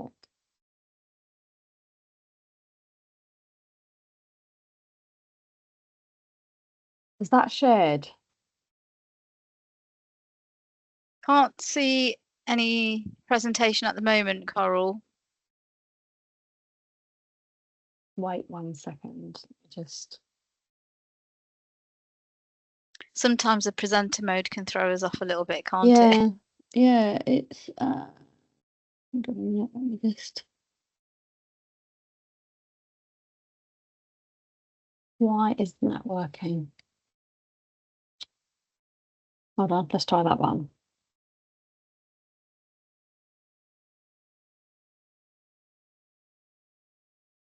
Still nothing. Oh, something's happening. Something's happening. Yes. Oh, yes, we have your slides on the screen. Brilliant. Great. Can you only see the slide? Yes, it's in presenter mode, so that's great. Okay. Thank you. Right, let's have a go. Right. Okay, so I'm here to talk to you all about an introduction to clinical coding. I'm based at NHS England at the moment, although who knows what's going to happen with all the changes at the moment. But yeah, I work for Specialised Commissioning, and I'm a Senior Finance Lead for Service Development. So what am I going to be covering today? Well, what is clinical coding? I'm going to go through the different types of codes. I'll explain what they all mean and what they all do. So ICD-10s, OPCS codes, HRGs, TFCs, and then I'll go through why is accurate coding important. So first of all, what is clinical coding? So it's the translation of medical terminology as written by the clinician to describe a patient's complaint, problem, diagnosis, treatment, or reason for seeking medical attention into a coded format which is nationally and internationally recognised. So when a patient comes into hospital, they have various things done to them, obviously. And once they go home, we need to record everything in a coded format into the PAS system, which is the patient administration system. So the coders, the clinical coders, will go through either the paper notes or the system, depending on how the various hospitals capture this information. And they look for various words written by the clinician, and then they translate that according to national coding standards. In some cases, there are sort of local coding arrangements in place, but the majority of the time, national coding standards will be adhered to. So there are two main types of code initially, the ICD-10 code or the diagnosis code, and ICD-10 stands for, ICD stands for International Classification of Diseases. And then you have the OPCS code, which is the intervention and the procedures that the hospital will do. And so both these codes are combined to work out a cost that in effect the hospital will be paid. It is a bit more complicated than this because in the current sort of financial arrangements, we no longer have PBR, so payment by results. So there are cases where a lot of cases at the moment where hospitals are paid on a block basis, but there are other areas such as elective procedures where we currently still have in effect a variable sort of payment system. But anyway, the point of coding, getting the diagnosis code and the OPCS codes and as much information as possible of that patient, is to work out how much the hospital will be paid in effect. So I've got an example here. So this is going back quite a few years. This is my eldest child who's now 17.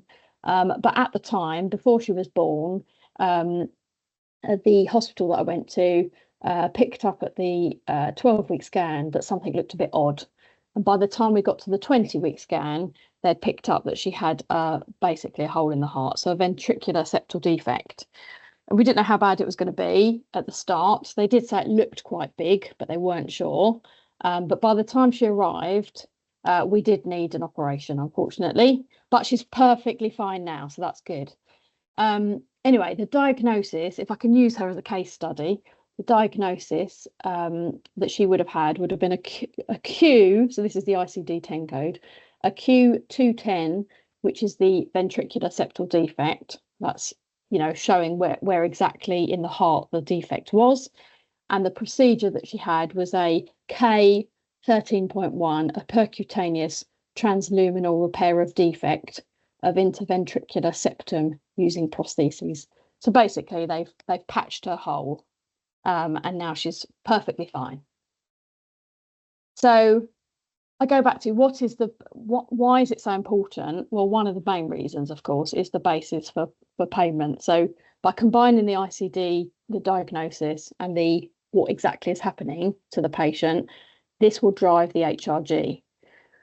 And so I'm going to go into a little bit of an example in a minute about how exactly which HRG you get based on what. But the place that you would go to look, once you know which HRG that you're looking at, you would go to the Annex A prices workbook, and that would show you the national tariff. And that's how you would work out, which cost in effect, or how much a hospital would be paid for that particular patient. So going back to my daughter, so combining her diagnosis and the procedure that she had done, she would have grouped to an EC14, which are intermediate procedures for congenital heart disease. And as I say, it was a lovely ending because that's her today, a typical teenager. Anyway, so just to clarify then, in terms of HRGs, they cover elective inpatients, emergency inpatients, direct access and outpatient diagnostic services, so all different types of scans. We also cover outpatient nuclear medicine services, unbundled chemotherapy delivery, unbundled external beam radiotherapy. So this is all in that Annex A document, and I can provide the link should anyone be interested later on. So that's sort of inpatients specifically, and scans and that type of thing. But what's not covered in the same amount of detail is outpatients. So basically, they're all coded unless we're talking about an outpatient procedure, which is where a patient would have something done to them, if you like, in an outpatient appointment, and that outpatient appointment value wouldn't be enough because, say, for example, the appointment is based on, say, a 5-minute slot, and actually the procedure takes 20 minutes, there will be a procedure cost associated to that and an actual HRG. So that's outpatient procedures, they're slightly different. But normal, bog standard outpatients in terms of, so when you look at what all those codes stand for, WF01A and B and WF02A and B, basically the first two grouped together are when a patient will see a single professional. I think A is follow-up and B is a first attendance. And then the next two are for multi-professional, again, follow-up and first attendance. So to find out how much a hospital would be paid for one of these outpatient attendances, you'd have to look up the TFC, which is the treatment function code. So every single, the vast majority of specialties have a treatment function code, or they all do, I should say, but the vast majority of them have a cost in the Annex A. And if they don't have a cost in the Annex A, or a payment price, should I say, then you would look at reference costs, but that's another story. Vast majority of them are in there. And so in this particular case, we'd be looking at a TFC 321, which is a paediatric cardiology service. That's how I would find the cost of that particular type of outpatient attendance. Anyway, which HRG? So to try and get the exact HRG itself, quite a bit of information needs to be plugged in. So you'd have the admission method, because obviously if a patient comes in, if a patient is scheduled in as an elective, an elective operation, as was the case in my daughter's case, that's going to be paid at a lower rate than a child that comes in as an emergency. And I presume that's because if they're an emergency, they're much sicker in effect when they come in. So they're potentially going to be in hospital for a lot longer. And so the cost of, or the price and and how much they'd be paid would be more for an emergency. So and as you can see, looking at the HRGs that I've put here on the right hand side, the top HRGs, so they're both exactly the same, aren't they? So they're EC 14A, B and C, and you have an elective price, which is the top one. Elective, ordinary elective spell is the same as a day case spell as well. And at the bottom, we've got non-elective or the emergency price. And then to the right of that, you can see the elective long stay trim point. And by that, we mean the patient, that's how long the patient is expected to be in the hospital for. And if they were to in effect stay longer, then the hospital would be paid an additional payment, which is at the bottom there, per day long stay payment for days exceeding the trim point. So they'd get 310 for every extra day that they spend in hospital. So that's one thing, the admission method. Then the length of stay, as I've said, I've covered that under the long stay payment. And then, of course, their age. Well, I mean, it's further information, isn't it? So as I say, primary diagnosis goes in their procedures we've already talked about. And then things like comorbidities and interventions. So on the comorbidity side, if a patient comes in with quite a few complications, if you like. So for example, if a patient has diabetes, they're going to be in theory harder to treat than a patient that doesn't have these complications. So that's reflected in the price because there's much more time and resource that goes into a patient with comorbidities. On the intervention side, again, this is a code. So again, it's an OPCS code. It's whereby something is done to the patient but it isn't the main part of their spell. So but at the same time it would still be you know, substantial enough that it could do with having some you know, income associated with it, if you like. So so that's just an example there of the different types of interventions that can happen.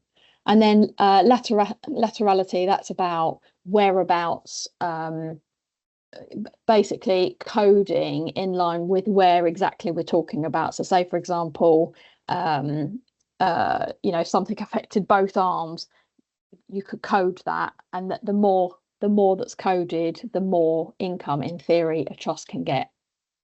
Anyway, get all that information, put all that information in, and of course you've got the market forces factor, which we know, for example, a hospital down in London is going to have much higher costs than one up north, and so the market forces factor takes account of that. So you'd apply that as well, so that would be additional. So then we would, going into the sort of HRGs slightly more. So again, the three that were linked to my daughter. So my daughter was lucky enough to be in the first one. So she only had the primary diagnosis being a Q210 ventricular septal defect, and she didn't have a secondary diagnosis. She was perfectly healthy otherwise. So we were very lucky. And that means that the hospital, though, would have been paid for her 4,227, including that MFF, which I think at the time was for probably the London Trust that did the operation. But you can see the difference in what would attract more money. So a tier 1 HRG, the hospital would get slightly more at 5,157 per patient. But you can see with the diagnosis what the added complications means, the more resource intensive, and therefore they would get more money. So in this case, this patient could have other congenital malformations of cardiac chambers, and they could have an allergy to penicillin. And again, the tier 2 HRG, again, even more complicated in terms of a patient, and therefore they would get more money.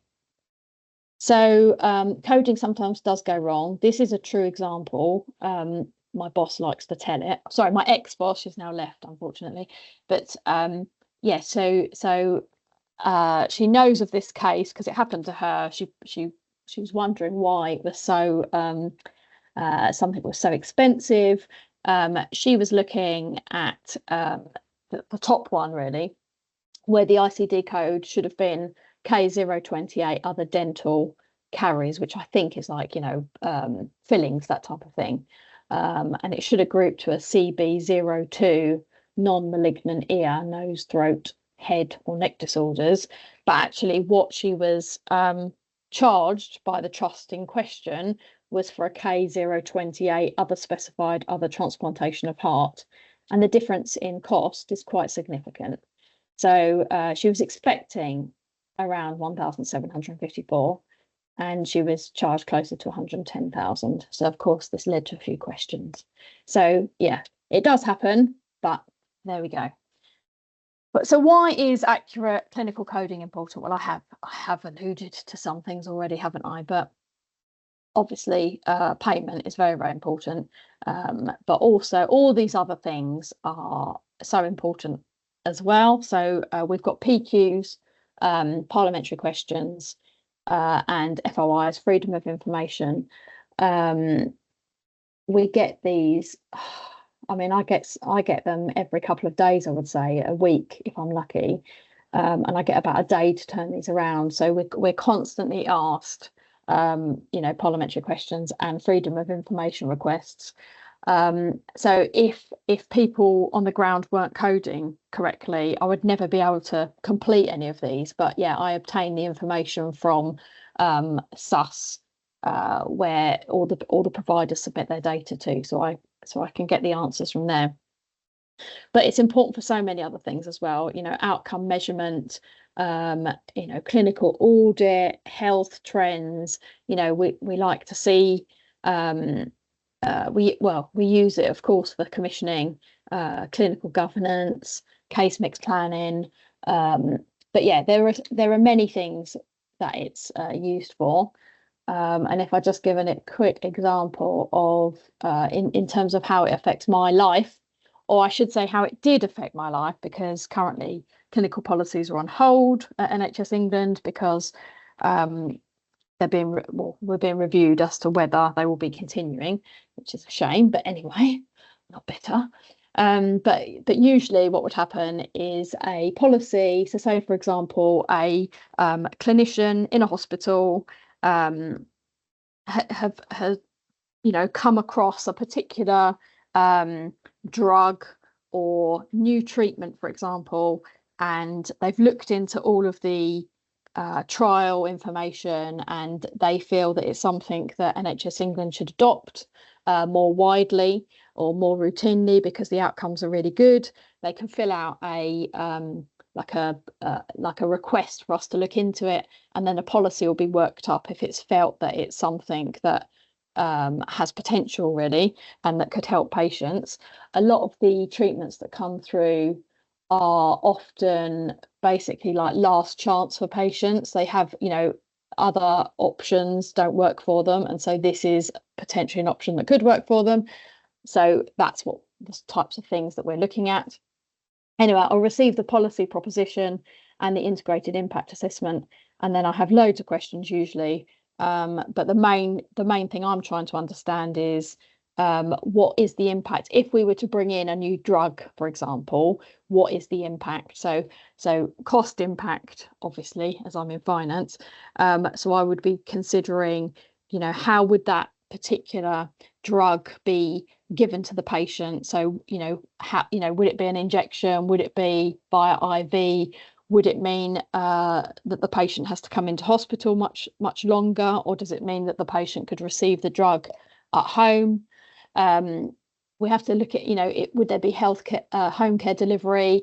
Would there be an impact on the number of, if for example, if they currently have to come into hospital, say every 6 months because of their condition, could that be improved? Could they only come in for a year going forward? Anyway, we have all these questions, and we try and get to the answer of them with the lead commissioner and the clinician who's requesting it, and then we draft the finance model, complete all the paperwork, and that picture there of the paperwork is no understatement. There is a lot of work that goes into every single policy that we do at NHS England, and then it gets submitted to CPAG, which is the Clinical Policy Advisory Group, which has a number of people on there from NHS England, but it also has patient representatives, and we discuss every single policy that gets submitted to prioritisation. If, when I've done all my finance models, it comes out that they are beneath, the cost in any 1 year is beneath a threshold, which I think is about 170,000 a year, and it's across the country, not just like one provider, say, that potentially can be, as long as it goes through the governance and the people that make the decisions are happy that the patients will clinically benefit from these things, they can be implemented. But if they are above the 170,000 threshold, then, and often a lot of these are quite expensive because they're new treatments, they have to go to prioritisation, and that's the prioritisation bit is the bit that's currently stopped, and it is on hold until we decide on the future of it, basically. But anyway, that sentence is slightly out of date, but we're hoping that from next year we might be able to go back to funding these things. Anyway, as I say, every single policy is discussed. Everyone has to make sure that they're happy that the patients will be benefiting from it, and then every policy is ranked in relation to each other. We don't look at the cost at the start. We entirely rank everything by the clinical benefit. And that can be quite difficult because if you've got a treatment such as, so we've had something like this recently where we've had a treatment for something like prostate cancer, the evidence for these sorts of treatments are fantastic because of the number of patients that it affects. So of course, you know, these companies, these drug companies, put on massive clinical trials because they can, because there are so many patients. So of course the evidence appears brilliant because there's so many patients, and therefore we can be very, very clear that yes, this is definitely clinically effective.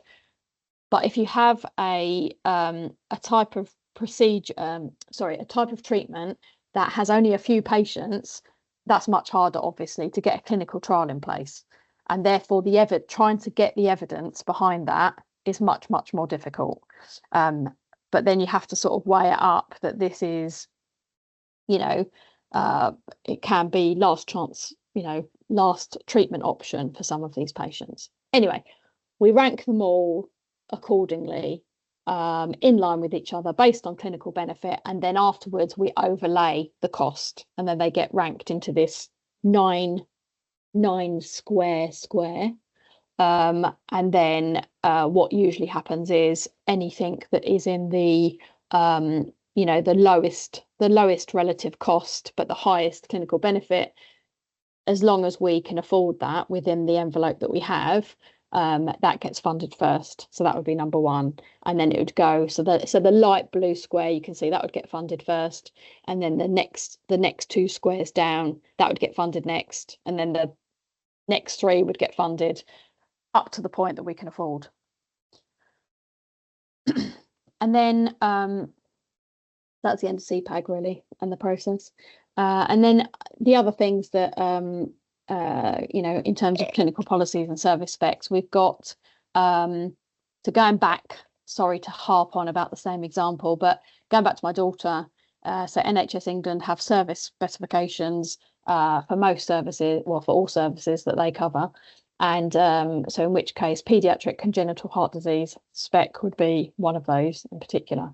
But anyway, I've just included here like a list of, you know, we have routinely commissioned policies, which is linked to CPAG, and the service specifications we're publishing all the time and updating them, especially in the current climate with delegation and retained services. And also there are the non-routinely commissioned policies there as well. Anything, I think it seems to have jammed. I think that's it. How do I get out of this now? Thanks for your presentation again, Coral. That's been brilliant. I think we've answered most of the questions. If I was unsure whether we've answered it or not, I've just ticked it with a question mark. It's just easier to scan through and find the question marks, I think.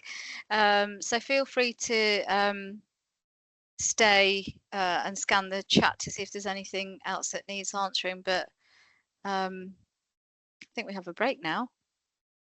Can't get off this. I can't close it. It's just when you want it to, like, it won't. There's no option to stop it presenting. Oh, here we go. Presenting. Cancel. Does that help? No. Try it. Still looks like it's there.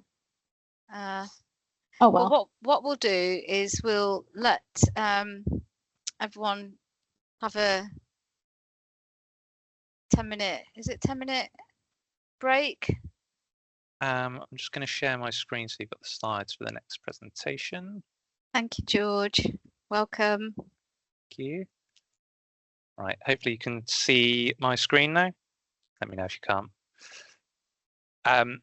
So this session is going to be fairly quick. There's quite a lot to cover, and I've got half an hour, so bear with me. I'll cover the main points, but if there are any questions, my contact details are at the end of the slides. Please feel free to get in touch with me. So just a little bit about myself. My name is George Crowe. I work at Larkin Gowan. We are a firm of chartered accountants, and I work within our specialist medical team. We act for medical professionals across all of the various industries, parts of that. So you've got hospital consultants and GP practices. What I'm going to talk to you about today is the funding for primary care, so GP practices. So first off, what are general practices? General practices are small to medium-sized businesses. Their services are contracted by NHS commissioners, and they provide medical services in an area to a population. Most general practices are operated in a partnership. There are some which are operated as individual GPs, where there is just one contract holder. Generally, there are more than one contract holders and they operate as a partnership. Some practices and some partnerships have merged together, and you may have heard them be termed as super practices. So they're a large group of practices which operate on a larger scale with one common goal. There are some limited companies, but generally, like I say, most practices are unincorporated businesses. Some of the limited companies can hold contracts, but generally most of them aren't. And if they are operating as a partnership, all of the partners within that partnership are jointly and severally liable and responsible for the ongoings of the partnership. So as I said, most general practices are unincorporated, so they're sole practitioners or partnerships, and the individuals involved are self-employed. They report their earnings via their self-assessment tax returns and pay income tax on all of the income and profits from the business. If they are incorporated, it's the same as any other limited company or limited liability partnership. The accounts for those are publicly available on Companies House, so there's the removal of the layer of anonymity. Members of the LLP, in the same way that they would be a partnership subject to income tax, limited company would pay corporation tax, and any profits are retained within the partnership, within the company, and sheltered from tax until they are withdrawn by the individuals, either via dividends or salary. So, in terms of funding, this is where we get into the detail. There's three different types. So there's general medical services, normally called GMS, shortened as GMS. It's nationally agreed. There are a statement of fees and entitlements. Less frequently, less commonly, there are personal medical services, PMS. These are locally agreed, and they have started to be or have been phased out over a number of years now.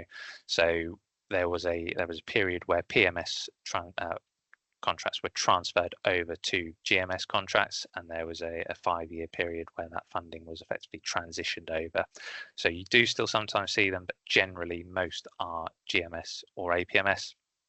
APMS are alternative provider medical services. Again, you see a few of them, but there are less of them than standard GMS contracts.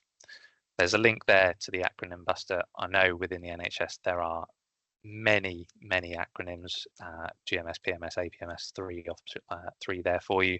There are many more. That is quite a useful link just to sort of go through the acronyms that you come across quite frequently within the NHS. So if you've got some time, perhaps have a look at that as well.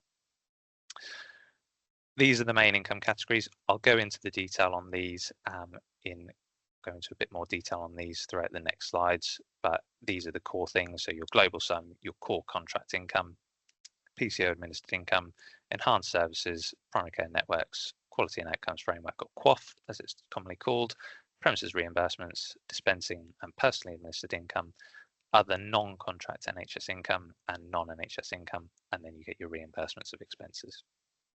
So global sum, so it's a payment which is based on the weighted patient numbers. That value is agreed centrally. So under the global sum payment for 2024-25, the payment was £112.50 per weighted patient. For 25-26, it's not yet been confirmed, but the estimate is that that's going to be £121.90. So a £9.40 per patient uplift for GMS and PMS practices, and there is an example there worked through based on the patient numbers to give you an idea of what the monthly payment and annual payments would be under those values for those stated weighted patient numbers. There is a London weighting, so if you are a London practice, you get an additional £2.18 per actual patient. That is paid irrespective of how many times the practice, the individual patient comes into the practice. So if you get someone that comes in 100 times over the course of the year, you still get £121.90. If you get someone that comes in no times per year, you still get £121.90 projected for 25-26. The reason that it's based on weighted patient numbers is because of the Cahill formula. So Cahill formula basically works out what the patient weighting is. So in an area where you have a lot of university practices, they tend to lose out just because the patient age is much lower, and the Cahill formula basically works out how much those patients will need to be serviced. So if you've got a relatively young patient age, you tend to end up worse off, which is why university practices tend to lose out. But the weighting, as it says there, are based on things like patient age, sex, number in nursing and residential homes, any additional needs, rurality, additional list turnover. There has been a review, but it's never amounted to any change in that formula. So, out of hours charge. So the cost of opting out of hours is an option that was given since 2004. For 2020, 2021, that cost was at 4.77%, and that is of your global sum, temporary residence, and your London waiting. For 21-22 onwards, that charge has been reduced down by 0.02% to 4.75%. So that's not been changed for many years now. There's no hint that it's going to change either for 25-26. So we're expecting it to remain at 4.75%. If you are a PMS practice under a PMS contract, the PMS opt-out cost is £5.23 per weighted patient. You get funding for temporary patients. So this is based on historical claims for temporary residents. It's fixed, it doesn't ever change, and it's over 5 years prior to 2004. If you were a PMS practice which converted over to a GMS practice, then you should have put a claim in for that income, so make sure that has happened. And equally, if you have contract mergers, make sure that it moves across. So this is where you take on the contract of another practice, which does happen more and more frequently now. PCO administered income. So this is for the locum cover. So if you end up needing to cover one of your GPs that is off on sickness, maternity, paternity, or adoption leave, or is going through a period where they are barred from working. Here it details the 24-25 rates. So we've not uplifted those for the 25-26 rates yet, but the expectation is that those rates will increase by between 15.9% and 17.1%, which will be in line with the DDRB increases to GP pay in recent years. So the amounts that are stated here are ceiling amounts. You can't claim more than that, but if the costs of the locum are actually lower than those for those stated purposes, maternity, paternity, or adoption, or sickness, then the maximum you can claim is the actual cost, the actual invoiced amount. Like I say, if it's more than that, you'll end up being able to only claim the maximum amount, the ceiling amount that's there. The other thing to just mention with this is, because of the ceiling amounts, it may be worthwhile and necessary for the practice to consider the need and the level of the locum insurance. Locum insurance is non-NHS income, and it's a reimbursement of costs. So effectively, it tops up, because locums generally are going to be more expensive than what the ceiling amount are. So in most areas, you will find yourself out of pocket if you have to go down the route of employing a locum to cover any of these periods of absence. Locum insurance can help to cover that cost, that shortfall between the amount that you happen to pay and the ceiling amounts that are listed here. If you've got a suspended doctor, then the maximum that you could claim for 24-25 was 1199.64, and there is a new scheme which was introduced fairly recently for the GP retention. So it's to retain GPs who have left or are seriously considering leaving general practice, but they're still on the performers list. The incentive is there to basically keep the practice, the GP at the practice, working to boost the workforce, basically. So it's for those that are working up to a maximum of 4 sessions per week. And again, what we've listed there are the 24-25 rates. They haven't been confirmed what they are going to be for 25-26. So as you can see there, you could claim in 24-25 £16,000 per year for a retained GP that was undertaking 4 sessions per week. And a GP could also claim professional expenses supplement of between £1,000 and £4,000, depending on the number of sessions that they worked in that week or per week. So we don't expect that bursary payment to change, but it may well do once the contract is announced. Enhanced services. So this is where practices generate the majority of their income, aside from their core contract payment. So enhanced services is based on activity. It's based on the services that are provided in the community. There's a list there of directed enhanced services. So generally, this is mostly to do with vaccinations, so flu vaccines, RSV, which is new from September 2024. Learning disabilities is £140 per check, and you also get £11.50 per referral for weight management. So this is for referring to things such as Slimming World, Weight Watchers. Practices get £11.50 per referral for those, and then primary care networks, which we'll come on to in a moment. There is going to be a new service, a new enhanced service, which is offered for 25-26, and it's an advice and guidance enhanced service. So practices are going to be paid £20 per item of service for every pre-referral advice and guidance request. Each ICB will have a capped spend, so it may be that you don't receive funding for all of that, depending on whether the ICB has reached their cap on that. But that's the item of service value, £20 per service.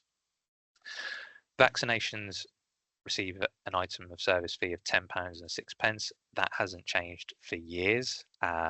There is a £2 increase for routine childhood vaccinations, and that increase will take effect. That says 24-25. That should say 25-26. So apologies, that should be 25-26, and that will be £12 and 6p. So a £2 increase from 1st of April.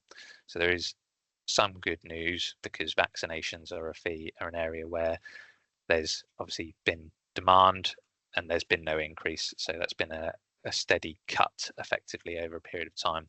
£2 increase is obviously welcome news. National enhanced services, so they are used to suit local conditions, and generally they are often then converted into local enhanced services, which I'll come on to now. So local enhanced services, so you've got various different things. Obviously, this list that's stated here isn't exhaustive, and they do vary depending on the region. So there's some which we commonly see, anti-coag, CVD, that we tend to see quite regularly, irrespective of region. If you are a PMS practice, though, then some of those local enhanced services are probably going to be paid under your core contract payment, rather than being paid separately as they are under the GMS service.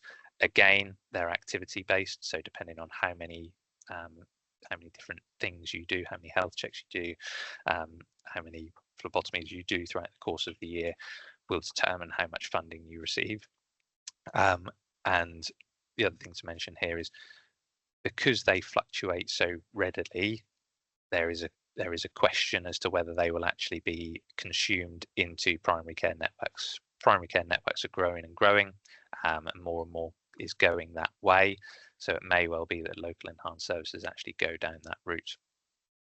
The other thing that can happen with local enhanced services is that they can be contracted out to federations or other organisations. So primary care networks, as I said, they are growing.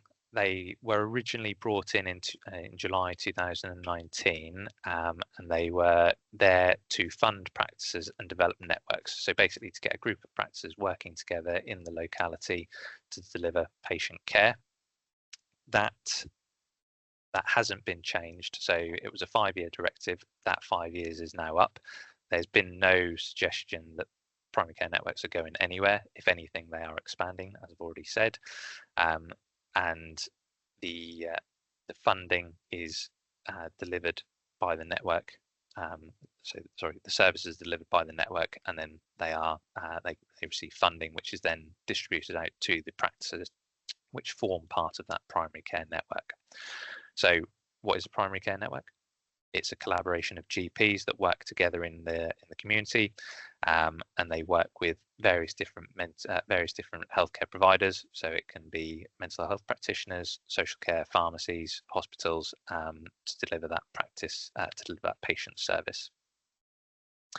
They build on those existing primary care services, and the funding is paid to a nominated practice in the most common of scenarios. We have started to see some of those primary care networks become separate entities in their own, so setting up limited companies for the primary care network. More often than not, they are still part of a practice, and that practice receives the funding and is deemed to be the lead practice of the PCN, receives the funding and distributes it. So it's important that if they are the lead practice, that those funds and details are held separately, because they don't form part of that practice's core contract services. They are a separate part of that.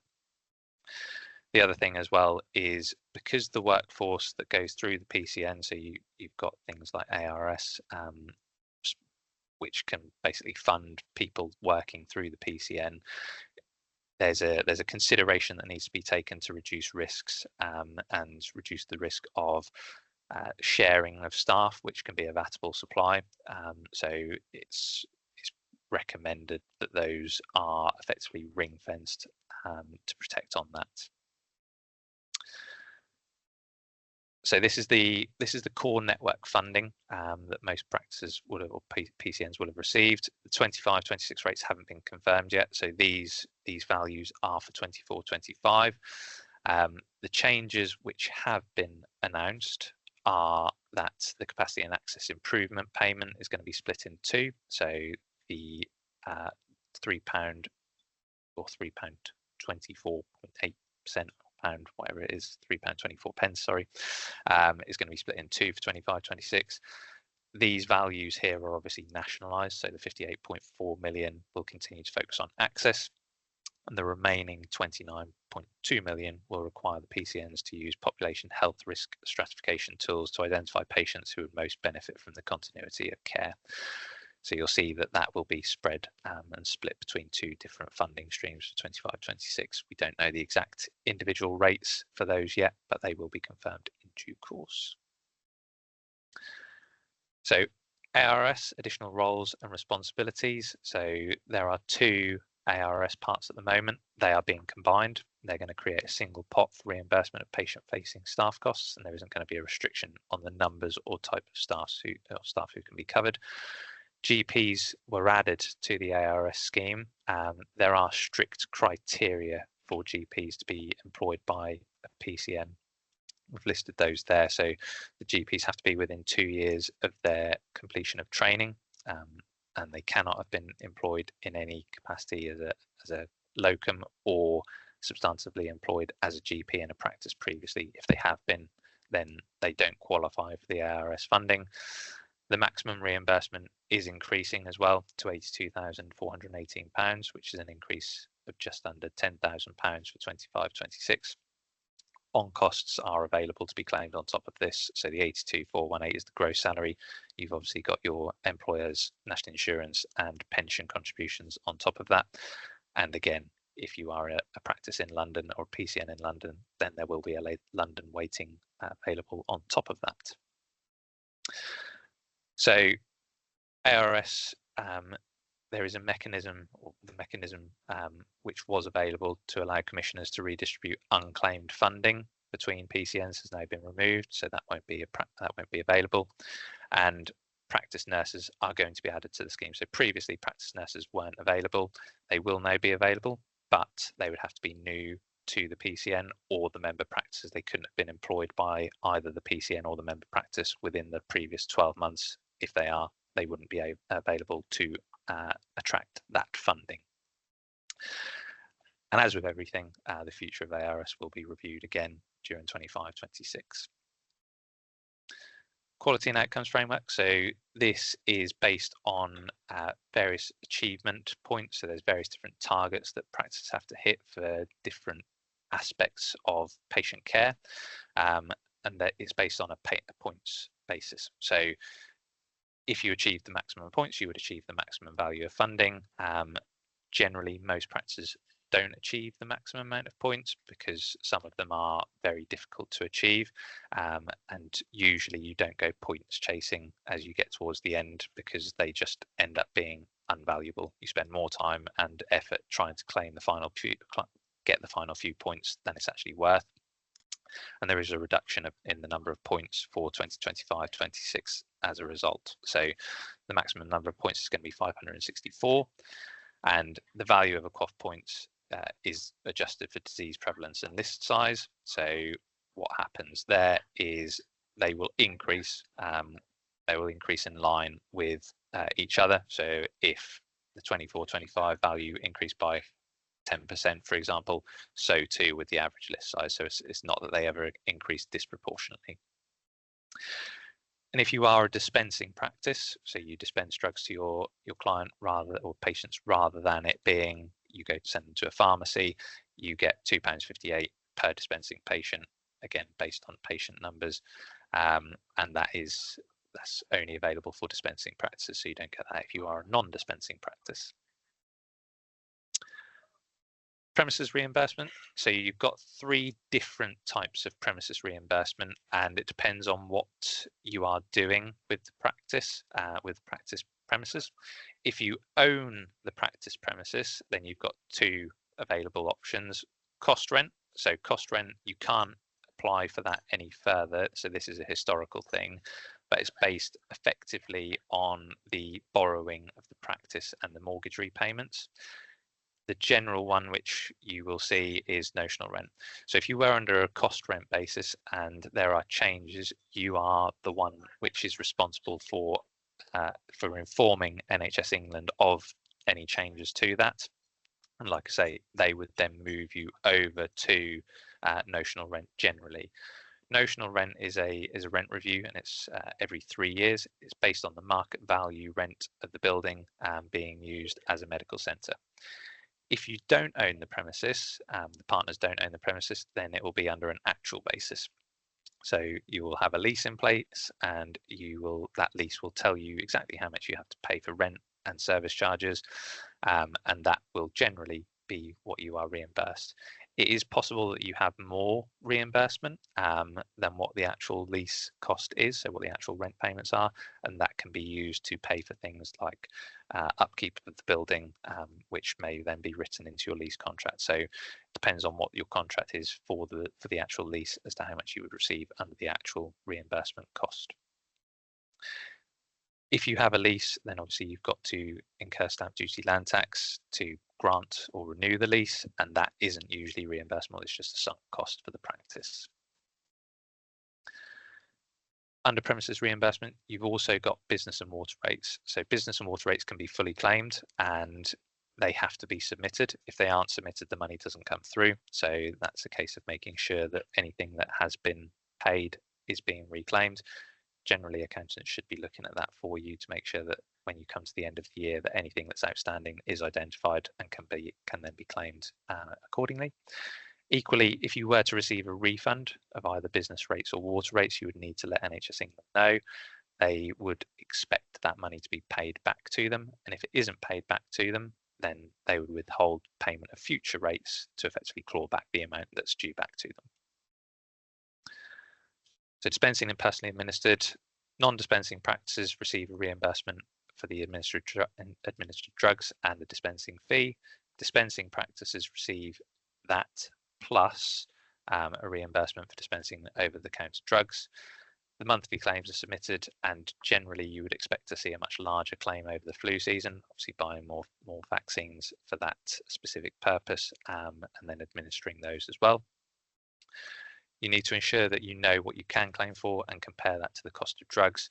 So drug prices value changes, and it goes up and down, and you need to make sure that you're claiming for the right amount. So the coding that can be used can sometimes be incorrect, and is something that if you're not achieving that drug margin average of around about 28 to 30%, that's certainly something to look into to make sure that you are reclaiming the right values, and not being underpaid effectively for incorrect drug claims. it's also important to make sure that you take a stock take at the year end to know what drugs you've got on stock or on the practice premises to be able to factor that value in. Other NHS income sources, again, this isn't a complete list, but it gives you an idea as to the sort of things that would be coming through. So winter access has been available for the past couple of years. It's to effectively cover the costs of additional services that need to be provided over those busier months for practices. GP transformation funding, so transforming things to be a more digital service. You can get funding for that. ICB lead income, appraisal income, there's various different things, but you can sort of get funding direct from NHS sources, which would then class as other NHS income. It's outside of your core contract. Non-NHS income, so this is anything that you earn from a non-NHS source. So these are things like private medical reports, private insurance examinations, so it might be shotgun licenses, HGV licenses, teaching medical students, or going into schools, for example, to deliver vaccines. So they're other NHS income sources because they don't come from NHS sources.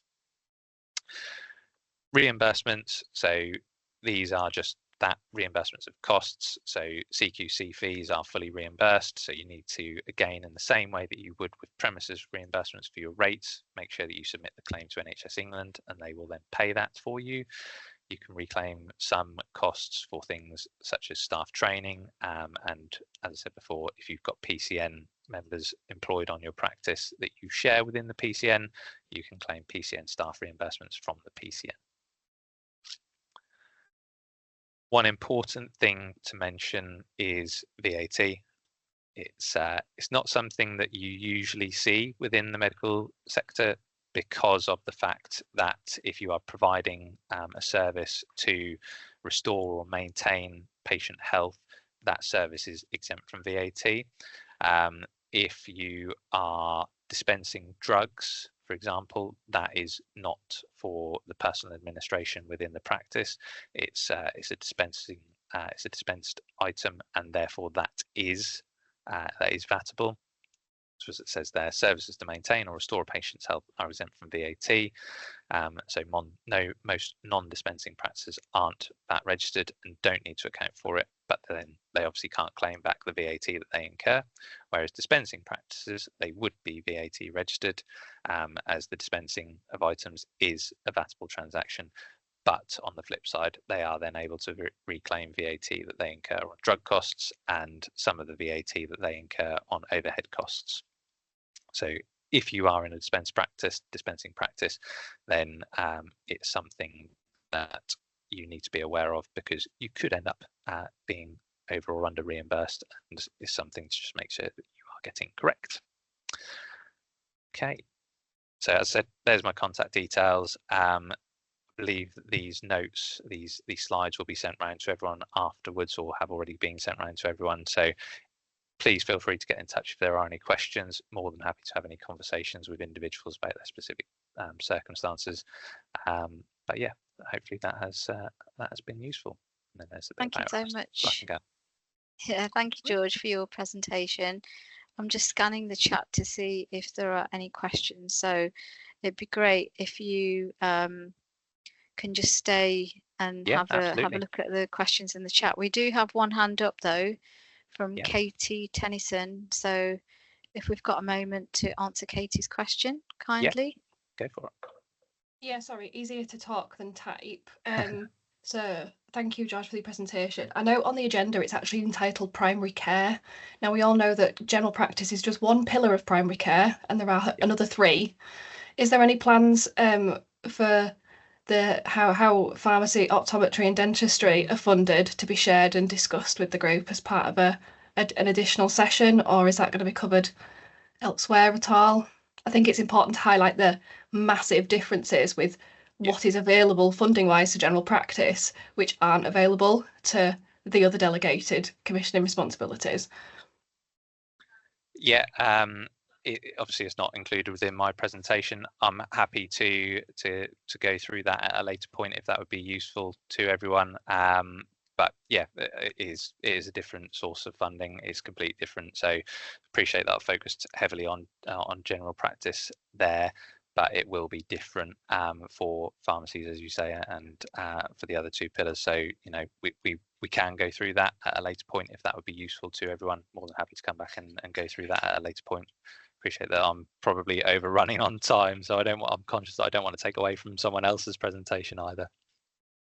That's great. Thank you, George. Before we say goodbye to you, I just wanted to say a big thank you. I have gone through the chat and marked the questions I think that we could do with your technical expertise on with a question mark, so it's easier to scan through. I'm just going to see if our next speaker is here, Shirley Whitfield and Usman Hussain. Yeah, right. Oh, that's brilliant. So we'll just give George another big thank you for his presentation, and hopefully he'll get around to answering some of the questions on the chat whilst we hand over to Shirley and Usman. Thank you. Thank you. Okay, I'll just share my screen. Can you see that okay? Yes, we can see the screen. Thank you. Good. Okay. So thank you for this session. So we're going to spend about half an hour just going through understanding budgets. If we could leave any questions to the end or do what we've just done with George, that would be really useful. So I'll just introduce myself. So my name's Shirley Whitfield. I'm the Senior Divisional Finance Manager at East Lancashire Hospital Trust. And with me today is Usman Hussain, who's a Senior Financial Advisor at ELHT. Just to start, I just want to go through a little bit of what ELHT is and what we are, just so that you understand when we get to the budgets what we're talking about. So we employ over 10,000 staff and we treat over 700,000 patients a year. We've actually got 5 hospital sites and various community sites. So we're a very big hospital and we have over 1,000 beds as well. We also are a specialist centre for liver and health and head and neck urological cancer services. We're also a cardiology centre and we have a level 3 accreditation for neonatal intensive care and CAMS services. And we have 2 very, very large PFI sites across Blackburn and Burnley, so Blackburn being our BTH and Burnley General Hospital, at value of 70 million and 20 million respectively. And our annual income is 700 million. So we are actually a very big acute trust. Just giving you a bit of a background on our finance departments within ELHT. So many other trusts may be different, but within our trust, we have subsections within our finance department. So we have financial management or a management accounts team, depends which way you want to call it, but it's the same thing. So we provide information that the trust needs to understand its cost base and drivers on its income and expenditure. Basically, this team are the ones who have day-to-day interaction with the budget holders. We have budget holder meetings to understand their cost base and any potential income that they can receive into the trust. Our next team that we have is income and costing. So this team focuses on income reporting, SLAM monitoring and contracting. And it's the contact department for all contracting issues. They lead on contract negotiations as well with the commissioners for the trust to try and get more income in, as well as overseeing the costing and efficiency reporting. The next team that we have is financial accounts. So this team leads on liquidity and capital income and expenditure. And they also lead on the audit. When we get an external audit in to review our statutory accounts, they are the lead division on that. We also have, it's quite a new team, as this benefits realisation, and they've probably been with us about 18 months, maybe a little bit more. And they review investment decisions made by the trust and ensure that benefits are realised, and that when we've done improvement cases, have we actually realised what we were meant to do when the improvement case was input. Now, some trusts may have payroll functions, accounts payable functions and accounts receivable functions within their trust. We don't. We actually outsource that to East Lancashire services, which do that on our behalf. Just moving on to the trust values. So within ELHT, we have the values on the left. So we put patients first at the core of everything that we do, and we uphold the respect of the individual. We always act with integrity, and we serve the community, and we promote positive change. Within the finance department, the trust and the future focused finance values are aligned and embedded into our finance culture. So we use the FFF values as a basis for even simplistic things, as in putting your vote in for Finance Employee of the Month. We make sure that that vote corresponds with all the values within FFF. So what is a budget and how does it all work? Which is why we're on this session. So what is a budget? So at home, we all budget. So every time we get a pay packet at the end of the month, we know what bills we have to pay. We know if we've got something coming up that we need to spend our money on. So we all budget at home. So it's no different in one of our organisations. It's just on a much bigger scale. So it's a plan of what we intend to do each period. And the period can vary. It can be a month, it can be a day, it can be annually. It's just a plan of what you're going to spend your money on. Now, within a trust and in any organisation, you've got to look at your manpower. So there are many different things in the manpower. So it's understanding if we've got anything that we need to adhere to. So say for staffing on the ward. So each ward will go away and they will look at what requirements they have on the ward. So the qualified to unqualified nurse ratio. And we call that a professional judgment. And every ward goes through this annually to see what manpower numbers they require. And it also goes off ward configuration. So if there's nooks and crannies round on a ward and they may need more staffings in order to make sure that the patients are in a safe environment. Within that as well, we've got all the non-pay items. So the non-pay items are things like your drugs, your bedding, your linen, your staff uniforms, insurance for the trust, which is quite a hefty amount of money per year. We all have to make sure that we understand what we are spending our money on. On the flip side of that, we then have to say, right, well, what available resource do we have that can fund all this expenditure that we've just discussed? Without that available resource, we will struggle to break even at the end of the month or year.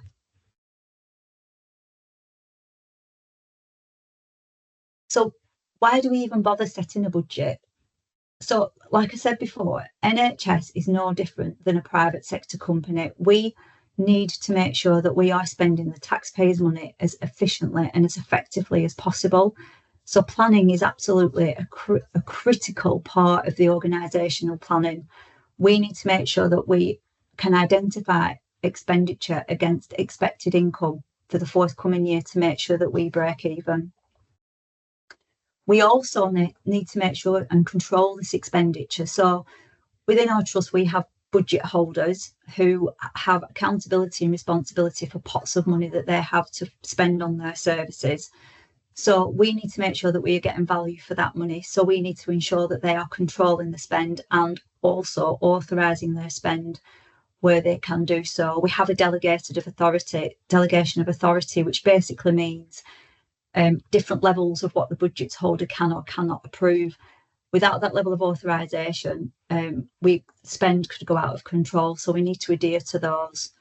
And performance and accountability. So just going back to the budget holders again, budgets are critical to organisational success. And we need to ensure that the budget holders understand their expenditure and understand what income potential that they could have to offset anything that hits their budget statements. So just give you a bit of a flavour of how we actually set our budgets in ELHT. Now, different trusts actually set their budgets in very different ways. So just to give you a bit of an example of how we have set it for this financial year. So contracting round for 24-25 has been simplified. So we're on a block contract. So in a nutshell, what that means, it's the income that we can get into our trust. So we go into negotiations. So the income and costing team go into negotiations around what level of income we can receive in the forthcoming year. On top of that, we look at any other income streams that potentially we could have. So education funding. So for example, if we have FY doctors, we will get a proportion of funding to offset their costs. It doesn't fully cover their costs, but it's a proportion of the funding that we get. Also, overseas visitors, we invoice them for any procedures or any help that they've had. And then research and development, if we've got any research and development schemes on, we can receive the income to support those.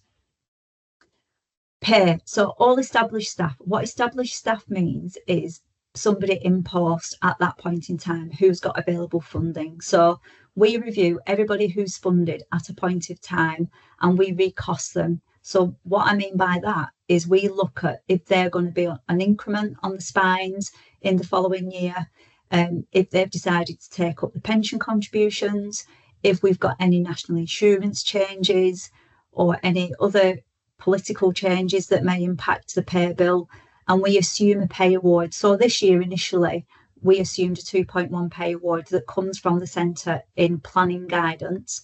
Obviously that was superseded by the 5% that we actually got for this financial year. Then what happens is the divisional finance managers, so the DFMs, go out into the services that they are providing support for and ask for any foreseen pressures or developments that that service can foresee. So if they've overspent this year on certain things because there's been a service development or anything else like that, price of gloves have gone up, something so simple as that, then we have to put that forward as precious funding to see if we've got available resources to fund that. The next bit is non-pay inflation. So non-pay inflation that we funded in our budgets is 1.7%, apart from the drugs, which was 0.6%. Now, we all know that non-pay inflation in reality was a lot higher than that. So this is attributing to the pressures that NHS trusts have, because it just does not cover the costs that we are seeing. Then we have to incorporate the costs of the liability insurance, which is called CNST. So that is something that is given to us every year. It's out of our control and we have to factor that into the pressures that we've got. From that, we then calculate the WRP, which is a waste reduction saving. So again, across many different trusts, they'll call it many different things, but it's a similar thing. It's cost improvement programme that's calculated.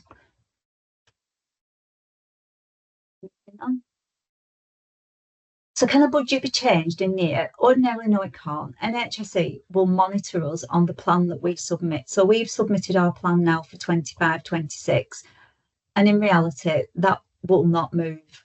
Sometimes local service plans can move, but our bottom line plan that we are going in with, so the amount of money that we will be in deficit or surplus, will not change.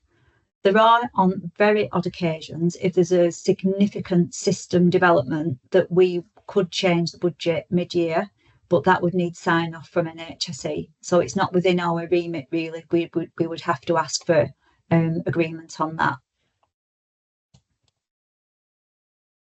So I'm just going to talk a little bit about capital and revenue. So you may have heard that there's capital budgets and revenue budgets, and what does it all mean? So ultimately, your capital budget, so NHS England this financial year had about £3.9 billion worth of capital money to spend. So what is capital? What does it mean? What does it mean to us when we're trying to manage the budgets? So it's usually something that lasts over a year. So it could be an X-ray machine, items like that. It's got to cost, at least on its own, over £5,000. So you can't add lots of different things together and it comes over to £5,000 unless it covers certain criteria. It cannot be capitalised. Every trust will receive a capital resource limit. Basically, that just means you get a pot of money for your capital that you're allowed to spend, and we cannot divert from that. We cannot exceed anything unless we ask for NHSE permission for that. Then we've got the revenue budgets. So this is everything that we've just spoken about when we're budget setting. So this is your day-to-day running. So it's your staff salaries, it's your consumables, it's your drugs, it's your staff uniforms, it's linen, it's cleaning materials, all those things that cost to run the hospital come under your revenue budget. And it's usually less than a year. So MOPS, for example, If you add the two together, NHSE for 24-25's budget was approximately £190 billion.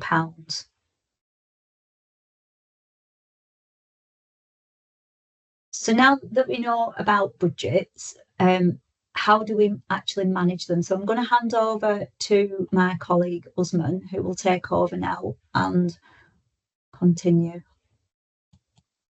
Hello, thank you for that. So what is financial management?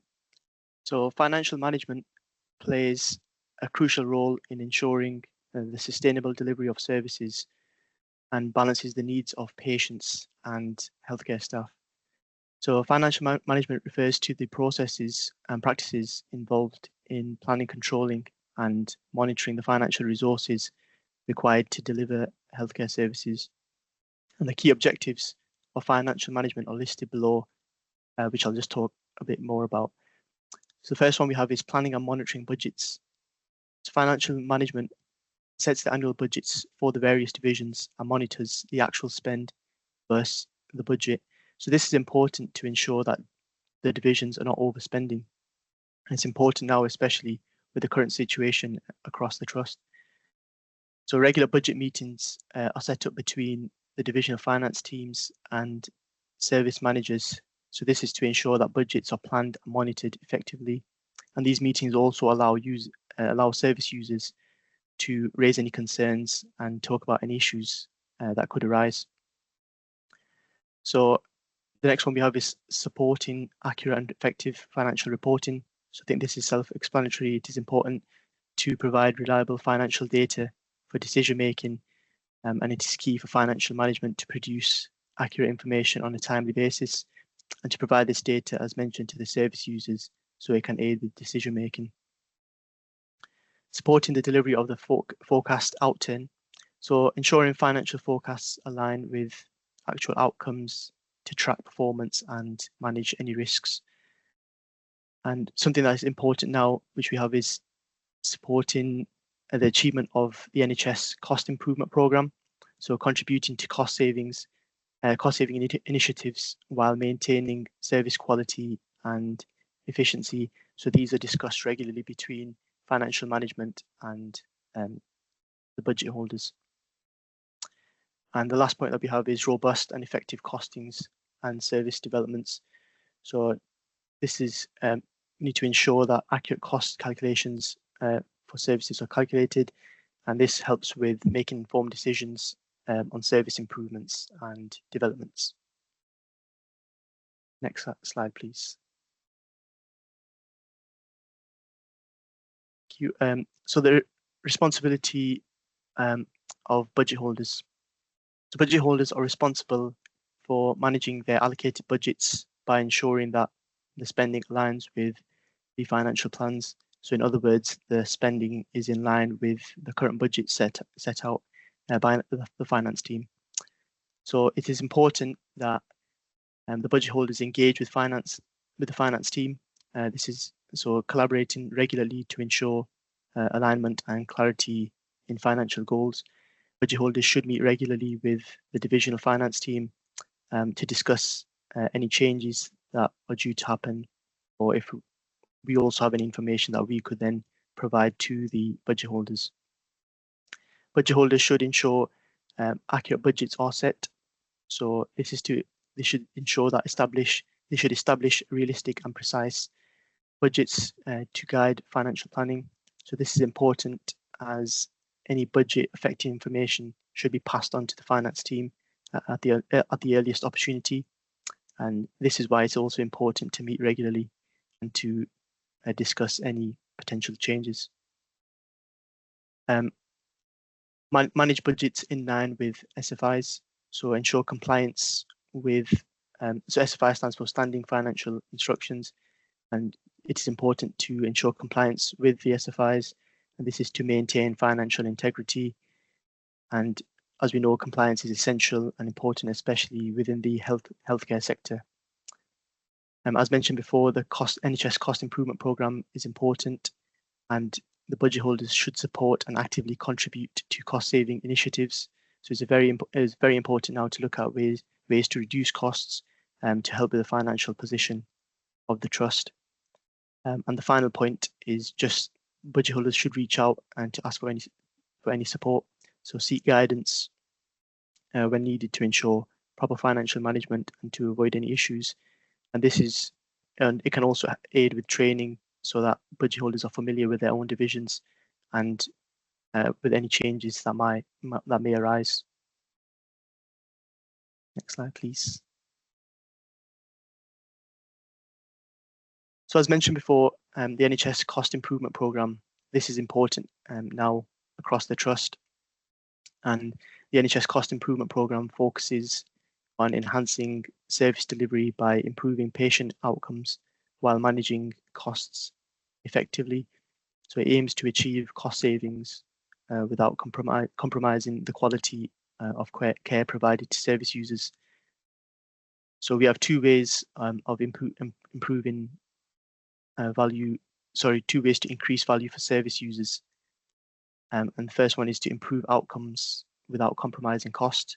So to do this by focusing on enhancing patient care and service quality while managing and optimizing costs. The second one we have is to reduce costs without compromising outcomes. So by identifying areas to streamline operations and reduce waste while maintaining high quality care and outcomes.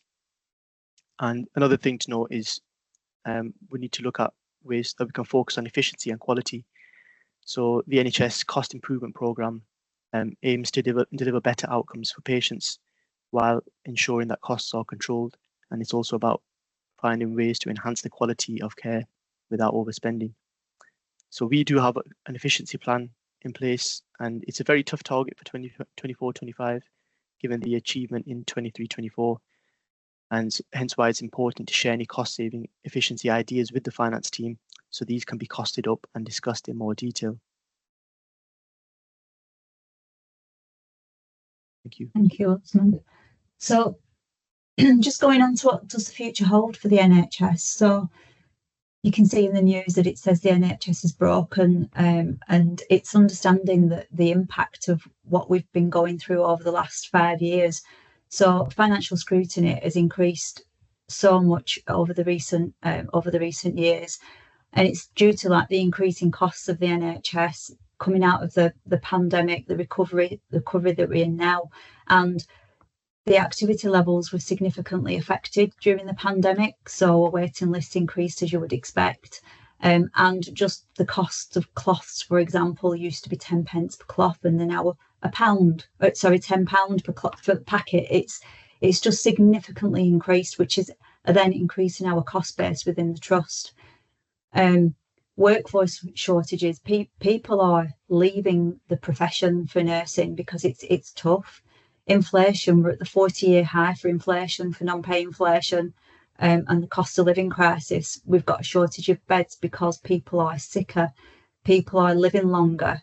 Like I said previously, we've got longer waiting lists, an ageing population, a growing population. NHS trying to keep up with the growth in digital technology, and obviously political changes are significantly affecting why we're having so much more financial scrutiny than we've ever had before, and it's getting tough. So how can we help manage the pressures of the NHS? So we've tried to move with the times. We've created ICBs, also known as integrated care boards. We've seen more trusts merging. Manchester is now governed by one acute trust. We're trying to work collaboratively across trusts to standardise system working, to try and pull out more efficiencies and to standardise practices, and also to adopt best practice. So there are models that we're trying to use, like Model Hospital, where you can look at where your peers are in there and benchmark yourself and see what are they doing good that we could do better or the same, and try and implement them within our trust. And also it provides joint access as well across wider patch for patients. So there's more availability to patients with us trying to change our landscape for the NHS. So that's it from me and Usman at the moment. Are there any questions that anybody wants me to answer? Thanks, Shirley, and thanks, Usman. That was a really, really great talk. I'm just scanning down to see if there are any questions in the chat. I can't see any immediately because I've just gone through. Oh, something's just popped up. Oh, just a note from one of our delegates saying that was a great presentation. So thank you. Thank you. I'm going to open up if anybody has any questions. We have a few minutes. If you'd like to put your hands up or put something in the chat. Otherwise, we will. Oh, Jane from I know UCL. it's me again. Yes. It's me again. And But we have Paula as I've always well. got lots of questions.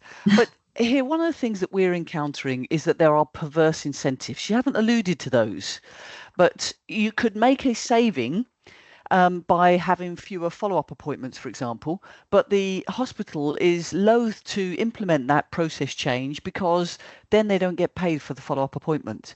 And so I think that's one of the things that we have to tackle. And I'm just wondering whether there's a community of practice that influences up in NHS England so that those perverse incentives can be eradicated.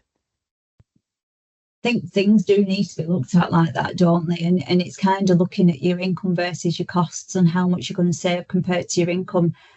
And I do think we can learn from other trusts if they've implemented things like that. So this is why we're trying to work collaboratively. But it's a fair point, Jane. Yeah, totally agree with you.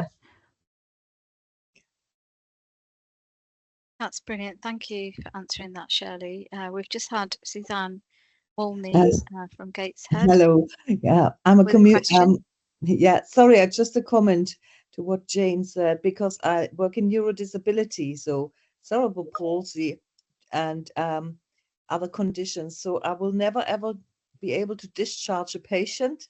So I'm asked to see many more new patients, but I'm now not able to see all my follow-up patients who I cannot discharge. I will transition them to adult service. So I think the incentive is not right for example, these conditions, which are long-term, and there's no payment unless I see a new patient.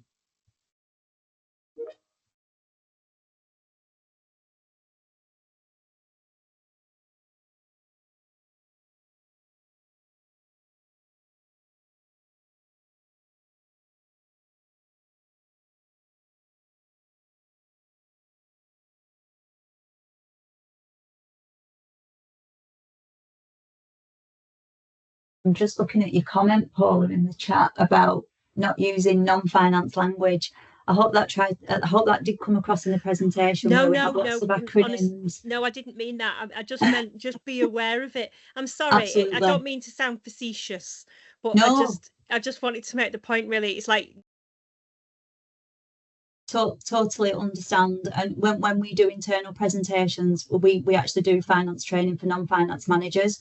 We try our best to get rid of the acronyms and try and use terms that non-finance people would understand. Yeah, totally agree with that. Yeah, thanks, Shirley. That's all I was meaning, and I wasn't meaning to be facetious. I was just making the point, really, because it really does strike fear in my knees as soon as I get that email from finance saying, "Would you like to have a meeting?"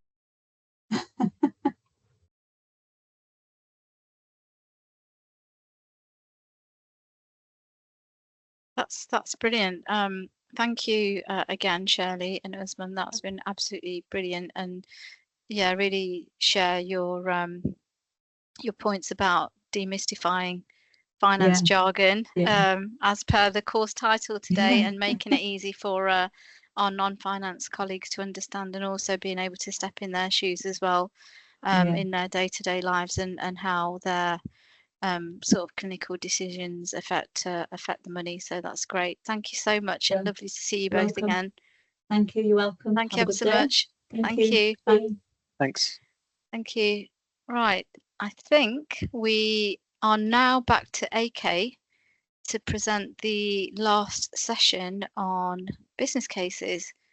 AK, are you there? I am there. Got you back. I hear a faint voice in the background. So yes, I'm back. Oh, brilliant. Thank you. I'll hand over to you now then. Thanks, Pam. Thanks for all your help today. That's all right. So we are on our final session. Numbers as the day goes on, numbers start to dwindle down, and a high proportion of this talk gets watched back on playback. So I'm going to be brief and try and simplify business cases as best as I can. So first of all, we are going to be trying to put together a lot of the stuff that we've talked about today into the concept of business cases. And what we are going to do is talk about the generic processes for business cases. This is the textbook way of doing business cases. A lot of organizations have their own processes and their own paperwork and forms. But if you go through this process and kind of put together this information, it should all come together and convey the same right information for your business case. So that's the idea behind it. So this what we're going to talk about is based on something called the Better Business Cases kind of program, which is what public sector business cases have been based on for about 25 years or so. It is something that's been set into the Treasury published it as the main way of doing things, and there are whole courses dedicated to writing business cases. I would not recommend doing them though. I would recommend not doing the Better Business Cases foundation or practitioner model, because what you will tend to find is that they are for multi-million-pound business cases, and most of our NHS ones are much smaller and do not need that level of the process that they go through. So what we're going to try and do is go through the basics.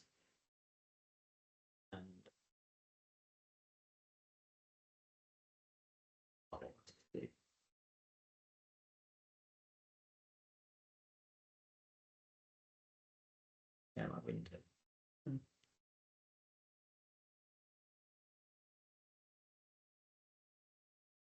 So first we're going to talk about what a business case is. Now, we call it a business case in the NHS. In the private sector, it's often just called a business plan. It is what most companies, startups, have to go through to develop and seek funding. So a business case is a document or a request for resource and money to fulfill that resource. That's what we most commonly know it as. It is also, in the public sector, a documentation of the processes that have been followed to determine what decision has been made. So why have you done this? And the idea is the business case should show why you've went through this process, why you've chosen this option, and you've done this way as a way of addressing your whatever it is you're trying to address. So that is the key thing about business cases. There's twofold to it. The other thing you probably need to do is understand your individual organizational process and who are you going to be pitching this business case to. In order to do that, you have to have some sort of ballpark idea of the ballpark costs of whatever you're realistically trying to achieve. Okay.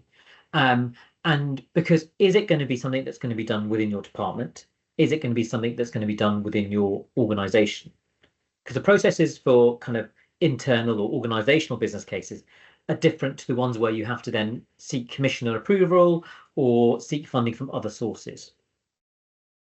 And then therein lies the other issue, is that you've got to make sure you try and find the best source to pitch a business case. So there are various pots of money around, and we'll talk about some tips about getting access to those pots of money. But if your business case is for productivity, then by all means, and operational stuff, then by all means go through the commissioners or through your organization. If it's more geared towards education, then go through the workforce deanery, or what used to be called the deaneries, but the workforce departments and the medical education centres. If it's going to look at patient safety, there are other patient safety pots of money around. So work out what process you need to follow for your business case to get the what you need. Okay. The other thing is, do you actually need a business case? Are you doing something new? Is it a new source of funding? As we talked about in the procurement talk, if you're upgrading or just replacing like for like, you might just need some sort of options appraisal, or you might need to do a trial of things. If you're doing a big project, where there are a number of dependent business cases. So, you know, you might need different departments or different areas doing their own business cases, but that can fall under what's called a program. So it's called a program of business cases, and that often requires project management, and it's a much bigger thing because each business case, they all kind of are interlinked. And it might be that you need one after the other, sequential or at the same time. So is this a isolated process, or is this something that needs to be done with multiple people involved, stakeholders, as they call it? And then we move into the exact business case and what needs to be in it.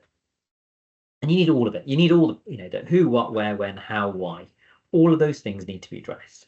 And what we're going to try and do today is put it into a structure that makes sense.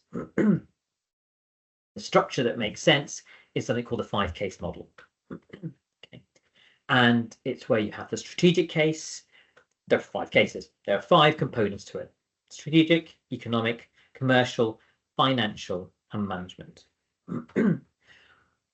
As we said earlier, most business cases cannot be done on an individual basis. You need advice and help from your procurement team, potentially, or from your people partners or HR, whatever you want to call them, and often your finance team, because they all have access to key bits of information that will help you build your business case and build a good business case.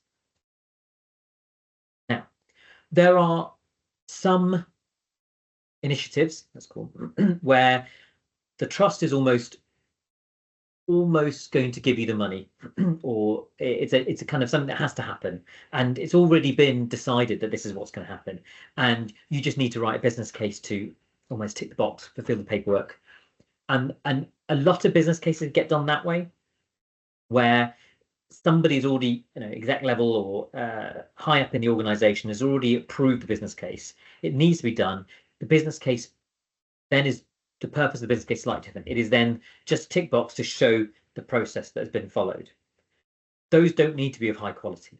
And that's why you'll find lots of business cases that are written like that.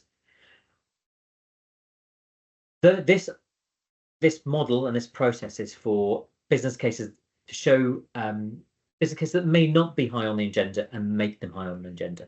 So if you can do it this way, you can it's almost like a dragon's den, where you're pitching for people to invest in you. Okay? And this gives you a structure of how to do that. And I even used a similar structure to this when I wrote a business plan for kind of projects and stuff that I've done out of the NHS. So, drivers for a business case. Now, the biggest error that people make when they're writing business cases, and I've looked at numerous business cases, and it's very clear when a business case has been written with an answer in mind, because that particular option is done in detail, and all the other components and all the kind of surrounding information is not. So when you're writing a business case, the main driver for business cases is to solve a problem. So you have to show that there's a problem, and these are the options to solve it, and you've chosen a particular option. Okay, that is the driver for 90% of business cases. You can do business cases to improve quality, which will then reduce costs. So if you haven't really got a problem, but you want to excel and improve your quality to another level, it's a harder business case to do, but it is possible, and you can do business cases to improve quality. Okay. But you ultimately have to show it reduces costs as well. That's where the caveat for that one is. Solve the problem. So what we're going to try and do is, and with that, you have to use as we said earlier, you've got to use the value equation. You've got to show you're gaining in value. You've got to show that your improvement in quality is worth your cost. Okay. I'm not going to go over this again. It's in the first talk into the introduction for those that missed the earlier talk. But this is the value equation. This is what you have to show. Is you have to show your project has value for money. There are, for the bigger business case, and most business case processes are one-stop, you go straight to the full business case. Okay. But if your business case is of sufficient size that you need to go through a step-by-step process, and so you have multiple barriers or hoops to go through, multiple meetings and groups and forums that you have to get it approved by, then they might want to do it in this way. And so this is the official way of doing it. You have something called a strategic outline case, which includes the context and your reason for and your need for change. It includes a strengths, weaknesses, opportunities, and threats analysis. That's a SWOT analysis, and an idea of the costs. And then so the idea is you don't spend too much time doing the whole thing before it gets knocked back or given advice to maybe change the focus or do this or that. And in the outline business case, you identify preferred options, you show value for money, and you have some sort of procurement or commercial plan, and you have an idea of how it's going to be rolled out. And then the full business case is almost just dotting the I's and crossing the T's. Okay. Now, as I said, most business cases in the NHS, unless you're building a whole new building, a new unit, won't have to go through the full process. So I'm going to go through it as if you're writing the main bits of it. For most of us, the strategic context is the most important bit. Okay. The strategic case is the most important bit. Okay, and this is where your business case will make or break. You have to align to the organization's ambitions and plans and aims. Okay. So you've got to show how your business case or your problem marries or meets the organizational plans. Okay. So currently my organization is about, we're trying to give the best possible care we can, but also achieving financial stability or sustainability, I think, is the current main aims. So that's what I've basically got to try and achieve when I'm writing a business case at the moment. If your business case looks like or appears to go against any of the main performance indicators, so whether it's the 2-week wait for cancers or the 18-week wait for diagnosis, any of those things, if it's going to negatively impact that, it'll get kind of shot down at the first step. Okay, so if you think it might do, or somebody might think that, you need to show how you're going to mitigate that. And I'll give you an example in a bit. But that's a strategic case. The next part of the strategic case is your case for change. Why is this a problem? And again, you've got to sell it. Use data. Use benchmarking, so compare yourself with other organizations. CQC data is all, recommendations are always good for driving your case for change. They're getting it right first time, which is the kind of reducing unwarranted variation. So again, they're all similar to benchmarking, but they're quite a powerful tool at the moment. Their recommendations carry a bit of weight. You can use data from the model health system or model hospital, as it used to be called, which is again a benchmarking database that you can access for all organizations. Mortality reviews and root cause analyses, if they show that there's a problem, again, add weight to your argument. I would say that for the most part, unless it's a mandated thing from the Royal College or NICE, which doesn't tend to happen very often, NICE and Royal College recommendations don't carry the same weight as clinicians think they do. But that's because NICE and the Royal Colleges come up with multiple recommendations quite often, and so it doesn't, and they don't really say it has to be done right now. It's normally this can be done in the next few years. You should do this, you should do that. So at some point you'll get it, but it may not prioritize you. It won't put you to the kind of the front of the queue, as it were. Whereas some of the other stuff may do. So an example. Now, again, these are from my own personal kind of experiences, so they are anaesthetically related, or at least related to theatres. Desflurane is an anaesthetic gas. It is bad for the environment. It's very bad for the environment, more so than any of the other stuff that we use. And my organisation was one of highest users in the region, and much higher than the national average, okay, of this particular drug. Okay, so I use this data. I mean, it's a bit old now, but at the time we used this data when I took over as the sustainability lead to bring in or purchase different types of equipment. So we've got some different pumps that can deliver anesthetics in a different way whilst having the same benefits that this particular drug offered. And within a few months and some gentle persuasion, we managed to convince all my colleagues to not use it, and we managed to stop using desflurane probably 2020, end of 2022, early 2023. We'd reduced it massively and then got rid of it. But the pumps were the key thing behind that. So we used that and we accessed some sustainability funding to try and get this stuff. So you can use the data plus using access to specific pots of money to get what you need. This was again from the model hospital. It is about appendicectomy. So when you operations to remove your appendix, and the national kind of guideline is that patients should be in and out of hospital within 2 days.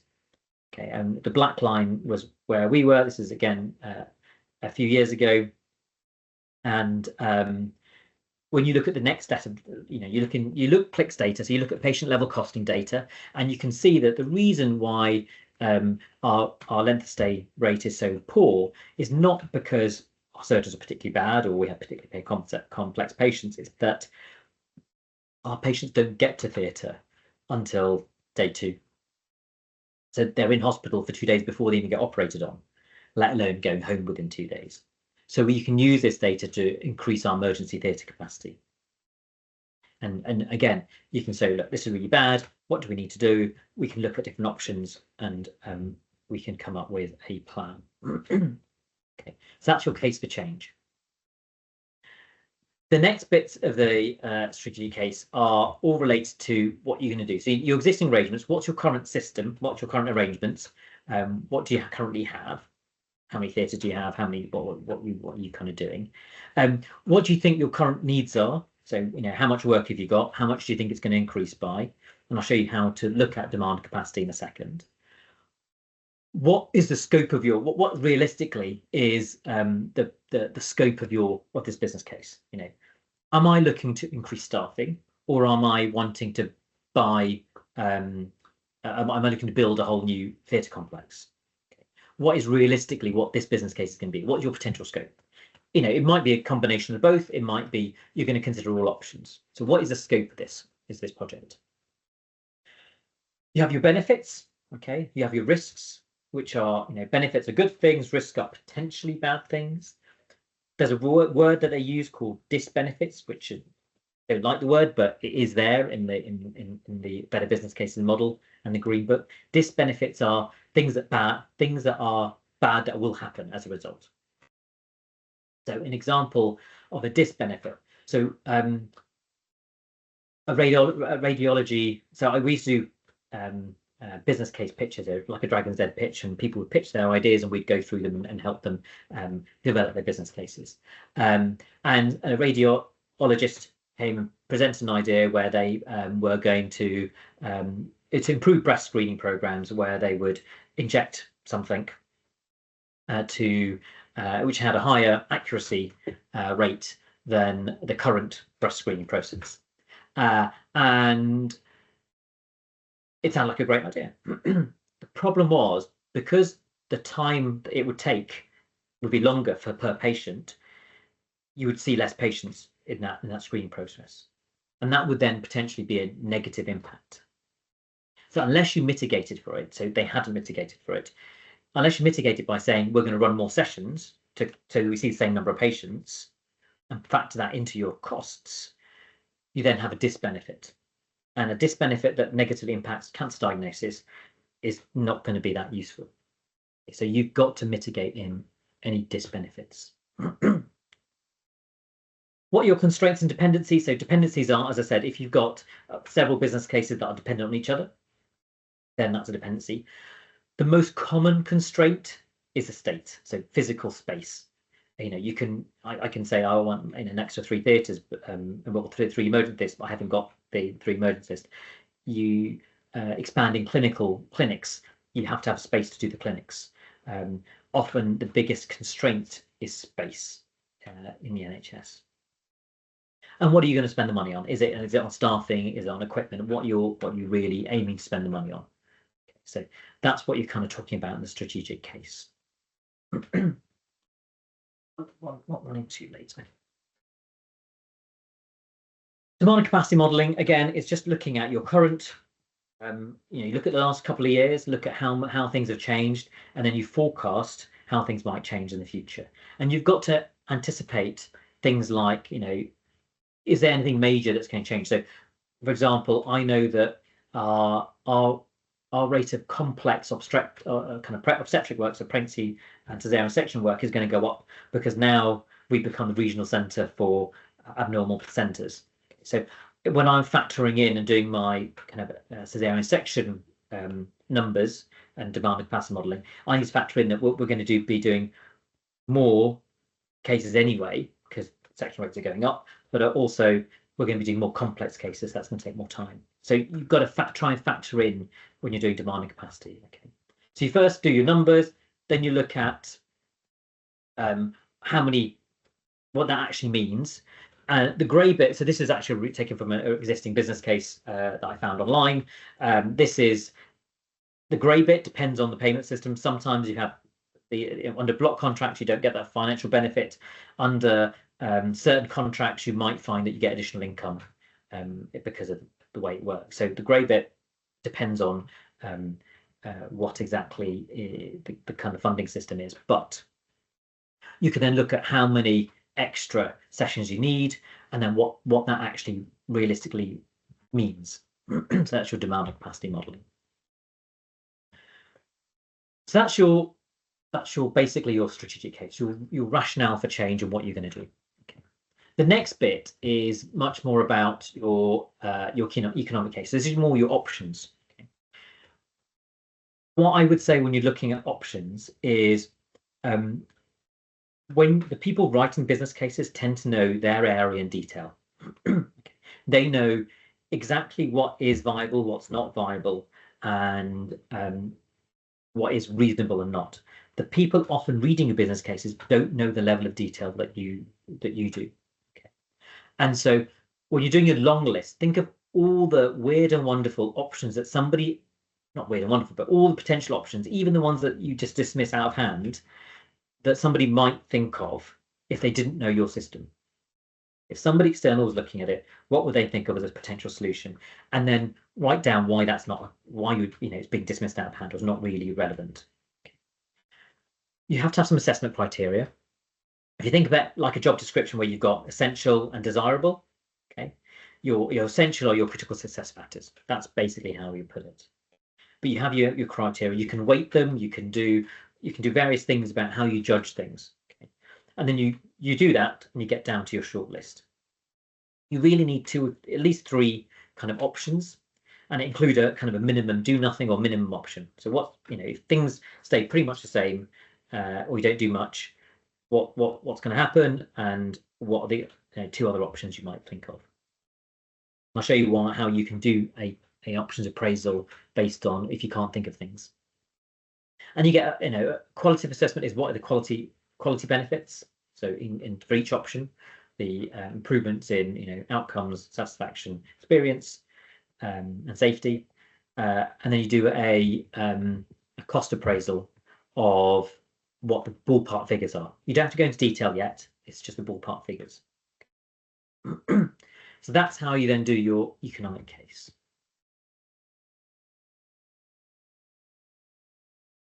The way of doing the options appraisal is by looking at what is it you're trying to do. You have a minimum, intermediate, maximum. So I use if we use increasing rail capacity in England as an option, what can be increasing the rail capacity? The minimum option between rail capacity between London and Birmingham, intermediate between London, Birmingham and the northwest. Maximum is London, Birmingham, northwest and the northeast. Okay. How and each line is independent. So how can be refurbishing existing lines, maximum is building whole new lines, the intermediate would be a mixture of the two. Okay. How can also, in terms of how you can also do it in the medical terminology, as to, you're going to have a clinic every week, a clinic every month, 3 clinics a week, that they can be the how. Okay, who's going to be delivering it? So is it going to be consultants? Is it a specialist? Is it going to be MDT? Who's going to be delivering the service? In the context of the training thing, it's a local, national, or international contractor, but it's who's going to be delivering the care. Implementation is all about the rollout. Is it going to be a pilot? Is it going to be a big bang, or are you going to be kind of roll it out gradually? Funding is it going to be a self-sustaining model where the funding is already there? Does it need be fully funding from commissioners? Is it internal funding from cost savings? So that's the kind of thing you kind of have to pull together. And what you do, what we've done for our business cases is just highlight the ones that are red, the non-starters, that don't meet the kind of essential criteria. The yellows are the possibles, and you write down why it's possible but not your preferred, and the green you highlight as your preferred option. And you kind of demonstrate you've thought of different options, and you've got a rationale why you've chosen what you've chosen. So this is probably a summary slide of that, and it has: is it needed? Why do we need to change? The risks, benefits, and you must include a quality case. The economic cases: is it value for money? What options have been considered? Which options have been chosen and why? The procurement case we've talked about already. It's about the whole life costs. You've got to look at contract issues. You've got to look at what kind of thing are you going to look at? Are you going to do direct award? Are you going to do competition?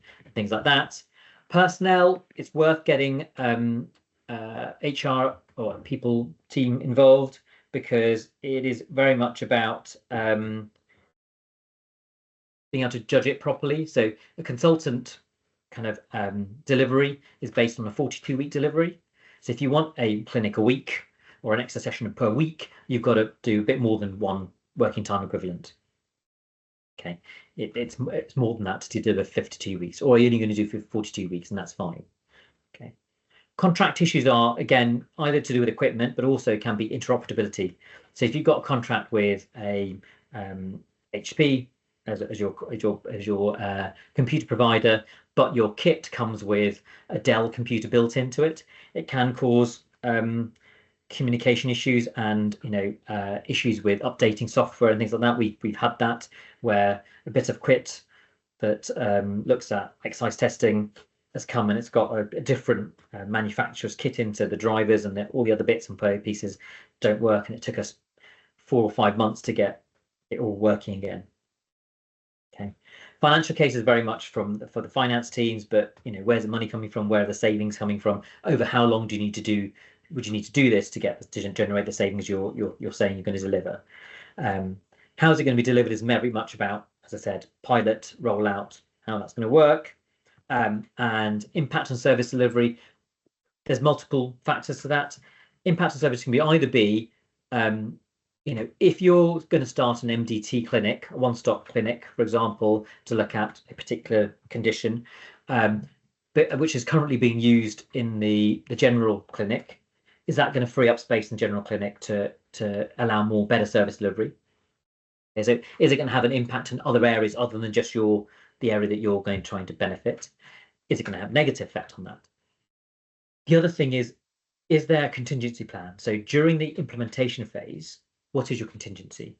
Okay, we have had to, so when we did a hospital reconfiguration and we moved renal and transplant services from one site to another, I think we were discussing, I'm not sure whether we ever did or not, but one of the contingency plans was to ask another hospital to take on our emergency renal transplants for a period of 24 hours while the physical movement was happening. So what is the impact on the service delivery? What is your fallback plan? If there's a delay, if you make a plan and then all of a sudden the government says, no, we're not giving you funding for another 10 years, what are you going to do? Okay, so what is your contingencies for that? So that's impact service delivery. Often your business cases may affect multiple people, multiple groups, not just within your department, your team, but may have multiple areas. Don't allow them to be barriers. So get them to address their concerns, get them involved in it, get their support, and get their perspectives on things so that they can be they can be part of the process. Okay. The best business cases are the ones supported by multiple areas, and because then there's very little the execs can do to block it, because it's got cross-party support, I think is the word that they use in politics. Okay. Timing is important. Okay, so small capital business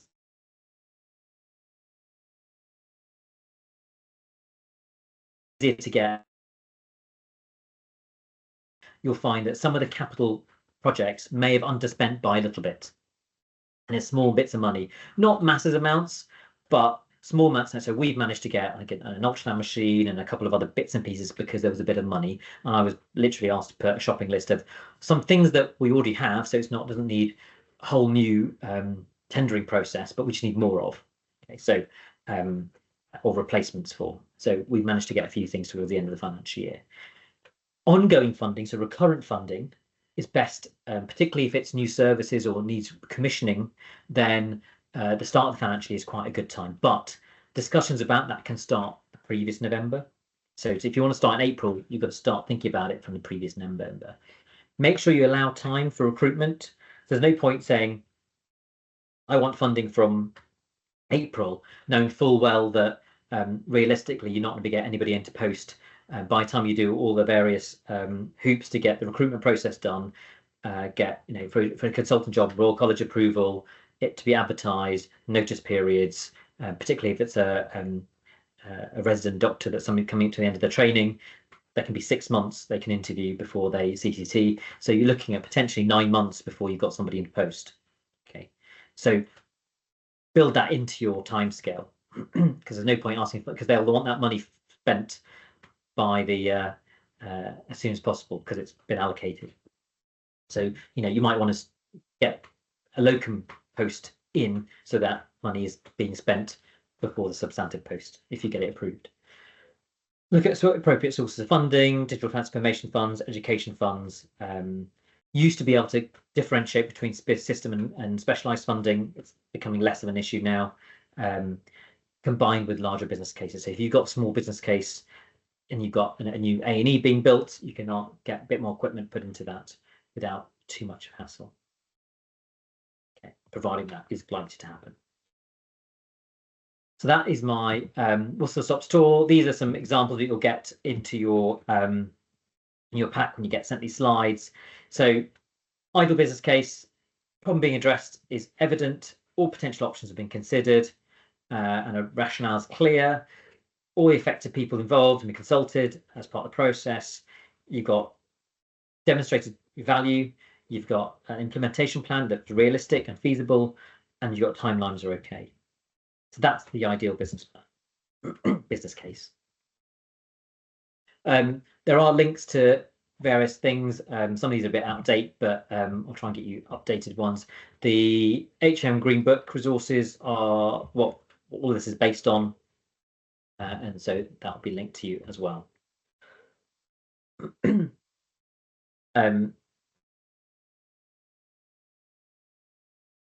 So hopefully it's made sense. I'll try and answer some of the questions.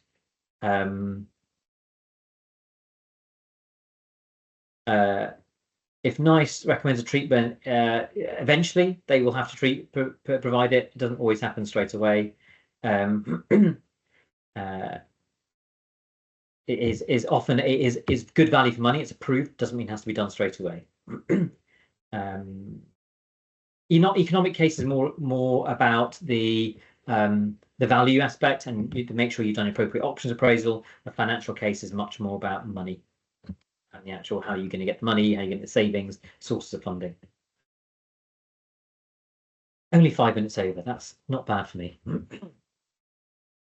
I said, thank you very much for sticking with it. Hope you had a good day. You'll get feedback forms. You'll get slides.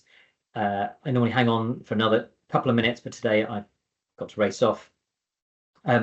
If you're happy, I'm happy to answer questions by email. It's my name at nhs.net. Yeah. Thanks, Pam, for all your help in chairing today.